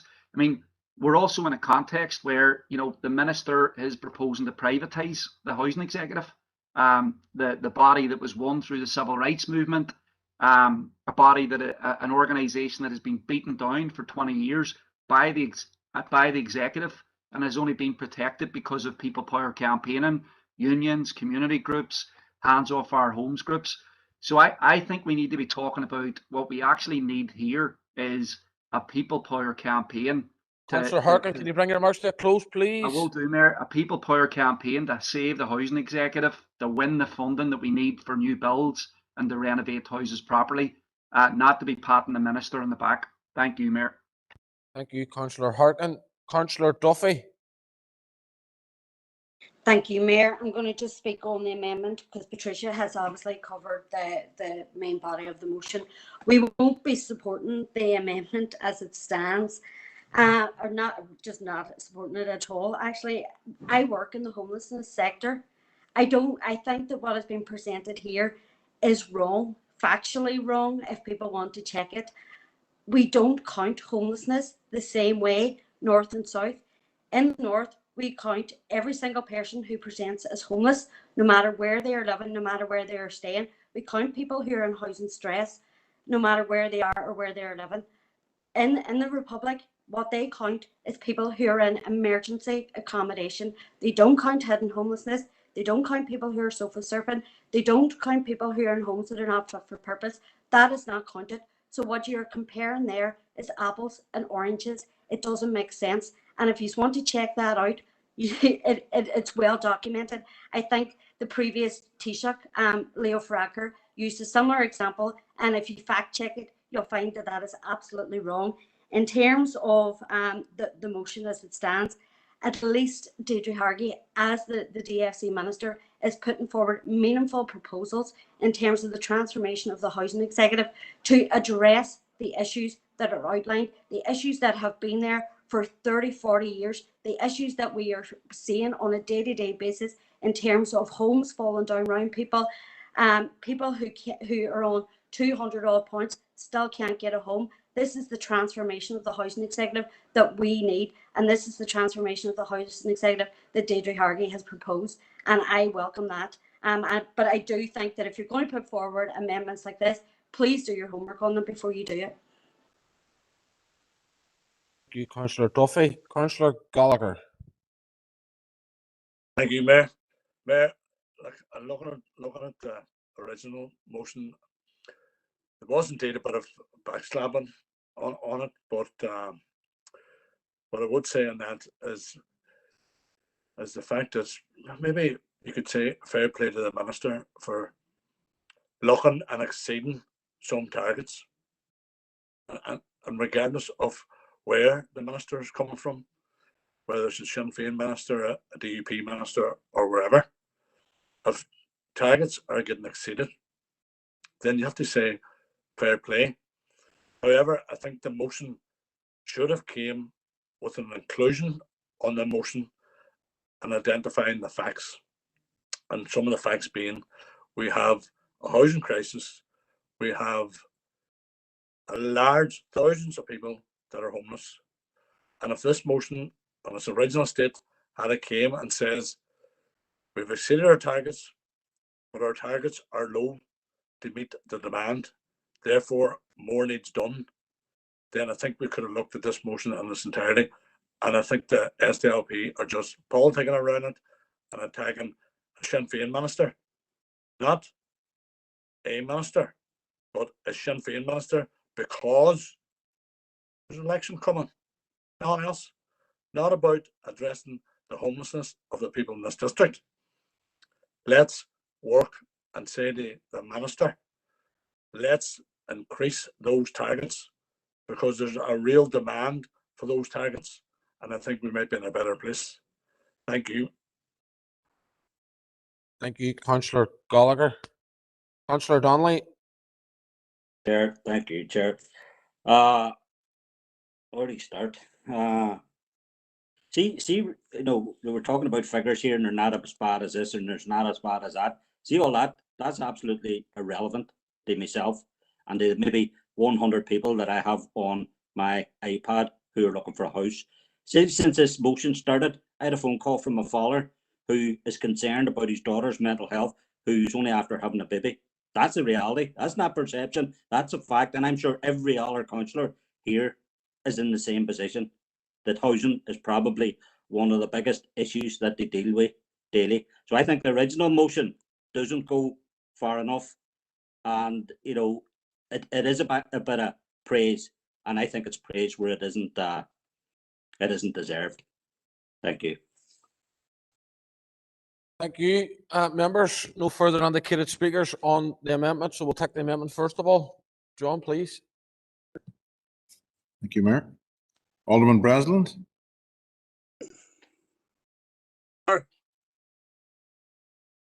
Again, Alderman Breslin, please. For. Thank you. Alderman Devaney.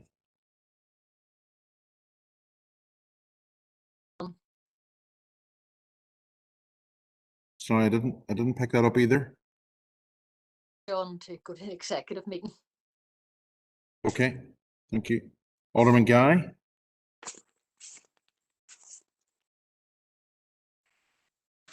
Alderman Hussey.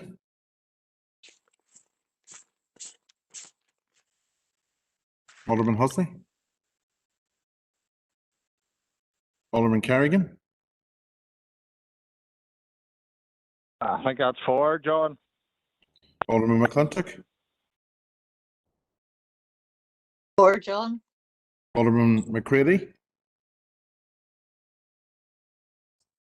Alderman Ramsey. 4, John. Alderman Wark. 4, John. Councillor Jason Barr. 4, John. Councillor Raymond Barr. Abstain, John. Councillor Boyle, John Boyle. 4. Councillor Michaela Boyle. Against. Councillor Burke. Against. Councillor Carr. Councillor Carr. Councillor Cusick. 4. Abstain. Thank you. Councillor Dobbins. 4, John. Councillor Donnelly. Abstain. Councillor Doyle. 4. Councillor Duffy. Against. Councillor Edwards. 4. Councillor Farrell. 4. Councillor Ferguson. 4. Councillor Fleming. Against, John. Councillor Gallagher. Abstain. Councillor Harkin. 4. Councillor Heaney. Against, John. Councillor Jackson. Against. Councillor Kelly. Against. Councillor Logue.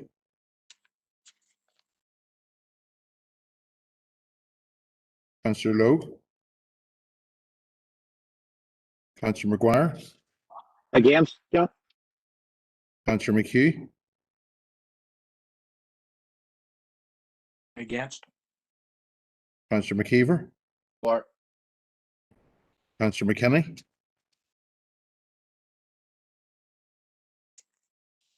Councillor Mellon. Against, John. Councillor Mooney. 4. Councillor O'Neill. 4. Councillor.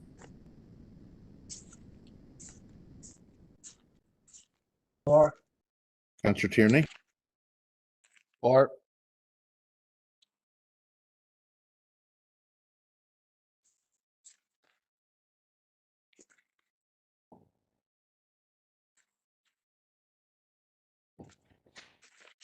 John, sorry, did you record my vote? I didn't, and I haven't finished counting sorry. yet. I haven't finished Sorry, yet, so I'm happy to must have record it. muted. Against John. Against.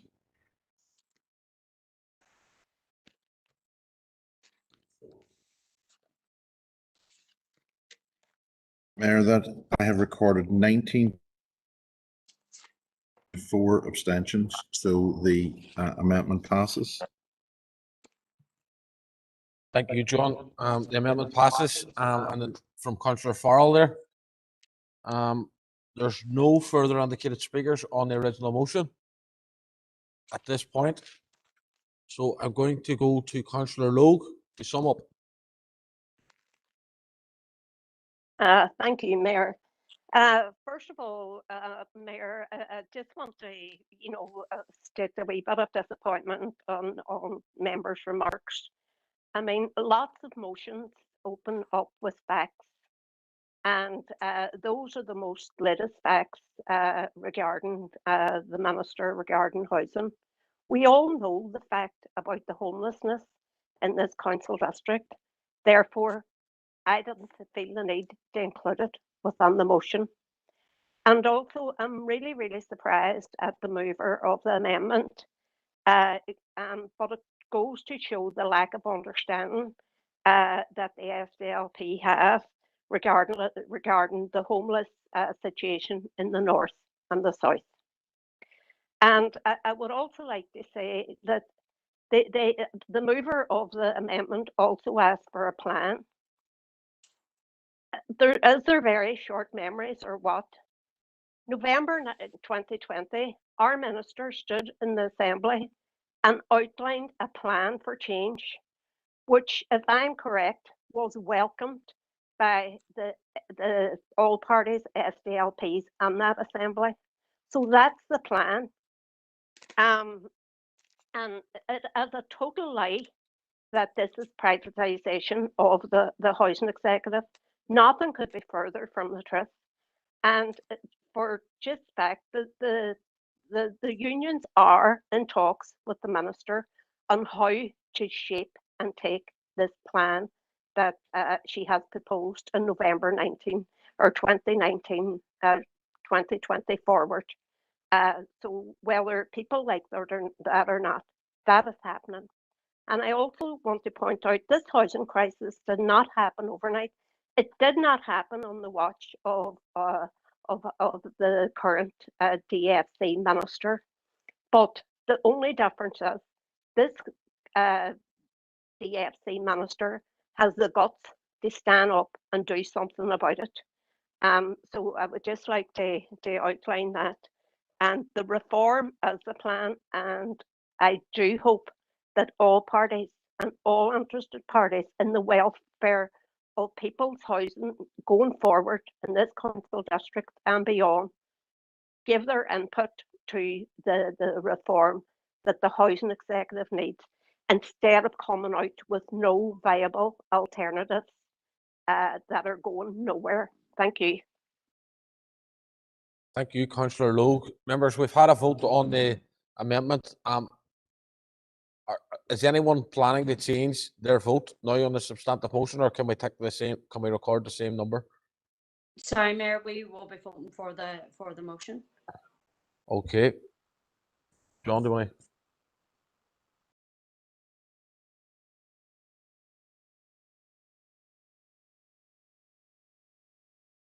John, I can.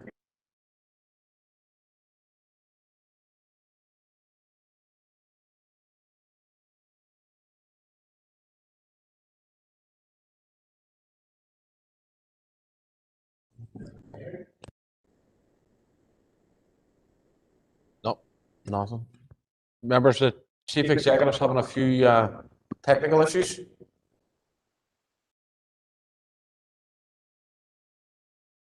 No. I'll ask Philip to take us through the vote on this one. Members, just bear with us.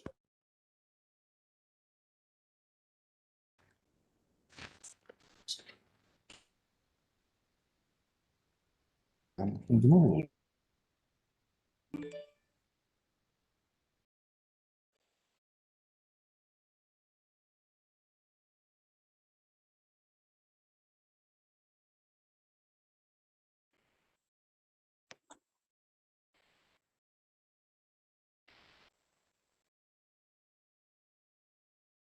it's me, but I can't hear you either. Can I get somebody to indicate whether they can hear me? Yes, I hear you, Brian. Right, okay. I can't Yeah. hear I can't hear you, Philip. No, we can't hear him either, Brian. It's just yourself we can hear. Okay. Members, both Philip and John are having difficulty with their system, so I'm going to actually take the vote myself, so just bear with me.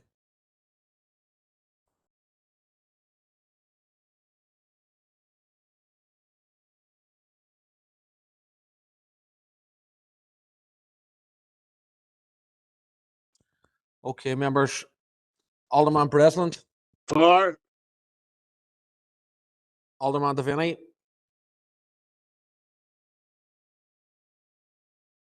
Not present, Brian. Not at the minute. Thank you. Alderman Guy.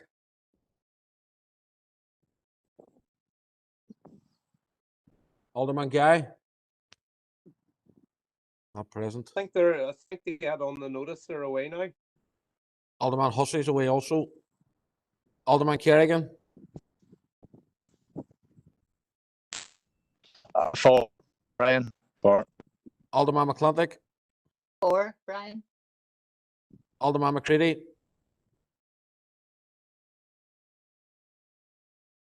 Not here. Alderman Ramsey. For. Alderman Work. For, Mayor.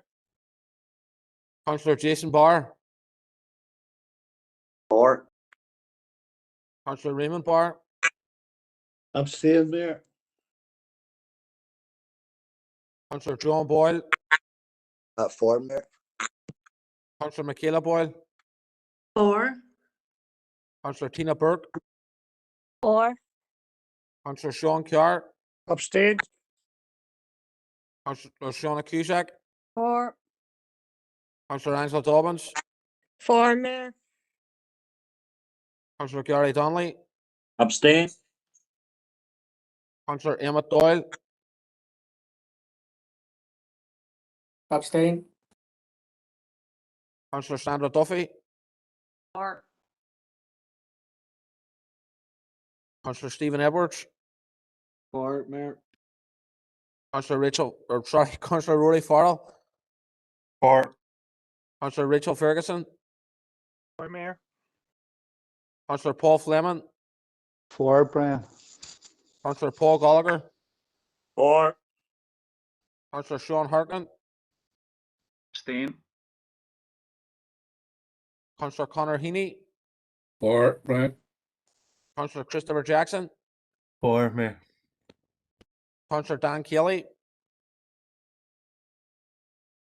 For, Mayor. Councillor Patricia Logue. For. Councillor Keir Maguire. For. Councillor Rooney McHugh.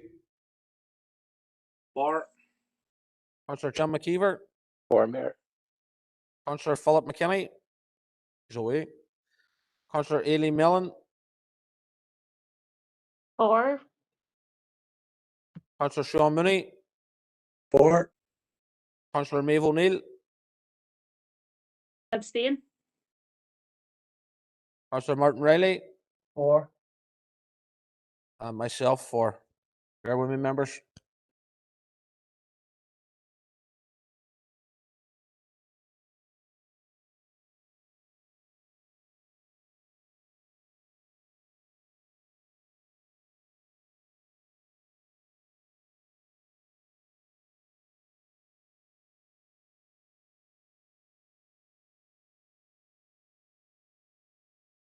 Members, I've recorded that 28 for, no against, and 6 abstentions. Therefore, the motion passes.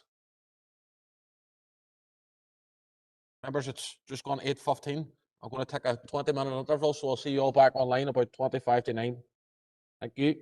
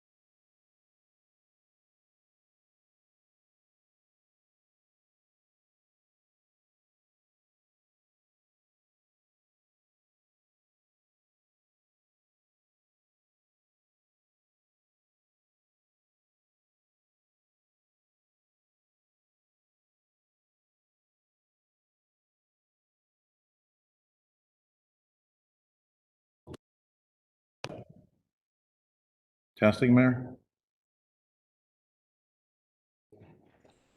Can hear you, John. Hearing you grand at our end as well, gentlemen. Testing 1 2.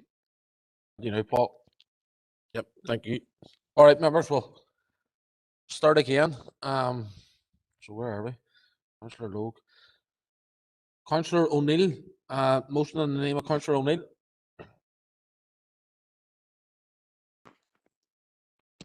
Thank you, Mayor. Can I have a motion marked as read?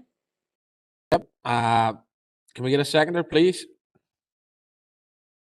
I'll second that, Chair. Thank you, Councillor Mooney. Go ahead, Councillor O'Neill. Thanks, Mayor. So we're aware of the impact COVID-19 has had on people's health, but the pandemic has also exposed the stark inequalities that exist throughout our society.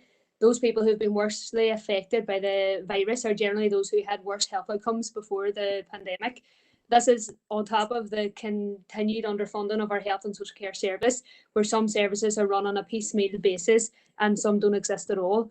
And the scandal is not that the virus disproportionately affected certain groups and stressed our health service to a near breaking point, but that it's taken a pandemic to shine a light on the deeply entrenched health inequalities, on the crisis that our health and social care services in, and the massive gaps that exist in rehabilitating and supporting our patients to fully recover from whatever health event comes their way. There is a real tidal wave of rehabilitation need as we recover from the pandemic. Rehabilitation is essential in saving the lives of people with COVID-19 and in enabling people to live their lives to the full as they recover. And no one should miss out on rehab. Rehab must be recognised as an unmissable part of the COVID-19 recovery, and leaders and policymakers need to be taking urgent action to ensure that this is delivered and that no one is forgotten. We need a comprehensive strategic approach to meeting the rehab needs as we work to recover from the pandemic.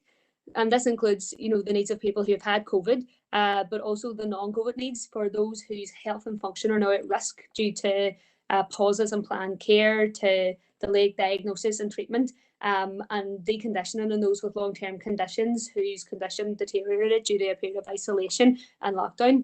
In December 2020, the Office for National Statistics released survey results which stated that 1 in 5 people who've had COVID had symptoms for 5 weeks or longer, and that 1 in 10 people who've had COVID had symptoms for 12 weeks or longer. And people who have had COVID are presenting with really complex rehabilitation needs. This includes chronic lung conditions with increased breathlessness, higher levels of fatigue, and a significant loss of muscle mass with some subsequent deconditioning. People with pre-existing long-term conditions as well will be more severely affected. And people are also reporting psychological issues with anxiety and depression, and some have suffered cognitive impairment and psychological trauma from the experience. And while there really is many excellent rehab services, access to rehab can be a postcode lottery. For decades, they have been under-resourced and underdeveloped, and our current rehab services go nowhere near far enough. We're like one of the only trusts who without a comprehensive falls prevention service. There's massive waiting lists for pulmonary rehab, and that's for rehab for people with chronic lung conditions, which many people with COVID will now have. There is limited rehab for those living with long-term neurological conditions, and for those conditions that are that wee bit more complex, like functional neurological disorder, AME, chronic pain, there's no joined up multidisciplinary service to help manage those conditions. There's also gaps in transition services for paediatric, for young people transitioning from paediatric services to adult rehab services, and physical disability services also get such a small amount of the funding pot. Councillor O'Neill, can you bring your remarks to a close, please? No problem. I suppose we just need to think about how does this affect people and like what are they supposed to do, and people generally are just having to cope because there's limited other options. But you can see the real difference that rehabilitation can make to someone's quality of life and enabling people to thrive. Rehab matters, and it would mention the waiting list and addressing those. Councillor O'Neill, please. Rehab on the other side of those surgeries, it's an essential part of care. That's me. Thank you. Thank you very much. Councillor Mooney. Thank you, Chair, and I think Councillor O'Neill has gone through everything that I was going to say. But just to say that I've had an opportunity to look at the Church Society's document that's based on the motion, and to note the motion put forward by them on the 23rd of March there passed at the Northern Ireland ACTU virtual conference. It is clear that rehabilitation has to be a major priority as part of the COVID recovery. The evidence put forward at the conference and by Councillor O'Neill there, as in 1 in 5 testing positive for COVID have symptoms for 5 weeks or longer, and 1 in 10 for 12 weeks or longer. It's clear that what the rehabilitation ask is that firstly, we shouldn't be leaving patients behind because they're out of sight, and we should be ensuring the physiotherapy workforce are delivered with the proper PPE.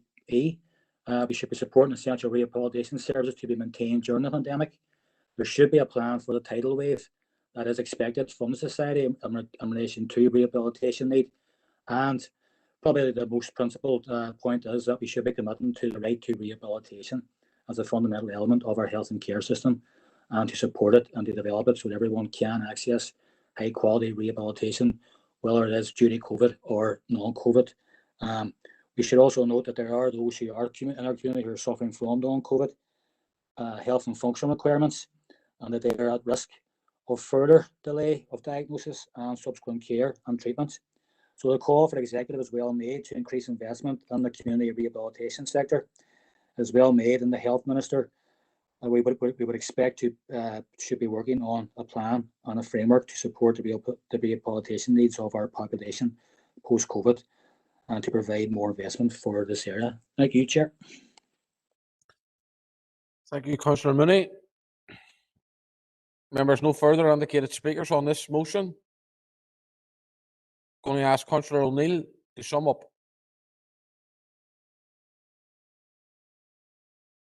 Thank you, Mayor. I think it'll be excellent to have representatives coming in from those different bodies, because I think, you know, as well as like what the health service can do around rehab, I think there's a real potential for what local council can do in terms of the services that we provide and that we support, and the campaigns and things that we run, and how we enable our citizens to fully participate and their lives here. So I think that opportunity for those presentations will give us a lot of time to think and to reflect and to really learn about the potential that rehab can really create for people. So thanks for the opportunity, and yep, cheers. Thank you, Councillor O'Neill. Members, which we've only had one speaker to that motion. No one has spoken against it. So I'm going to take it as read unless anyone wants to make me aware now. Note that Sandra Duffy and that Sinn Féin are happy to support it. So if you're not happy with it, let me know. No. Perfect. Motion in the name of Councillor O'Neill has passed unanimously. John. Next motion is in the name of Councillor Michaela Boyle. Thank you, Mayor. Could I take it as read and have a seconder? Yep. Can I get a seconder, please? Seconded, Mayor. Councillor McHugh. Thank you, Councillor McHugh. Go ahead, Councillor Boyle. Okay. Thank you, Mayor. I suppose some would say not another transfer test motion. However, I believe that now more than ever we have the opportunity to do things differently and bring this debate further into the 21st century. First of all, I want to pay tribute to everyone involved in Ulster University's work that they have been involved in transforming education research report on academic selection. The paper in itself has detailed a lot of very useful information that allows a clear, concise debate on academic selection and the transfer test. It has provided evidence that couldn't be any clearer, which is why the UN Committee on the Rights of the Child, the Equality Commission, the Human Rights Commission, the Children's Commissioner, the OECD, the trade union movement, the Catholic Church hierarchy, and certain many schools have called for an end to academic selection, and also to some grammar schools who have decided to suspend the transfer test. We welcome the recent announcement from the Irish National Teachers Organisation, who have called for academic selection tests to be suspended again this year. And my party colleague Karen Mullen, MLA, has also made the call to all schools still planning to use academic selection to listen to the call from the trade union, as well as the voices of the experts and parents and others, to abandon selection for once and for all. Mayor, we all must collectively do what we can to ensure that the mental health and well-being of our young children is at the centre of decision making. So I want to cite some comments from another report, the Right to Education group. They found that 92% of teachers felt that the transfer test does have a significant negative impact on the mental health and well-being of our children. The report also concluded that the use of unregulated tests by some schools shows complete disregard to children's needs. What has been very clear, and there is no doubt, that the transfer test can be a very traumatising experience for young children of such tender years, and indeed their parents and families. The unofficial, unregulated test that sets out to reject children on their academic performance have a long-lasting, devastating consequence on a child. The test is proven to cast children aside and set them apart from their peers and friends. Those in favour of continuing academic selection and the transfer test would argue that it provides opportunities to children from working class backgrounds. However, the report states that there is little evidence that social mobility is increased by academic selection, and this is backed up by considerable evidence that it generally does not happen. I want to quote from some newly qualified teachers. They said that we believe that academic selection should not be used due to the unnecessary pressures it puts on our primary school children. One argument for selection is that each child has an equal opportunity for a school place. However, each child would also Councillor have Boyle, equal can you bring your remarks to a close, please? if all mainstream schools were educated in a non-selective school setting. The Department of Education's policy, every school a good school, signals that each school should be a good school and should therefore be a good school for every child that enters through its doors, regardless of their academic ability. Mayor, I'm calling Thank on you, the Councillor Boyle. here to act in the interest of all children and the wider education system by ending academic selection and transferring tests as a means of determining post-primary Thank you, education. Councillor Boyle. Mayor. Thank you. Councillor Edwards. Mayor, thanks for letting me in. And from the outset, the SLP believes at its core that academic selection is grossly unfair and in major need of an overhaul. And we have consistently called for transformation, and it remains deeply disappointing that since 11 Plus was abolished back in 2006, that the North and the Northern Ireland Executive have continued to fail to bring forward reforms that would better the educational outcomes for children in the North. The SDLP have consistently called on the Minister of Education to intervene on transfer tests, especially given the events that happened over the pandemic and the cancellation of transfer test exams. But we do remain disappointed that the Minister failed to take any action on this, and he has continued to defend academic selection. The motion tonight refers to the Ulster University's paper on academic selection and transfer tests. This paper is very factual, but there's a number of key issues that I would like to highlight. And one of the most shocking of them surrounds social mobility in grammar schools, where the paper states that only 13.7% of the grammar school population is made up of children who are entitled to free school meals. And the report also adds that the chances of a child who is entitled to free school meals getting a place in a grammar school is 5 times less than any other child. I think that's absolutely shocking. And the report also highlights that academic selection has a severe psychological impact and harm on children, on their self-esteem, which is reported to last well into adulthood. The findings of the report are startling and clearly show that there are major flaws in the current system and in place to which administer transfer tests in the North. Given these major flaws with the transfer test, it has to be recognised that Councillor Edwards, can you bring your remarks to a close, please? No problem. It has to be recognised, Mayor, that there are no one-size-fits-all solution. We would encourage the Education Minister to bring forward reforms, but we do understand that there are major challenges there that need to be addressed. We're happy to support the motion and thank the proposer for bringing it forward. Thank you, Mayor. Thank you, Councillor Edwards. Councillor Gallagher. Thank you, Mayor, for letting us in. Mayor, I'll be supporting this proposal, this motion. I think the term used, academic selection, is a term that's far from reality. Couldn't be further from the truth. The reality is, it's a selection of those who are well off versus those who are not so well off. When it comes to these tests, it doesn't consider one bit those who may be facing barriers to education. It doesn't consider those who may be facing deprivation. And it doesn't consider how far a child may have walked to school that morning, or whether they were fed, or whether they were even clothed. It doesn't take into consideration that. But it does take into consideration those who may get dropped off in a fancy Land Rover, or those who may be coached around specific frameworks.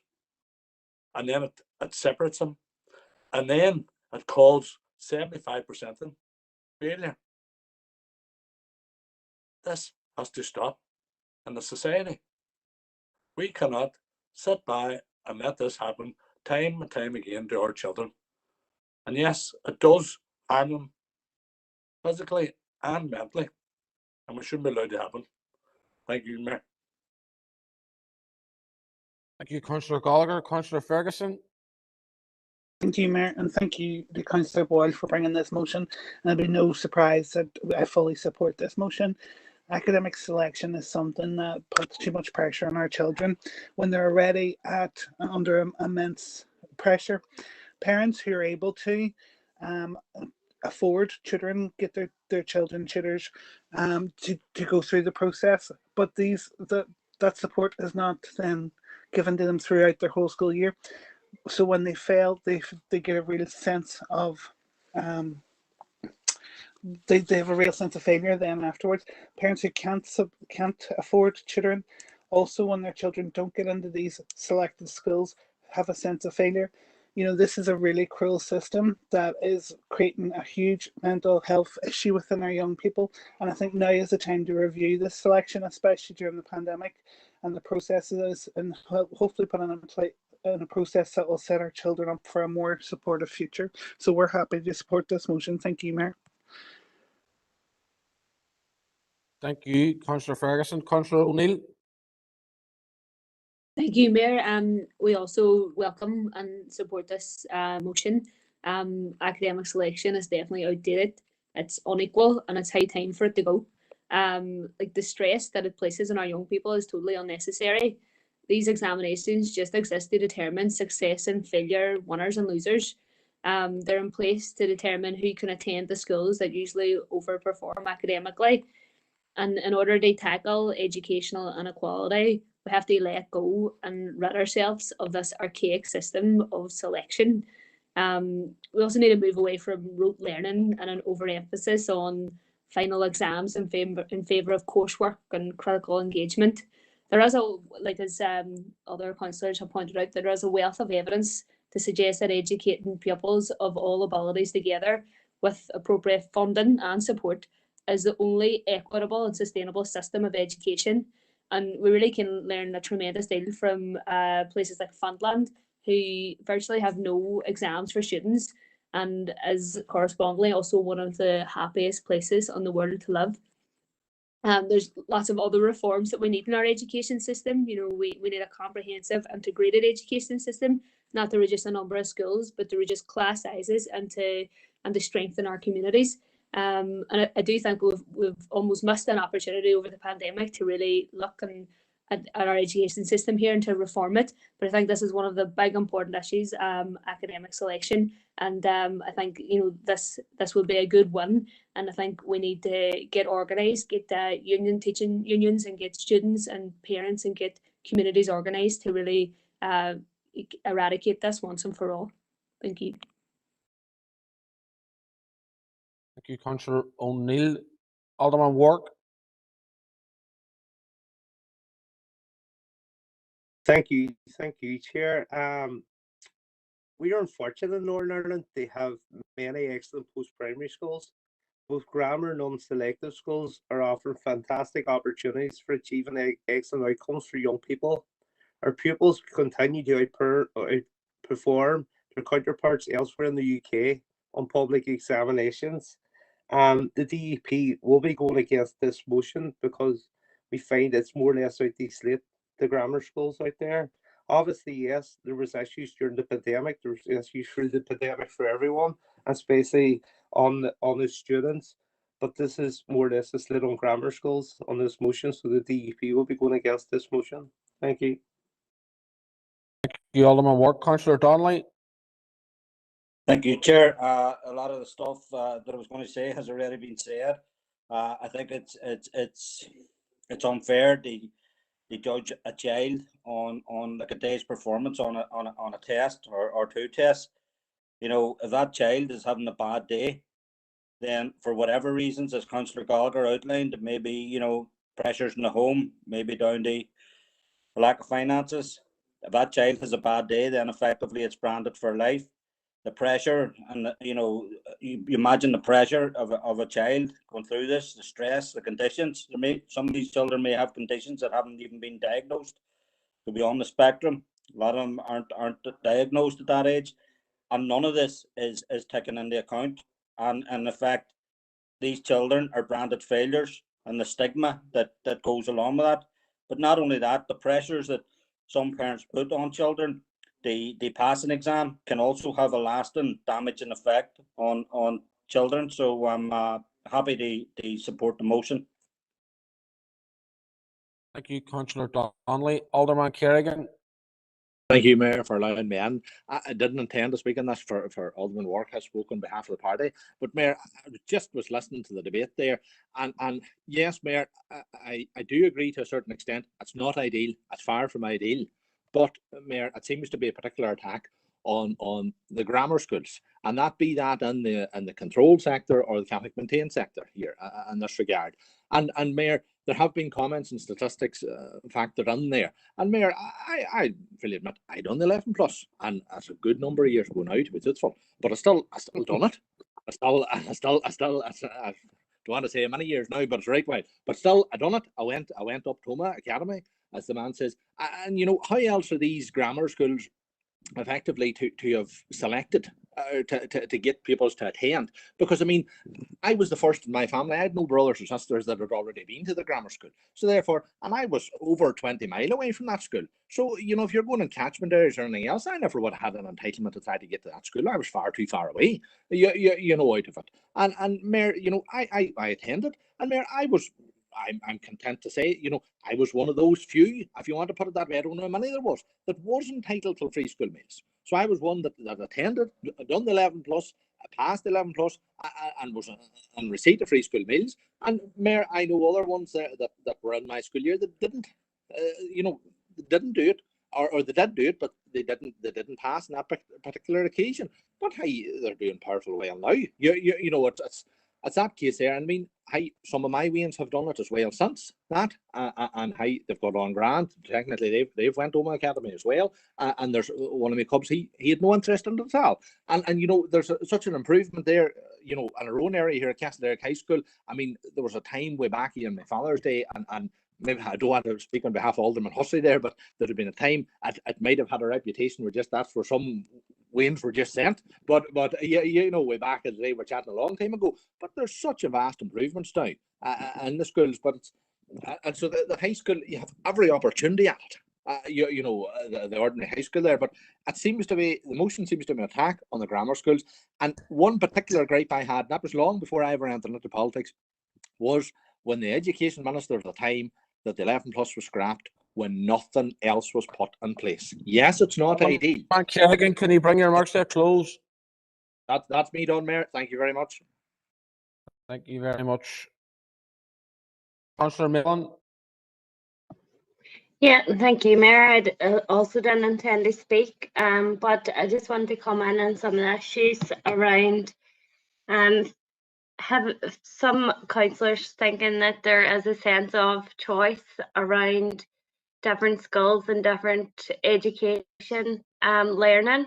We have one curriculum for our children and young people. They all get it in any other school. And this isn't an attack on any specific school or sector. This is a protection for our young people. It's safeguarding for our young people, not an attack on others. And as is often being said, we shouldn't judge a goldfish on its ability to climb a tree. And that is too often the case for our children and young people. It becomes part of the self-fulfilling prophecy that if we tell 11-year-olds that they are failures at 11 years of age on an academic process that too often is set up for failure for children and young people, then they will go through life believing that them results are a reflection on their ability. And we owe it to them, children and young people, to safeguard them from that and protect them from any notion of failure through academic selection, because it's untrue, and the report shows it's unfounded. And no matter what school brings any academic selection, be it that it was 11 plus and that is gone, and other schools have chosen to go down that route, they are also part of the self-fulfilling prophecy, and people who decide to take that course of action, that we are letting children down. The further we continue with this, the further that is the case. And I would encourage everyone to support the motion. I'm disappointed to hear from Alderman Mark, who works with children and young people day and daily, and I'm sure he does a great job, do not feel it his responsibility to advocate and safeguard them children and young people as well. Thank you, Mayor. Thank you, Councillor Mellon. Councillor Jackson.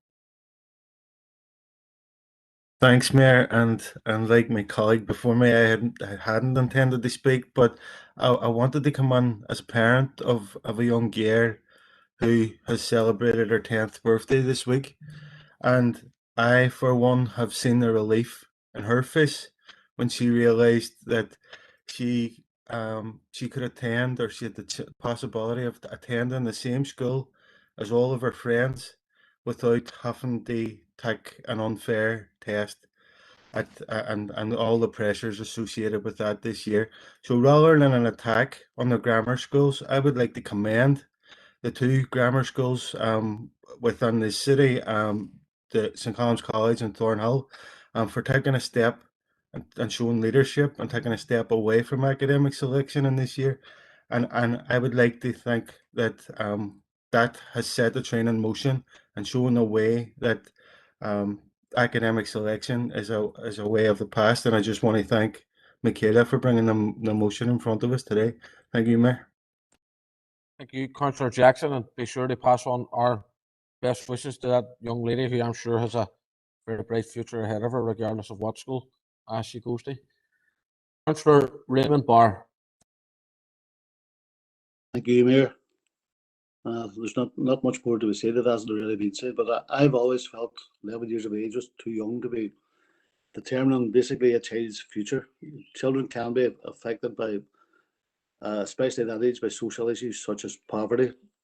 Some children just quite simply are lit developers, and I don't see the motion as an attack on grammar schools, although I know myself growing up, when if one of your friends or associates was going to a grammar school, you always thought that they were privileged. But I'd be supporting the motion.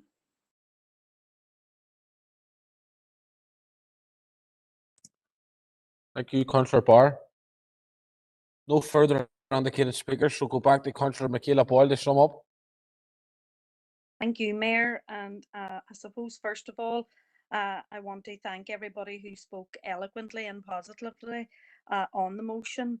The report does highlight many other issues in regards to academic selection, and I would urge all those who are still in favour of transfer tests to read it and to read the research, the much research that has gone into this report.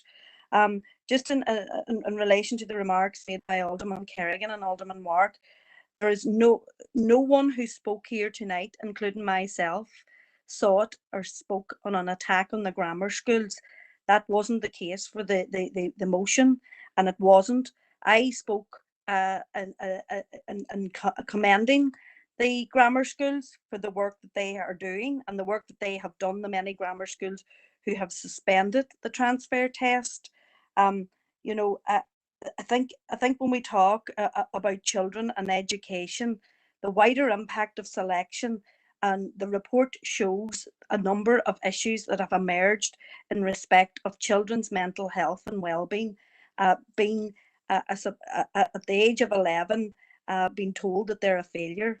And I think too, the report goes on and tells us more about the proportion of schools that still use this as a criteria for enrolment. Most schools now, including some grammar schools, have developed their own enrolment criteria, and they have to be commended for that. But I just want to say thanks for everybody who's supporting the motion here tonight, and for those who are still in favour of the transfer test to read the report. Thank you. Councillor Boyle. John, will you take us to a vote, please? Thank you, Mayor. Alderman Breslin. Alderman Devaney. Alderman Guy. Alderman Hussey. Alderman Carrigan. Against, John. Alderman McClintock. Against, John. Alderman McCready. Alderman Ramsey. Against, John. Alderman Wark. Against, John. Councillor Jason Barr. For. Councillor Raymond Barr. For, John. Councillor John Boyle. For. Councillor Michaela Boyle. For. Councillor Burke. For. Councillor Carr. For. Councillor Cusick. For. Councillor Dobbins. For, John. Councillor Donnelly. For. Councillor Doyle. Councillor Doyle. Oh, he's left for the opportunity. Okay, thank you. Councillor Duffy. For. Councillor Edwards. For. Councillor Farrell. For. Councillor Ferguson. For, John. Councillor Fleming. For, John. Councillor Gallagher. For. Councillor Harkin. For. Councillor Heaney. For, John. Councillor Jackson. For, John. Councillor Kelly. For. Councillor Logue. For, John. Councillor McGuire.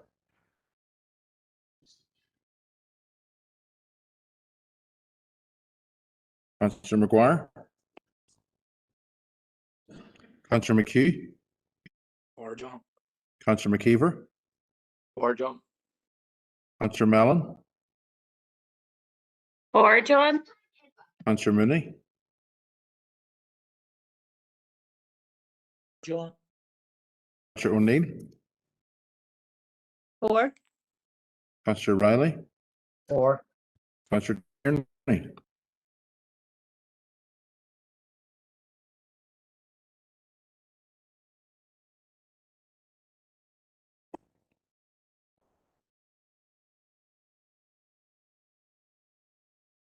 Mayor, I've recorded 27 for, 4 against, no abstentions. So the notice of motion is carried.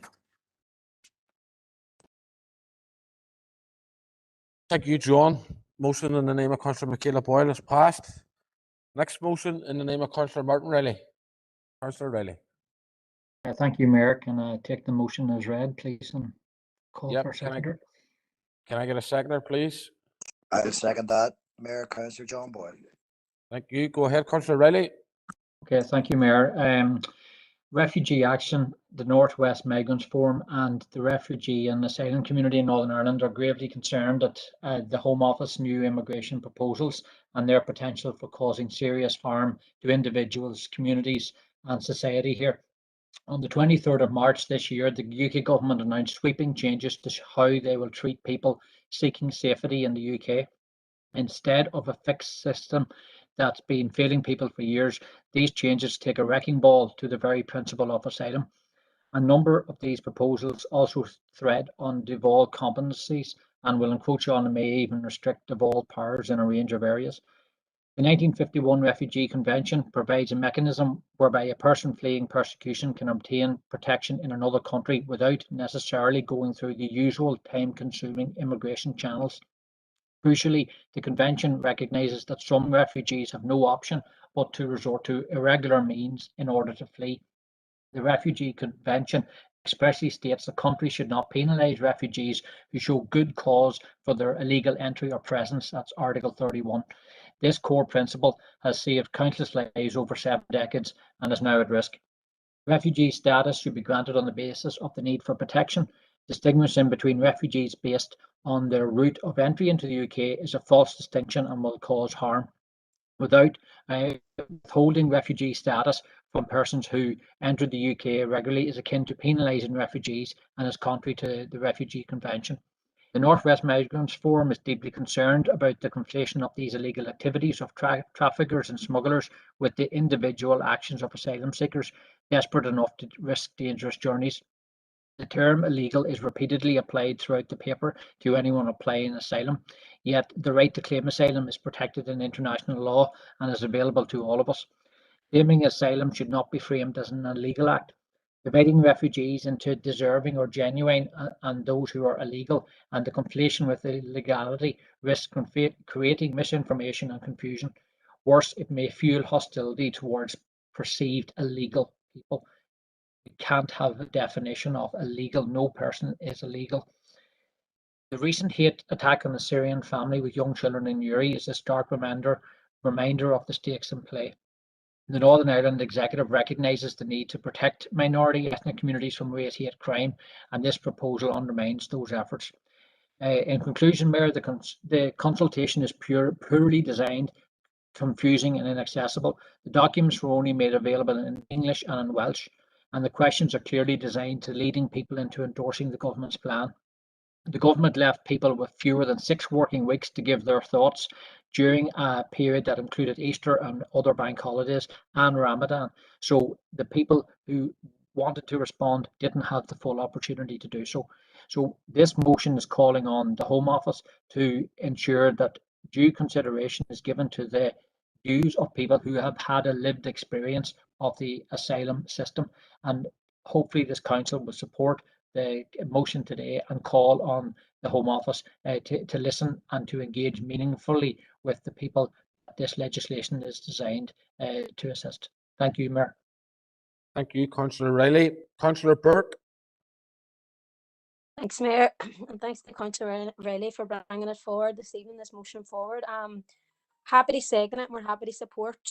Just upon looking at some of the concerns raised from these groups which have been mentioned in the motion, all of which have been working actively and tirelessly to assist refugees who have fled terrible and war-torn conditions that I myself can only imagine. They definitely need to be addressed.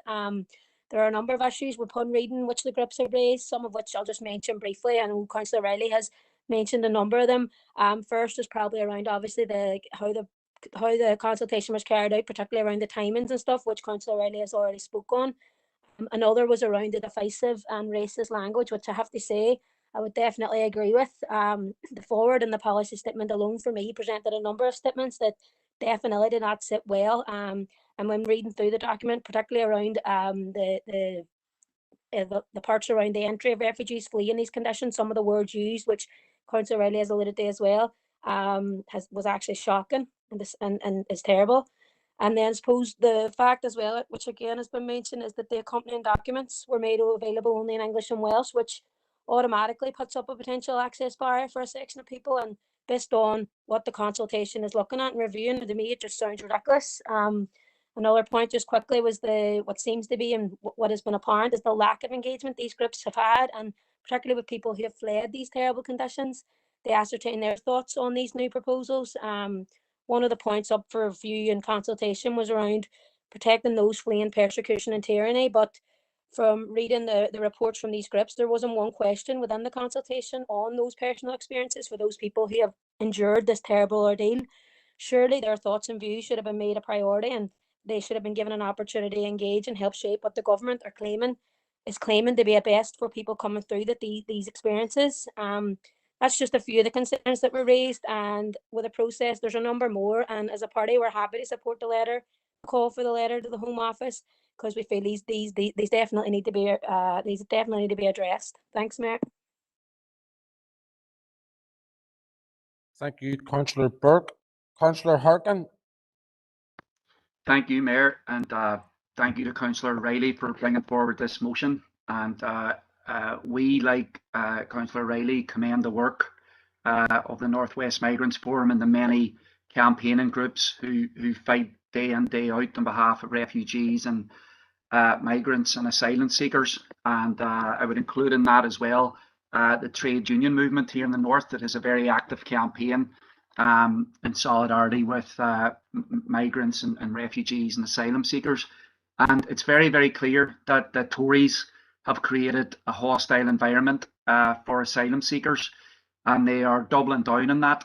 And I think we have to challenge it, call it out, and campaign against it. And I was heartened to see the mass demonstration in Scotland several weeks ago when an attempt to deport people was stopped by people power. And I think that has sent a message to the Tories about how unpopular their so-called new immigration plan is. And I think we have to, as a council, speak up on behalf of asylum seekers and refugees, and know that we're part of a growing campaign that is gathering strength. So we'll be supporting the motion. I also want to say that we have to think about our immigration policies and migration policies on an island-wide basis. And direct provision in the south is a disgrace. And it seems to me that there's been a tremendous amount of campaigning, and people in the north have been involved in supporting the efforts in the south to challenge direct provision. But even though there's been a white paper, it seems to me that the Fianna Fáil-led government is putting the change in this on the long finger. They're talking about keeping it in place until 2024, but that could be extended further. And there is a lot of cynicism about how serious the government is about undoing the damage that direct provision has done to asylum seekers. So I think we have to also be cognizant of that and challenge anti-asylum seeker policies right across the island. There's asylum seekers in Donegal. They're our neighbours, and they're locked into this terrible system. So I think we have to stand in solidarity with people right across the island to the hostile environment for refugees and asylum seekers. Thank you, Mayor. Thank you very much, Councillor Harkin. Alderman Kerrigan. Thank you, Mayor, for allowing me in. Mayor, I tell you, I've looked at this here from Councillor Riley, and I see his point there. We will be abstaining on this one here. The government have sought to bring in a consultation here, and again, it is the government are in favour of legal, immigration and for asylum seekers here. And they're not seeking to stop asylum seekers, but they're seeking to support them. And any of those that are fleeing persecution, oppression, or tyranny here, these things here, the UK have always sought to welcome those people in. But there's a system's got to be in place. You just can't open the doors and let everybody in. There's got to be a system in place, and they are trying to do this. Yes, there potentially here's a difficulty here. Some people are stating there that maybe the consultation wasn't long enough here, but there's still there's those aspects of it. And Mayor, there's a situation here in regards to the victims of modern slavery as well. We do realise, Mayor, that there's a lot of individuals and sadly there's a lot of young females that are brought in and are brought into to very serious and into the it's desperate the activities that are brought into here and just held as modern slaves, and it's so sad, and it needs to be worked on. Now they're trying it; they haven't got everything right, and again, that's why in that regard I'm not going to go against the motion, but I'll be minded to abstain. And Mayor, I would state there that the UK, Mayor, have resettled. It's almost 25,000 men, women, and children who have sought refuge from across the world since 2015.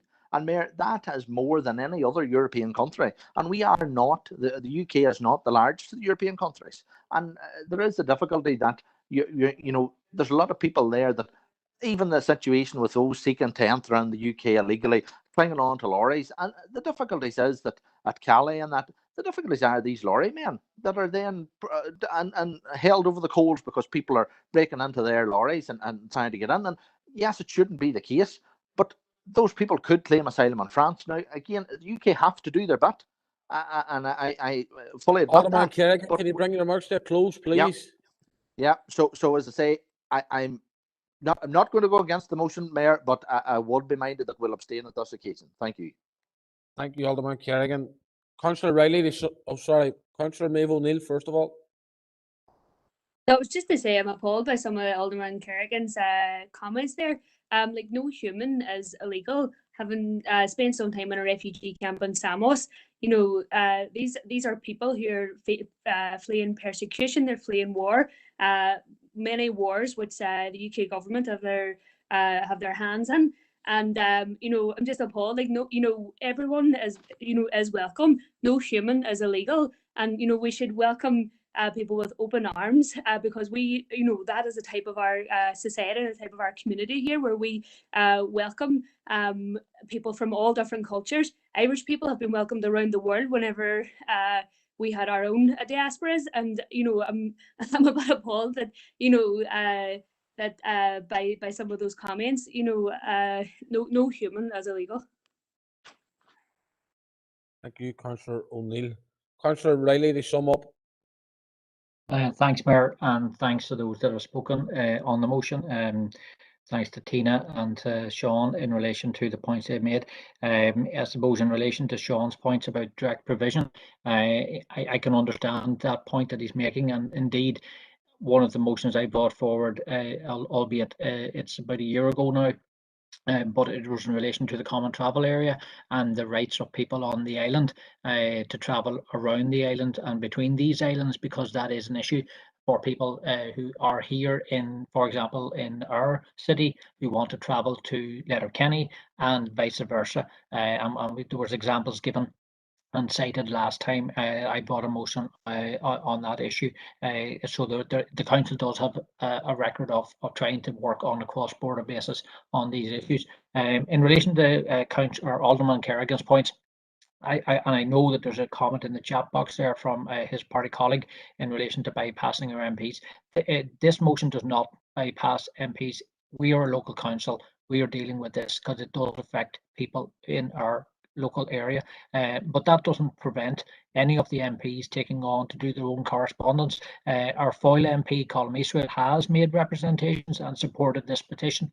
I would encourage Alderman Ramsey to contact his party colleagues who are MPs and ask them to do the same. There's nothing in this motion that precludes members of Parliament from taking action. Indeed, I'm sure that Refugee Action, the North West Migrants Forum, and many other people affected by asylum would encourage their DUP MPs to listen to them and to speak up for them in Parliament, just as Colm Eastwood has done. So, Mayor, happy with the comments that have came forward in terms of those that wanted to support the motion, and happy for it to move to a vote. Thank you. Thank you, Councillor Riley. John? Thank you, Mayor. Alderman Breslin, Alderman Devaney, Alderman Guy, and Alderman Hussey, I don't think are with us. Okay. Alderman Kerrigan? I'll abstain. Alderman Breslin's there. Sorry. Thank you. Alderman Breslin? Abstaining. Okay, thank you. Alderman Kerrigan? Abstain. Alderman McClintock? Abstain, John. Thank you. Alderman Ramsey? Abstain, John. Alderman Wark? Abstain. Councillor Jason Barr? Or John?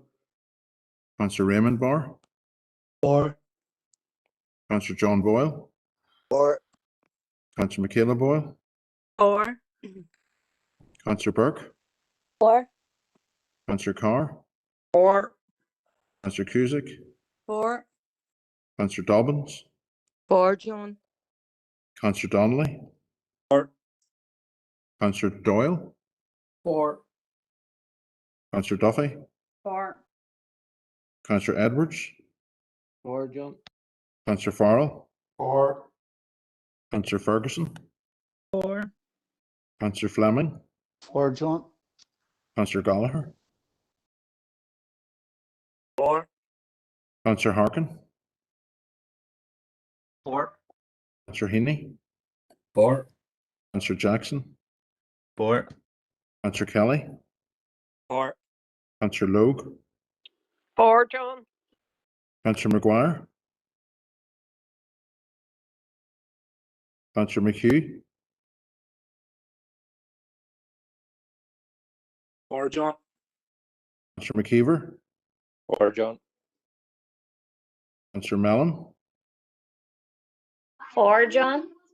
Councillor Mooney, For. Councillor O'Neill, For. Councillor Riley, For. and Councillor Tierney. For.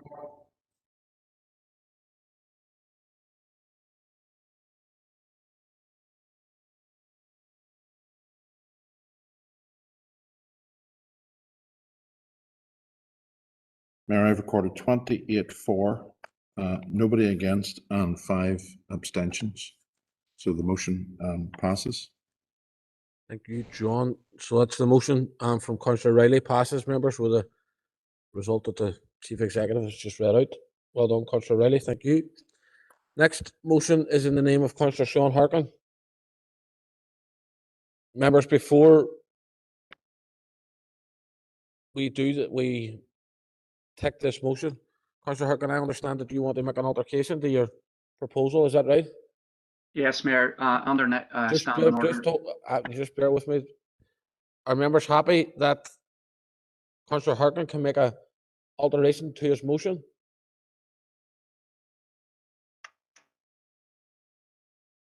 Depends what it is. Can we put it on the chat box?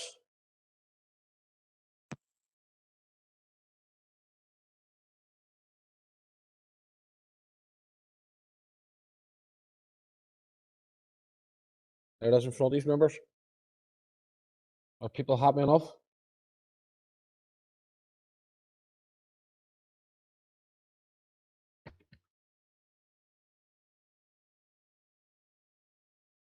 Yes, it's an add-on to the final paragraph.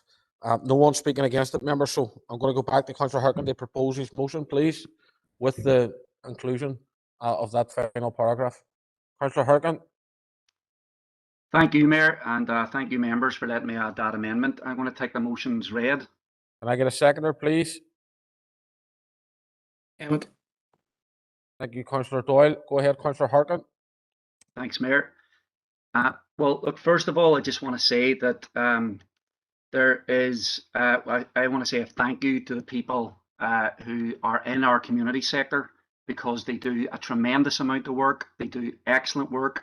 They deliver a wide variety of essential services. And as other people have said over the last year, they've played a phenomenal role being on the ground and delivering services to the vulnerable and many others during the pandemic. So, you know, we should, as a council, be very thankful for the work of our community sector and regularly acknowledge it. I would say as well that the way that Stormont has organised the community sector means that there's a lot of precarity when it comes to jobs. There's a lot of precarity when it comes to funding. There's a lot of there's not a great standardisation in terms of wages and terms and conditions right across the sector, and I think that has to do with the community sector being a bridge in some ways to undermining the public sector and growing the private sector. But that's not the fault of the many workers who are in our community sector trying to deliver services and programs as best they can.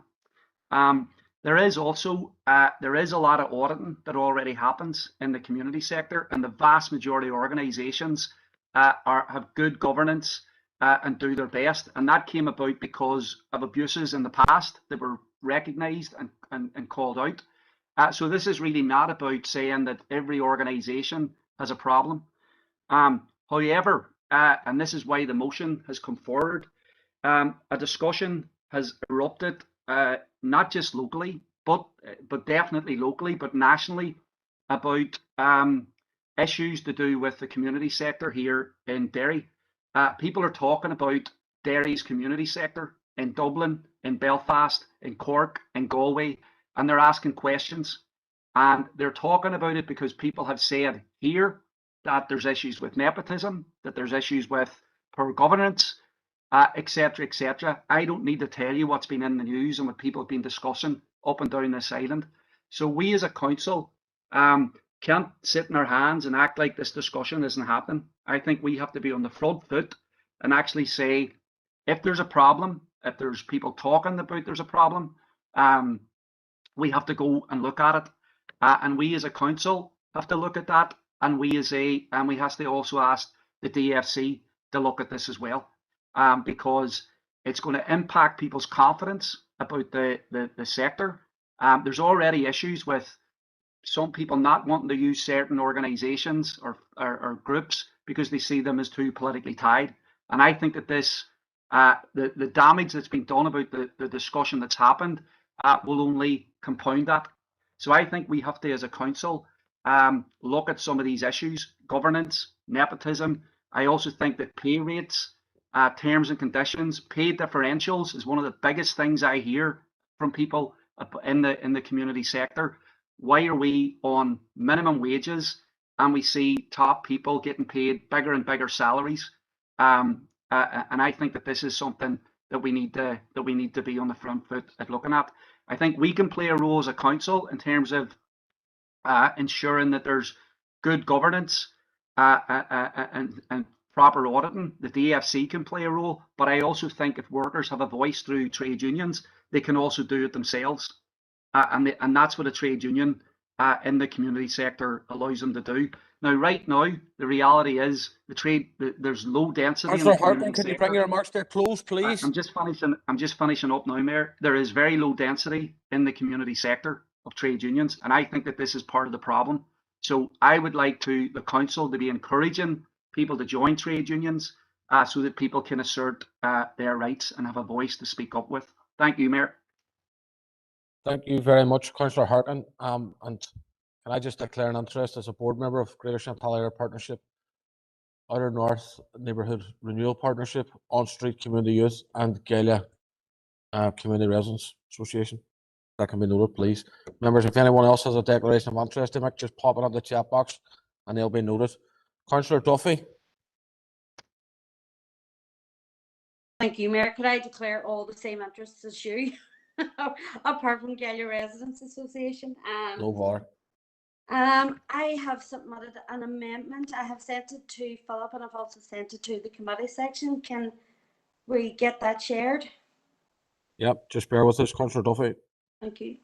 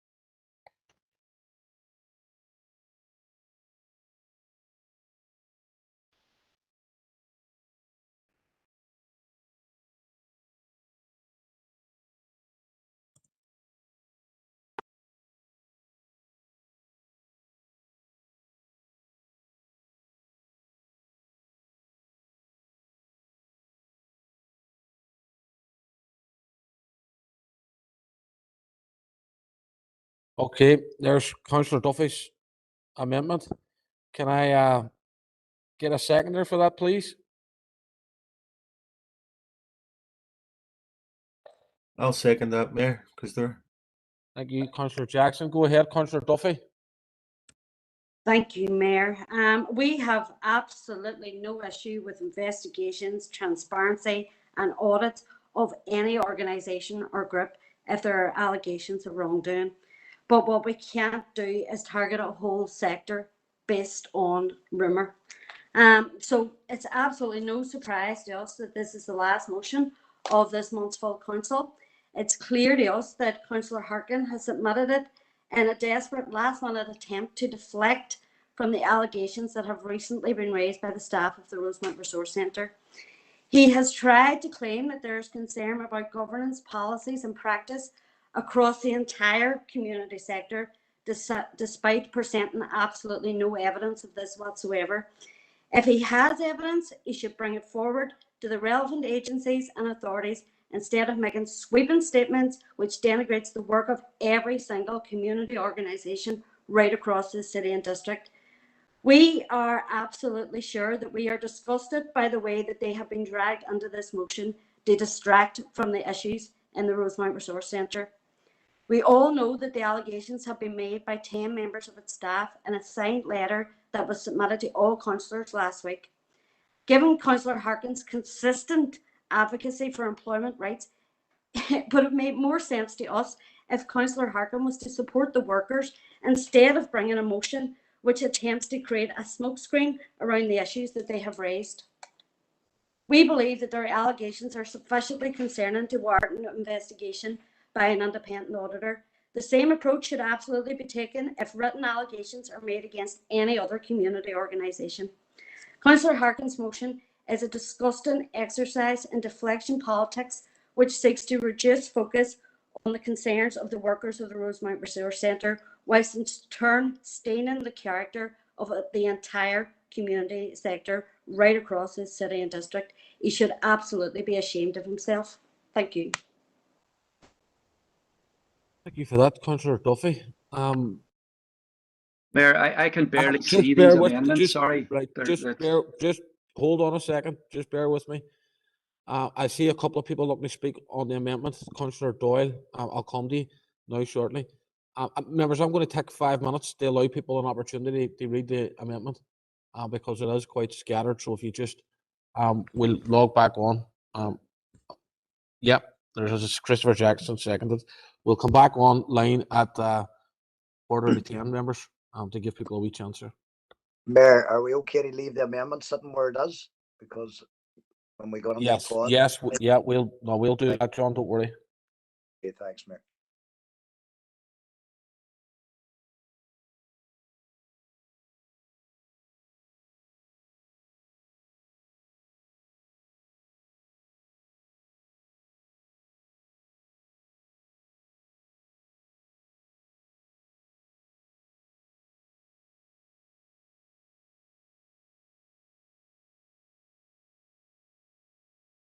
Chair, it's Angela here. Could you put that back on screen, please, if Teresa would manage Let's that? go. Let's go on. It's going off the screen. Just bear with me, members. Just bear with me. Teresa, if you're online, can you put the motion and the amendment back on screen, please, so people can see it, please?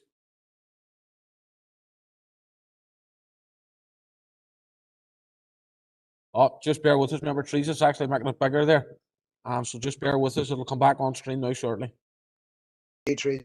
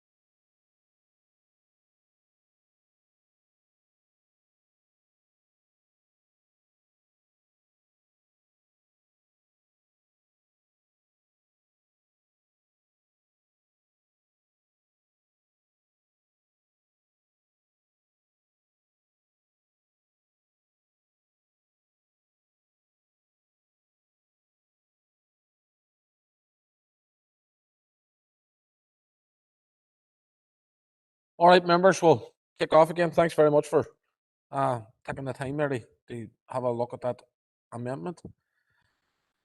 There's no one. Hold on, I see now. Emmett Doyle, I think, had asked to speak on the amendment from what I can remember. Emmett? Thank you, Mayor. I'm sitting here with my head in my hands there for a couple of minutes because it's this is a deflection of the deflection. We all know and we've all seen the letter from the staff within Rosemount Resource Centre. For the record, Ainty have met the staff and have been communicating with them on a number of issues around the letter that they sent, including referring them to the Charities Commission, and we'll continue to do that. But it is a bit rich for Sinn Féin to come in here and pick out one community organisation. Let's be honest, it's no secret in this town that there are community organisations who are run by and managed by people who all happen to be in Sinn Féin. And that's a fact. I mean, look, we can go round the houses on that. Since taking up this Point post, of order, point of order. I was waiting on it. Yeah. Councillor Duffy? Yeah, if Councillor Doyle is going to present something as a fact, could we see his facts? Because that is not a fact. Okay. Thank you, Councillor Duffy, for that. Councillor Doyle, do you want to go ahead? yeah, thanks, Mayor, because that's not a point of order. In terms of, look, I've been to meetings since I've taken this seat in November with certain community organisations around the city and district, all of whom have at least some element in the main of people who are very open about their membership of Sinn Féin. Now, let me put this in plain terms. Nothing wrong with being a member of Sinn Féin. Nothing wrong with being a member of Sinn Féin and also being in a community group, as long as you're not doing the work of Sinn Féin. Because what I find far too often, and let me be plain, is that there are a lot of community workers out there who are aligned to Sinn Féin who use their roles in the community to bolster their party's political viewpoint. And we see people going to who are members and members of staff of community groups right across the city who will sit in meetings with all of us as people who have mandates and then go out then at election time and tell people that the services run by their organisations, many of which are publicly funded, was actually the work of Sinn Féin. And I know that from people who have been canvassed over many years, who've been told that from a range of community groups. Now, that all having been said, I do believe there's merit in what Councillor Harkin has brought forward. I think it misses the point of it in that, yes, there is public concern about reports of widespread nepotism, poor governance and recruitment, but I don't think his motion gets to the point.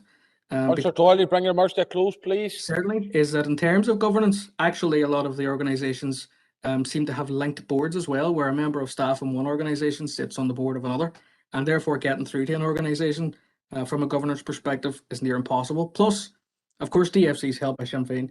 Thank you, Councillor Doyle. Any governance to take place outside of the realms of what we can do. Thank you, Mayor. Thank you, Councillor Doyle. Councillor Gallagher. For Livingston, Mayor, just see the original motion. It was, in a sense, it was very generic across groupings. But the amendment gives me some concerns, and the fact that it starts naming. And when you start naming, I think that council runs into some legal requirements that this meeting is open, and it's in this motion it's saying about public concerns, but I'm not sure that it's public concerns regarding individual group. And someone has mentioned earlier that we received a letter last week. I'm not sure whether we should have received that letter in a public sense, i.e. just got emailed out. I think that maybe that letter could have been done in confidential business and discussed in confidential business. And likewise, when you start naming a group here in public, then there's implications for ourselves. And I'm Further wondering, point of order. sorry, Chair, if I can finish. Just a point of order. Hold on, Councillor Gallagher. Councillor Duffy with a point of order. Just in terms of naming organisations, we have passed motions in this chamber before naming organisations, naming private companies. That's not a point of order. Yeah, but I still think that it's important that it's interjected. Not a point of order, but Councillor Right. Gallagher, go ahead. Thank you, Chair. And I'm just to see that the letter we get, and it may be one-sided because we're talking about a letter, and one may inquire, did any other letters come in from possibly the same organisation that may have had a counterbalance to the one that we received? And maybe, Chair, just to ask the legal opinion, would it be better if this was put under confidential business, i.e. in order to maybe protect groups, protect individuals, and not have this thrashed out in public when, as the proposal of this amendment says, there's a lot of rumour and counter-rumour? Thank you. Point of clarification, Mayor. Hold on a minute. Just settle yourself down. Philip, on Councillor Gallagher's point.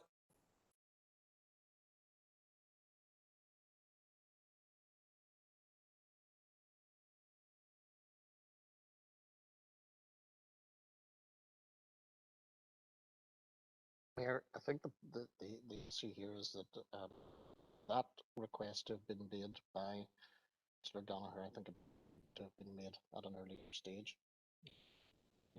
Is there now to just proceed. Okay, Philip, thank you for that. Members, you've all heard the advice there, so we'll proceed. Chair, Councillor, just 1 second. That was my first opportunity. And as I said, the original motion was generic.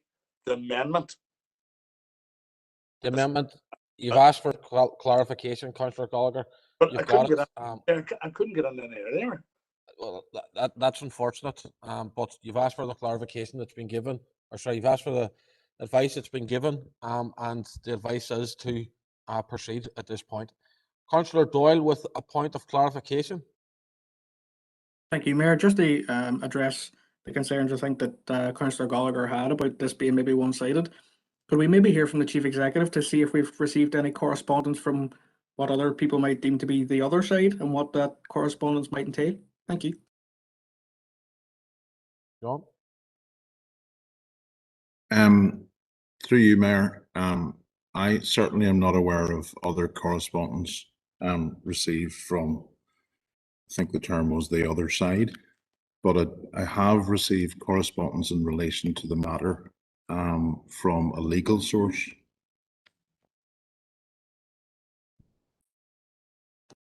Can we hear what that letter was, Mayor? That's the point I'm asking. And who it was from?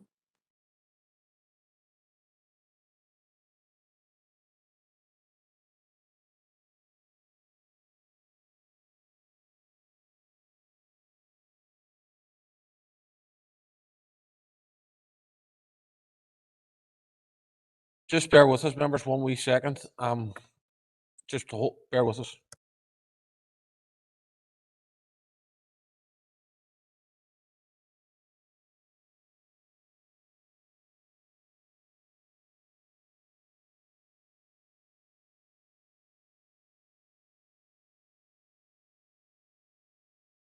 Sorry, through you, Mayor, I'm just consulting with the lead legal services officer here. I'll be with you in a moment.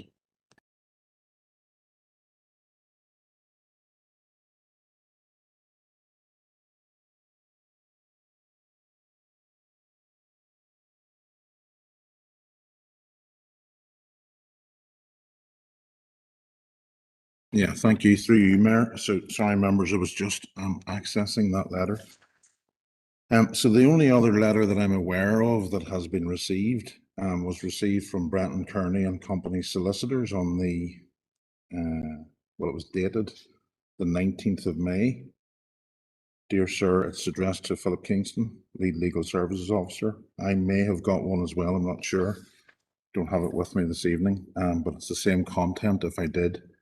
Dear Sir, our client, Rosemount Resource Centre Management Committee. Our above clients have contacted us and instructed us with regard to a letter dated 7th of May 2021, which was sent by a number of staff in the centre to an officer in your council, who then distributed the letter to all councillors.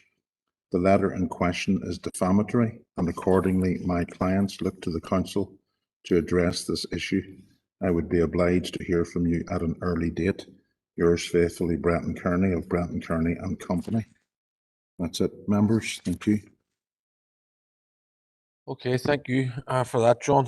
Moving on, members. The next indicated speaker is Councillor Burke. Councillor Burke. Thanks, Mayor. Just a quick point, because I know Councillor Duffy has already outlined our position in relation to the amendment. But it's just in regard to the comments from Councillor Doyle, which I have to say is a bit rich coming from him and actually quite shameless. Your integrity or credibility on this matter is to be questioned when it's coming from the same person who in the past has publicly attacked my sister, who worked very hard to achieve her financial management degree at uni, and might I add, worked right through her pregnancy and didn't take time out as she didn't want to lose out on achieving that degree. Yet despite this, after successfully gaining employment in a small part-time job as a financial administrator with a local community group, you proceeded to put up an untruthful post on social media about my sister. You realized that she was gifted a manager's job by her husband.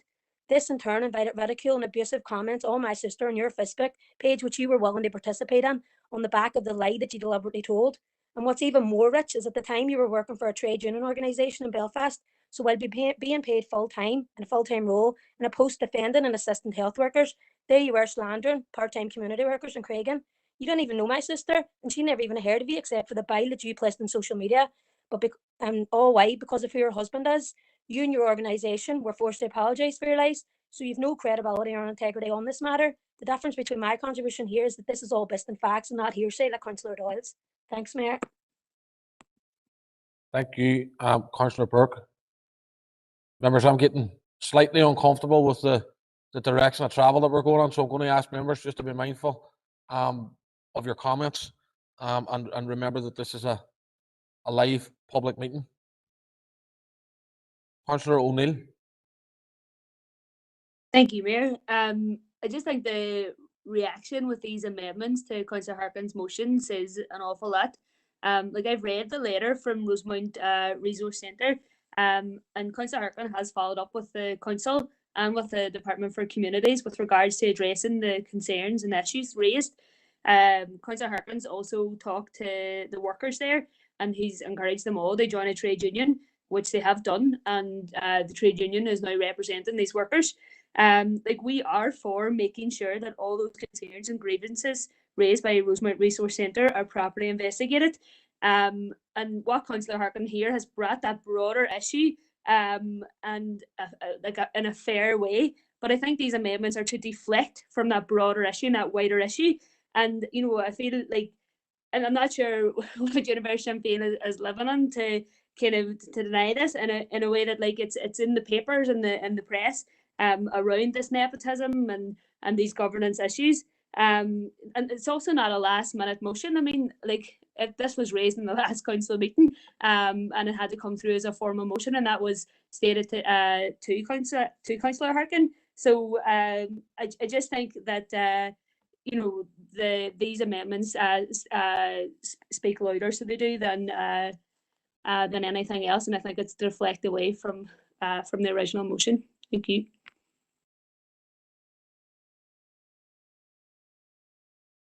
Thank you, Councillor O'Neill. Councillor Jackson. Thanks, Mayor. And just in relation to the amendment, and how it differs from the original motion. The original motion is right. It was generic and it casted aspersions on all our community and voluntary sector. It also casted aspersions on our own council officers who are working alongside many of those within our community and voluntary sector. And just in relation to the comment that was made there by Councillor O'Neill around what universe Sinn Féin living in, I can only speak on behalf of myself in terms of representing the water side, DEA, and I know from within our DEA and members of the Environment and Regeneration Committee will be aware that there are other community organisations with governance issues, and there is organisations within my DEA where there is concerns around political ties, and hopefully we will see those being investigated if concerns arise around them.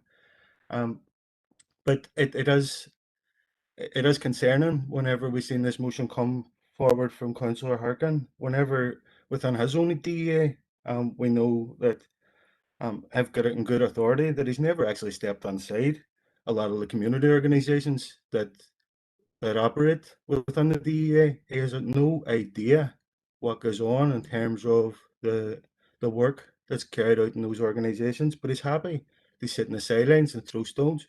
And without evidence, and this is with the amendment, where the amendment comes in, the amendment comes back and it's based on complaints that we've received. And if there is any evidence that's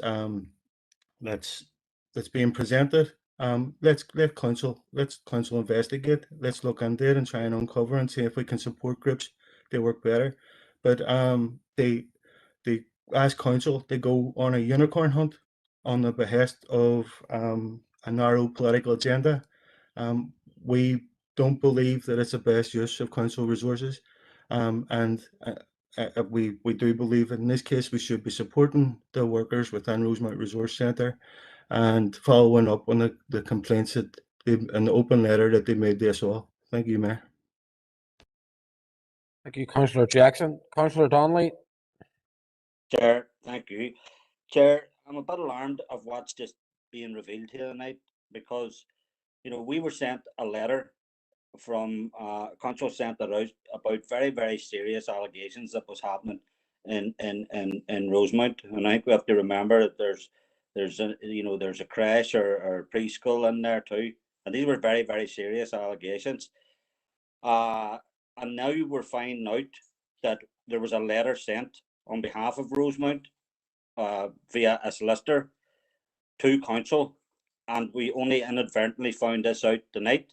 Why wasn't that letter sent around the councillors as a potential other side of the story? And why has that letter been replied to? And if it has been replied to, can we at least be told what council has said? Because, you know, we represent corporate council here. Now, since that letter, the initial letter regarding Rosemount was sent around, there's been a frenzied social media campaign, and it's very, very unhealthy.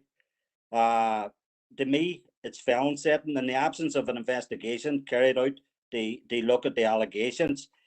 I have no problem with investigations, but I think it's hypocritical of Sinn Féin when they refused to carry out the backup demand for an independent forensic audit of the PCSP regarding serious issues. And I think there's all sorts of possibilities coming out of this motion. I have no problem with investigations. I support it, but what I'm against is felon setting, and that's what I'm seeing going on here. And I have serious issues with council and how they handled this whole situation. I think it may come back to bite council corporately. Thank you.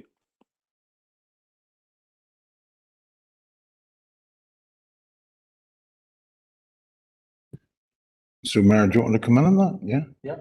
So, Mayor, I'm just checking with Philip here. My understanding, there has not been a response sent to this letter at this stage. That's correct, Philip? Yeah. Yeah.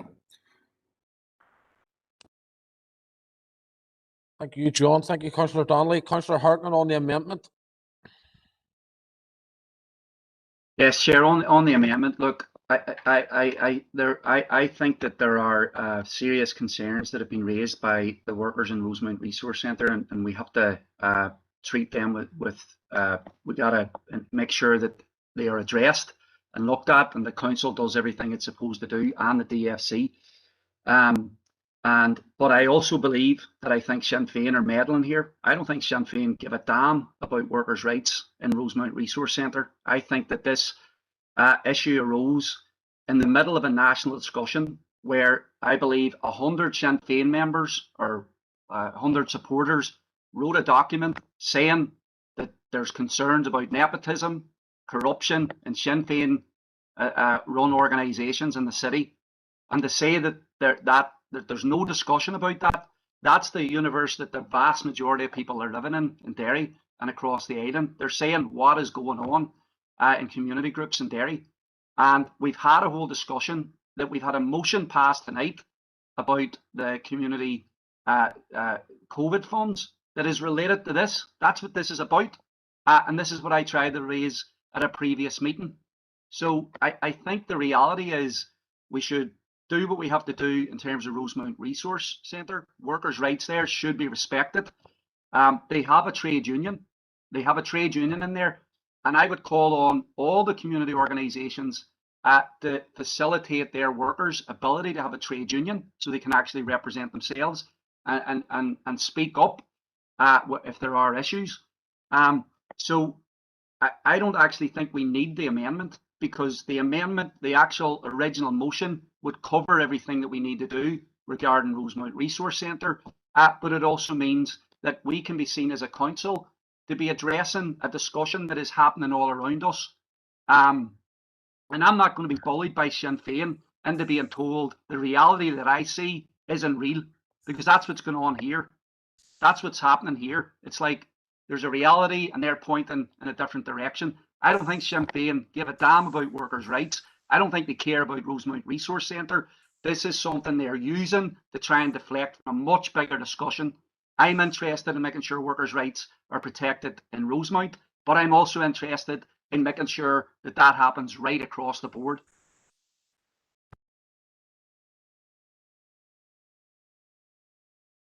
Thank you, Councillor Harkin. Councillor Heaney. Thanks, Chair. And just in response to Councillor Harkin's comments there now, I can assure him we give a damn about the workers in Rosemount Resource Centre. I've now met them twice. I met them just yesterday. All of them. Most of them are women in this case who are bringing very serious allegations. That's the reason, and it was with their support that we are looking to bring this amendment through tonight. And I can tell you their opinion of Councillor Harkin's support has questions they answer. So what he has done in terms of his own motion is, in our view, and as was explained by Councillor Duffy earlier, was simply to distract, the cast wide aspersions and to take away from what's happening in his own DEA. And we think that is disgraceful. I actually thought at the point where Councillor Harkin was going to bring an adjustment to his original motion that it was going to be on this issue, and was disappointed to find out that it was a totally different direction altogether. So thank you, Chair. Thank you, Councillor Heaney. Councillor Riley.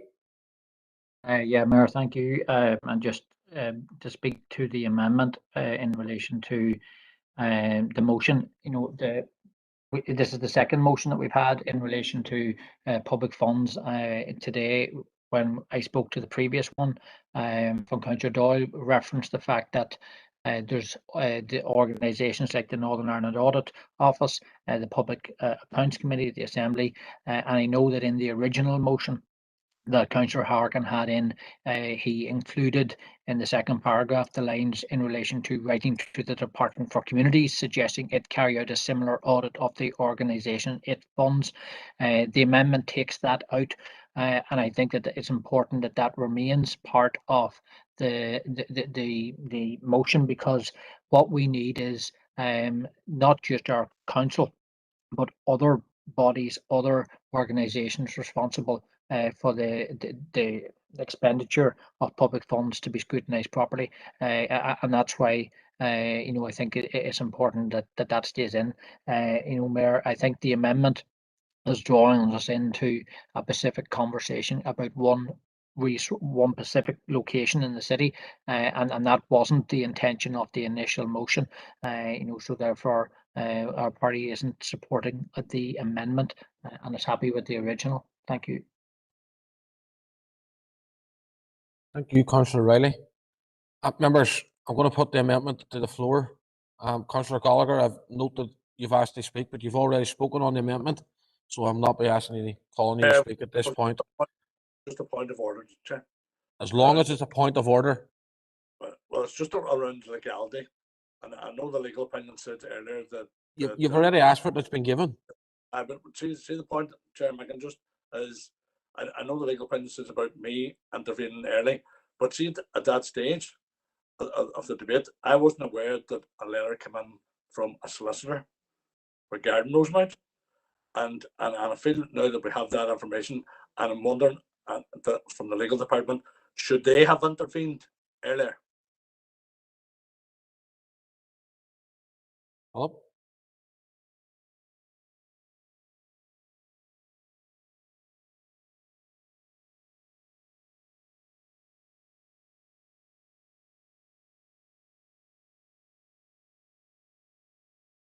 That stage.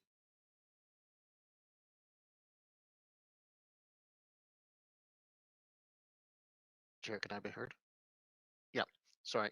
No, Chair, if I'd believed that I needed to intervene at the early stage, then I would have done so at that stage.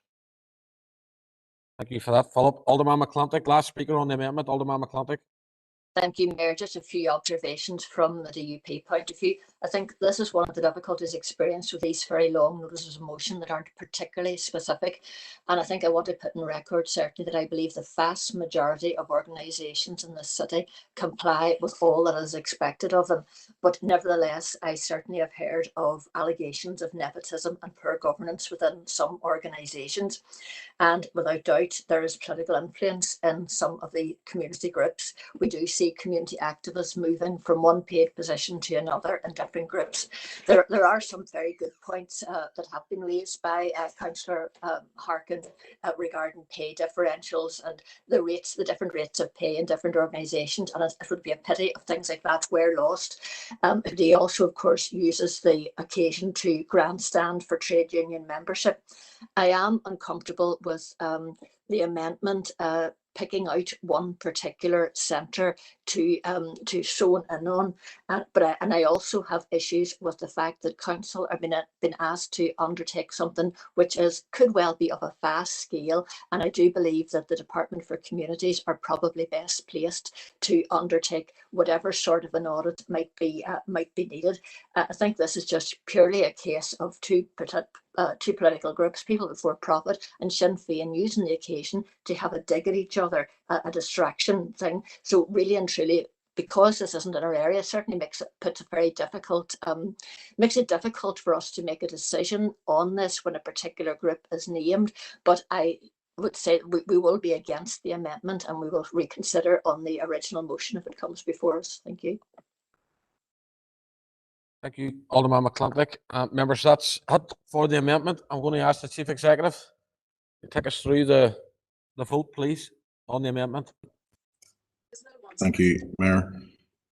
Members, I'm just going to go through all members because I'm just not 100% clear on who is still in the meeting or who's not at this stage. Alderman Breslin. Against. Alderman Devaney.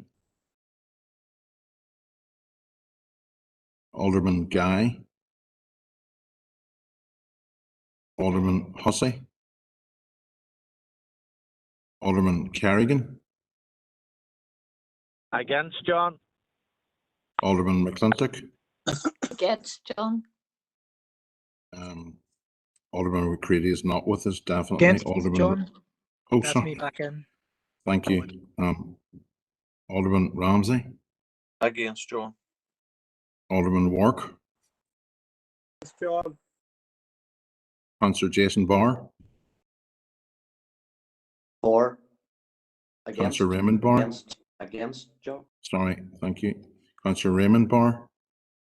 Abstain. Councillor John Boyle. Against. Councillor Michaela Boyle. For. Councillor Burke. For. Councillor Carr. Against. Councillor Cusick. Against. Councillor Dobbins. Against, John. Councillor Donnelly.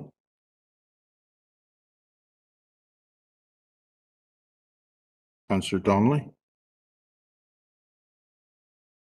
Councillor Doyle, For. Councillor Duffy, For. Councillor Durkin, oh, excuse me, Councillor Edwards, Against. Councillor Farrell, Against. Councillor Ferguson, Against, John. Councillor Fleming, For, John. Councillor Gallagher, Against. Councillor Harkin, Against. Councillor Heaney, For, John. Councillor Jackson, For. Councillor Kelly, For. Councillor Logue, For. Councillor McGuire, For. Councillor McHugh, For. Councillor McKeever, Against. Councillor McKinney, Councillor Mellon, Or, John. Councillor Mooney, Against. Councillor O'Neill, Against. Councillor Riley, Against. Councillor Tierney. Against. Thank you, members.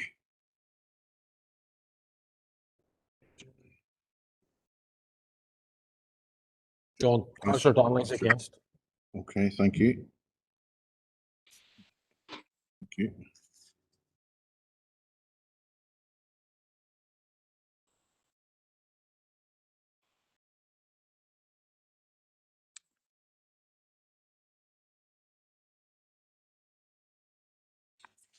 Mayor, I have recorded 14 for the amendment, 20 against the amendment, and 1 abstention. So the amendment falls. Okay, thank you, John. So the amendment falls. We revert back to the original motion. No one looking to speak on the original motion. So I'm going to go back to Councillor Harkin. Sorry, Councillor Doyle on the original motion, sorry. Sorry, Mayor, can we get it back up on the screen again, please? Yeah, it's coming. Just you'll appreciate that there's been a lot of suggested amendments there, so just bear with Yeah, us. sure, But you no can problem. go ahead and speak to it anyway. There we go. Thanks very much, Mayor. It's been a very interesting debate, I have to say. I'd like to just let members know that whilst we were discussing the previous amendment, a member of staff at Rosemount rang me to clarify that actually she hadn't heard hide nor hair of Councillor Harkin. So that's something to reflect on. That having been said, Mayor, I do think that we have a duty in this council to investigate where there is issues around public confidence with regards to the reputation of some community groups. I have no doubt, regardless of what I might feel about people's loyalties, that it takes a special type of person to get to work in the community and voluntary sector, because it's not a high-paid, high-powered job. People do it for a range of different reasons, and I've no doubt that regardless of who it is, that they feel that they are serving their community as we do. That having been said, Mayor, I have to be very clear that, you know, I think there is a line in the sand between organisations that are supposed to serve the community and are there to do that, and the political aspect of work that we do when we put ourselves forward for election, or our parties put themselves forward for election. You know, community groups don't have a mandate, and for me, in organisations across the city, at times I think that that line has been well crossed, and that certain organisations think that they run certain areas of the city, and that isn't the case, and should not be the case. That isn't the role of a community organisation. And you know, as I mentioned before, I have received letters in my time from community organisations that were embarrassing to read. I have also, of course, received the letter that we referred to earlier, and I expect there'll be some action taken from Council's perspective on that. But I was at a meeting recently, Mayor, and you know, the attitude of some community workers in some organisations is almost that of a politician. almost that if you were to speak against certain proposals, you would be run under the ground almost. That is not their job. People are funded for projects a lot of the time, and should be focusing on them rather than seeking to engage in fiefdom building, which often is one of the things that is mentioned to me when certain community organisations' names come up. And we have to make sure that that doesn't. Councillor Doyle, would you bring your remarks to a close, please? So I will support the original motion, but I would expect as well that the Rosemount issue receives a lot more attention, and that we get a report back at some stage. Thank you, Councillor Doyle. Thank you. Councillor Duffy. Thank you, Chair. Or Mayor, I would like to start off by making a clear comment. I am a community activist. I am not a politician. So if Councillor Doyle wants to see himself as a politician, that's up to him. But I very much see myself as grassroots community activism. I have to say I'm not surprised our amendment wasn't carried. We probably didn't expect it to be carried in terms of a bit of a witch hunt going on at the minute and a bit of deflection from Councillor Harkin. He thinks that he has some sort of smoking gun. We will see. We will see. I would just like to point out in terms of it, we have absolutely no problem in supporting investigations, transparency, audits wherever they need to happen. And that is why we supported the earlier motion by Councillor Doyle in terms of the COVID funding. Councillor Harkin then went on to say that this motion was around the COVID funding. If it was, we don't need to have this debate then. But there you go. I have to say it's disappointing to hear people talk about people being connected to political parties being involved in the community. Of course they are. People who get involved in the community, people who get involved in politics, do so because they want to make their areas, they want to make their communities better. That's their motivation. So of course there's going to be crossovers between it. And I would ask any political party, do they not have any ties to any sort of community group? Maybe Councillor Doyle is different because he sees himself as a politician. But I tell you what, you see in the 1980s when the British government tried to demonise our communities and tried to demonise ourselves, and it was us that got off the ground and built our communities. And I absolutely am proud of that, and I am proud of the work that goes on in the community sector and the people that work in it. We won't be supporting this motion because we think that it is a broad witch hunt of absolutely everybody who works within the community sector, and for that reason we won't be supporting it. We supported the earlier motion specifically around the COVID response, and to see if we want to do this, bring forward evidence and we will support it. Thank you, Councillor Duffy. Members, back to Councillor Harkin to sum up on his motion. Councillor Harkin. Thank you, Mayor, and thanks for everybody's contributions. Look, the community sector is there to deliver services and programs, and there are tens of thousands of people in it. I know lots of people in it, and they do a brilliant job. There's also another aspect of the community sector, which is part of the Stormont Carnival, where some people think it's their right to build a state within a state that is less to do with providing community services than building up their own particular project. And what they say is, what's ours is ours, and we're gonna protect ours at the expense of everybody else. And that's what we've seen with advice services in this city in recent months.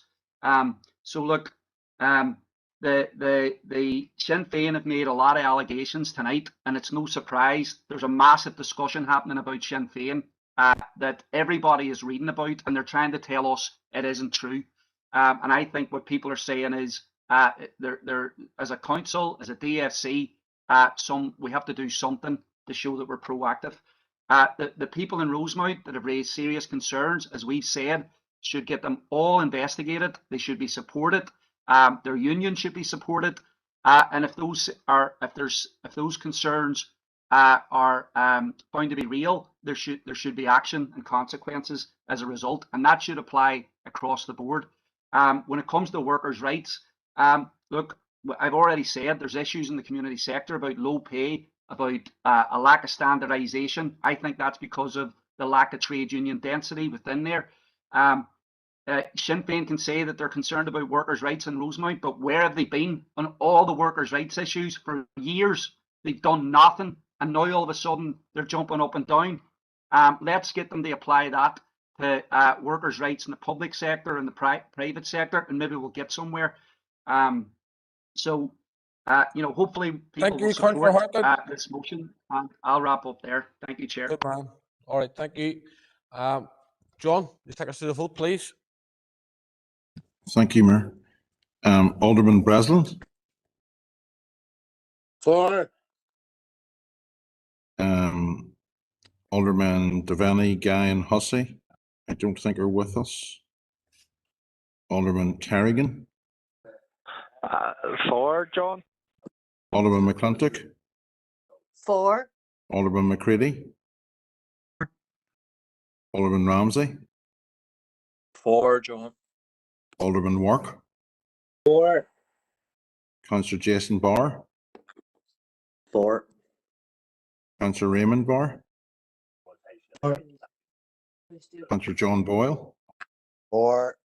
Councillor Michaela Boyle.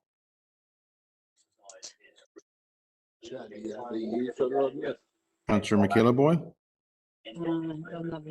John. Sorry, say again, Councillor Boyle.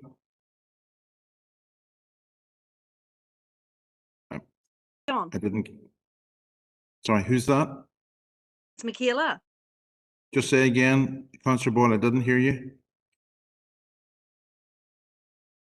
John.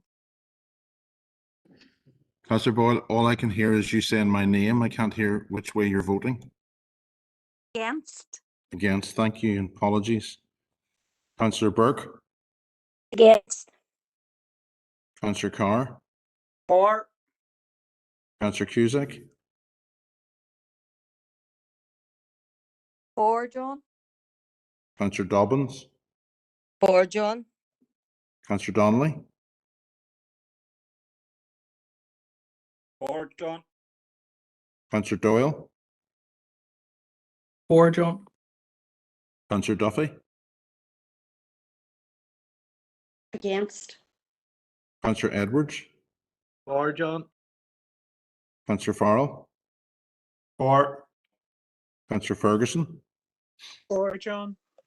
Councillor Fleming. Against, John. Councillor Gallagher. For. Councillor Harkin. For. Councillor Heaney. Against, John. Councillor Jackson. Against. Councillor Kelly. Against, John. Councillor Logue. Against.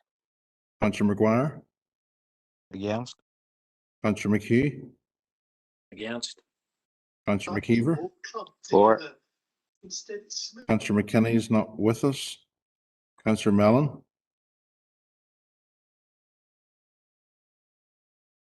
Against, John. Councillor Mooney. For, John. Councillor O'Neill. For. Councillor Riley. For. Councillor Tierney. For. Thank you.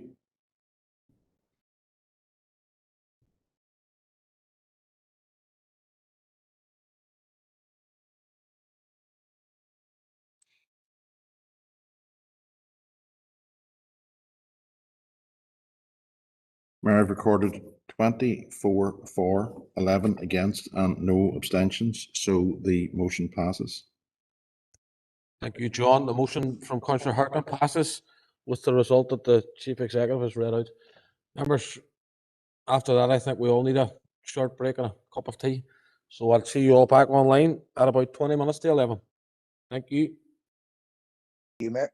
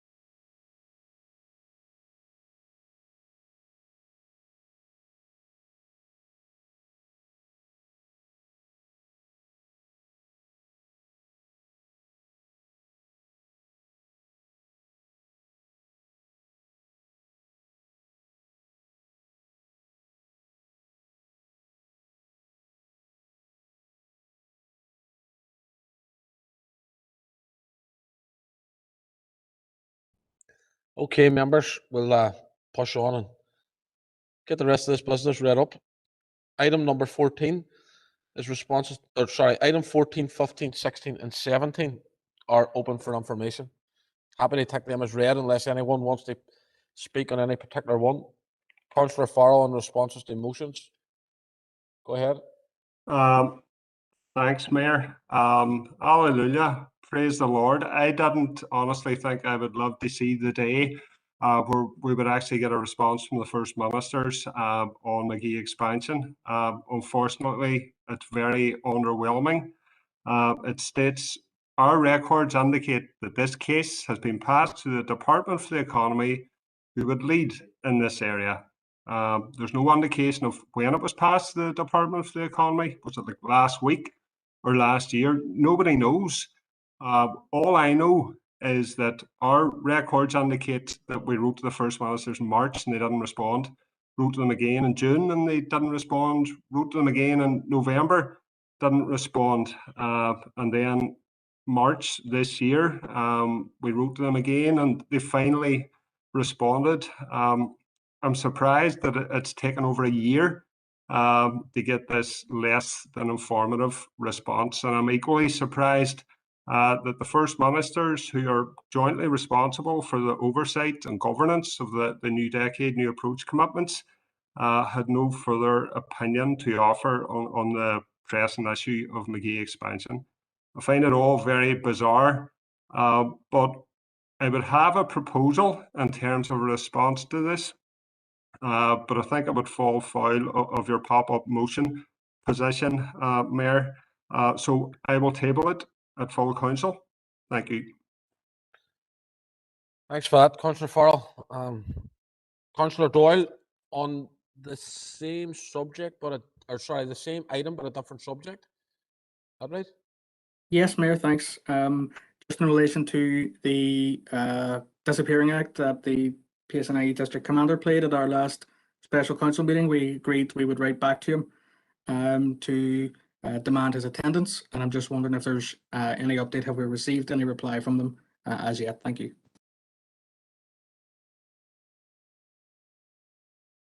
Through you, Mayor, I'm just checking if Ellen is on the call. Can you advise if the letter has been sent and if we have received a reply, Ellen?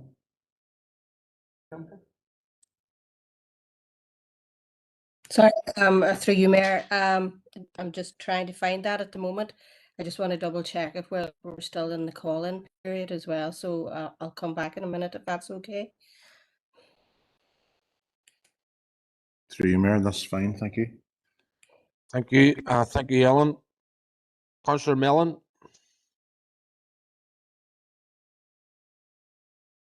Thank you, Mayor, for bringing me in. It's just in response to my motion around the traffic and road safety motion for St Paul's Primary School. I just want to acknowledge a letter from the Education Minister within the responses to motions, and just to say that I am disappointed given that the motion did ask for a cross-departmental plan on how we can better equip our children and young people with a safer environment for going into and leaving school. So I believe it very much as a joint responsibility from the Department for Infrastructure and the Education Minister. I do see that there has been an open door in terms of visits that could happen in the near future. But again, I would just like to put on record the disappointment that there is no collaboration approach to these issues, that as we've seen in the discussions before, that this is a very real issue in terms of a lot of schools, but in particularly the St Paul's School. We would really welcome a cross-departmental approach to it, and I think I just wanted to reiterate that tonight, Mayor. So thank you very much, and I would hopefully await a response from DFI as well. Okay, thank you, Councillor Mellon. Councillor O'Neill. Thank you, Mayor. It was just to welcome the responses from the various departments of the executive with regards to the violence against women and girls motion. I know I spoke with the former Councillor Durkin on this, and she's also delighted to see these responses, and also it's very positive in Naomi Long's response that that they've now agreed to bring forward a cross-departmental violence against women and girls strategy to be coordinated by the Executive Office. And it's also very positive that Naomi Long has engaged with the young female campaigners, since this as well, from Stop Street Harassment and the Stop Upskirting campaign. So I think it's just very good to note this progress on this important issue. Thank you. Thank you, Councillor O'Neill, for that. Just bear with me now, get back to me.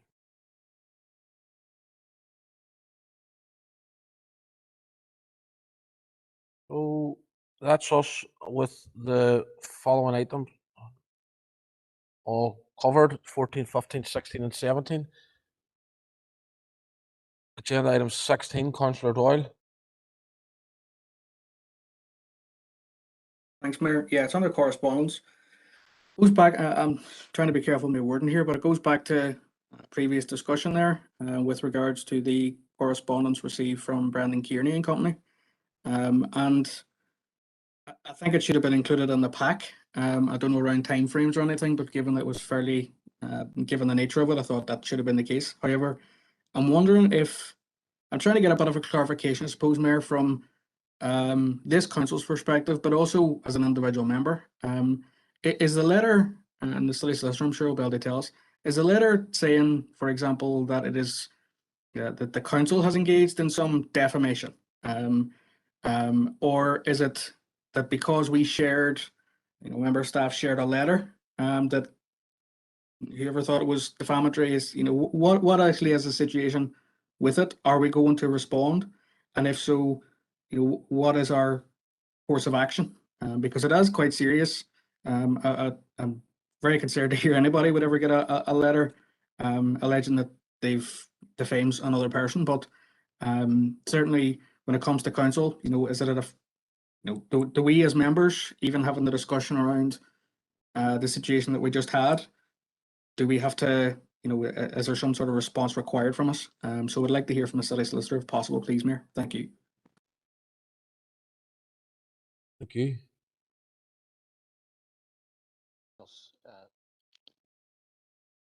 Mayor, it wouldn't be appropriate to discuss that in open business. Thank you for that, Councillor, or sorry, Philip. Councillor Doyle, you've heard the response there, so we'll move on. Also, Councillor Doyle, the issue that you raised around the district commander, I'm just being informed that it is still currently within the call-in period, and that will be issued on the 3rd of June. Thank you, Mayor. Thank you. Moving on, can I get a proposal to go into confidential, please? Hammett. Thank you. Seconded, Alderman Kerrigan. Thank you, Alderman Kerrigan. Just give us a wee minute there, do we?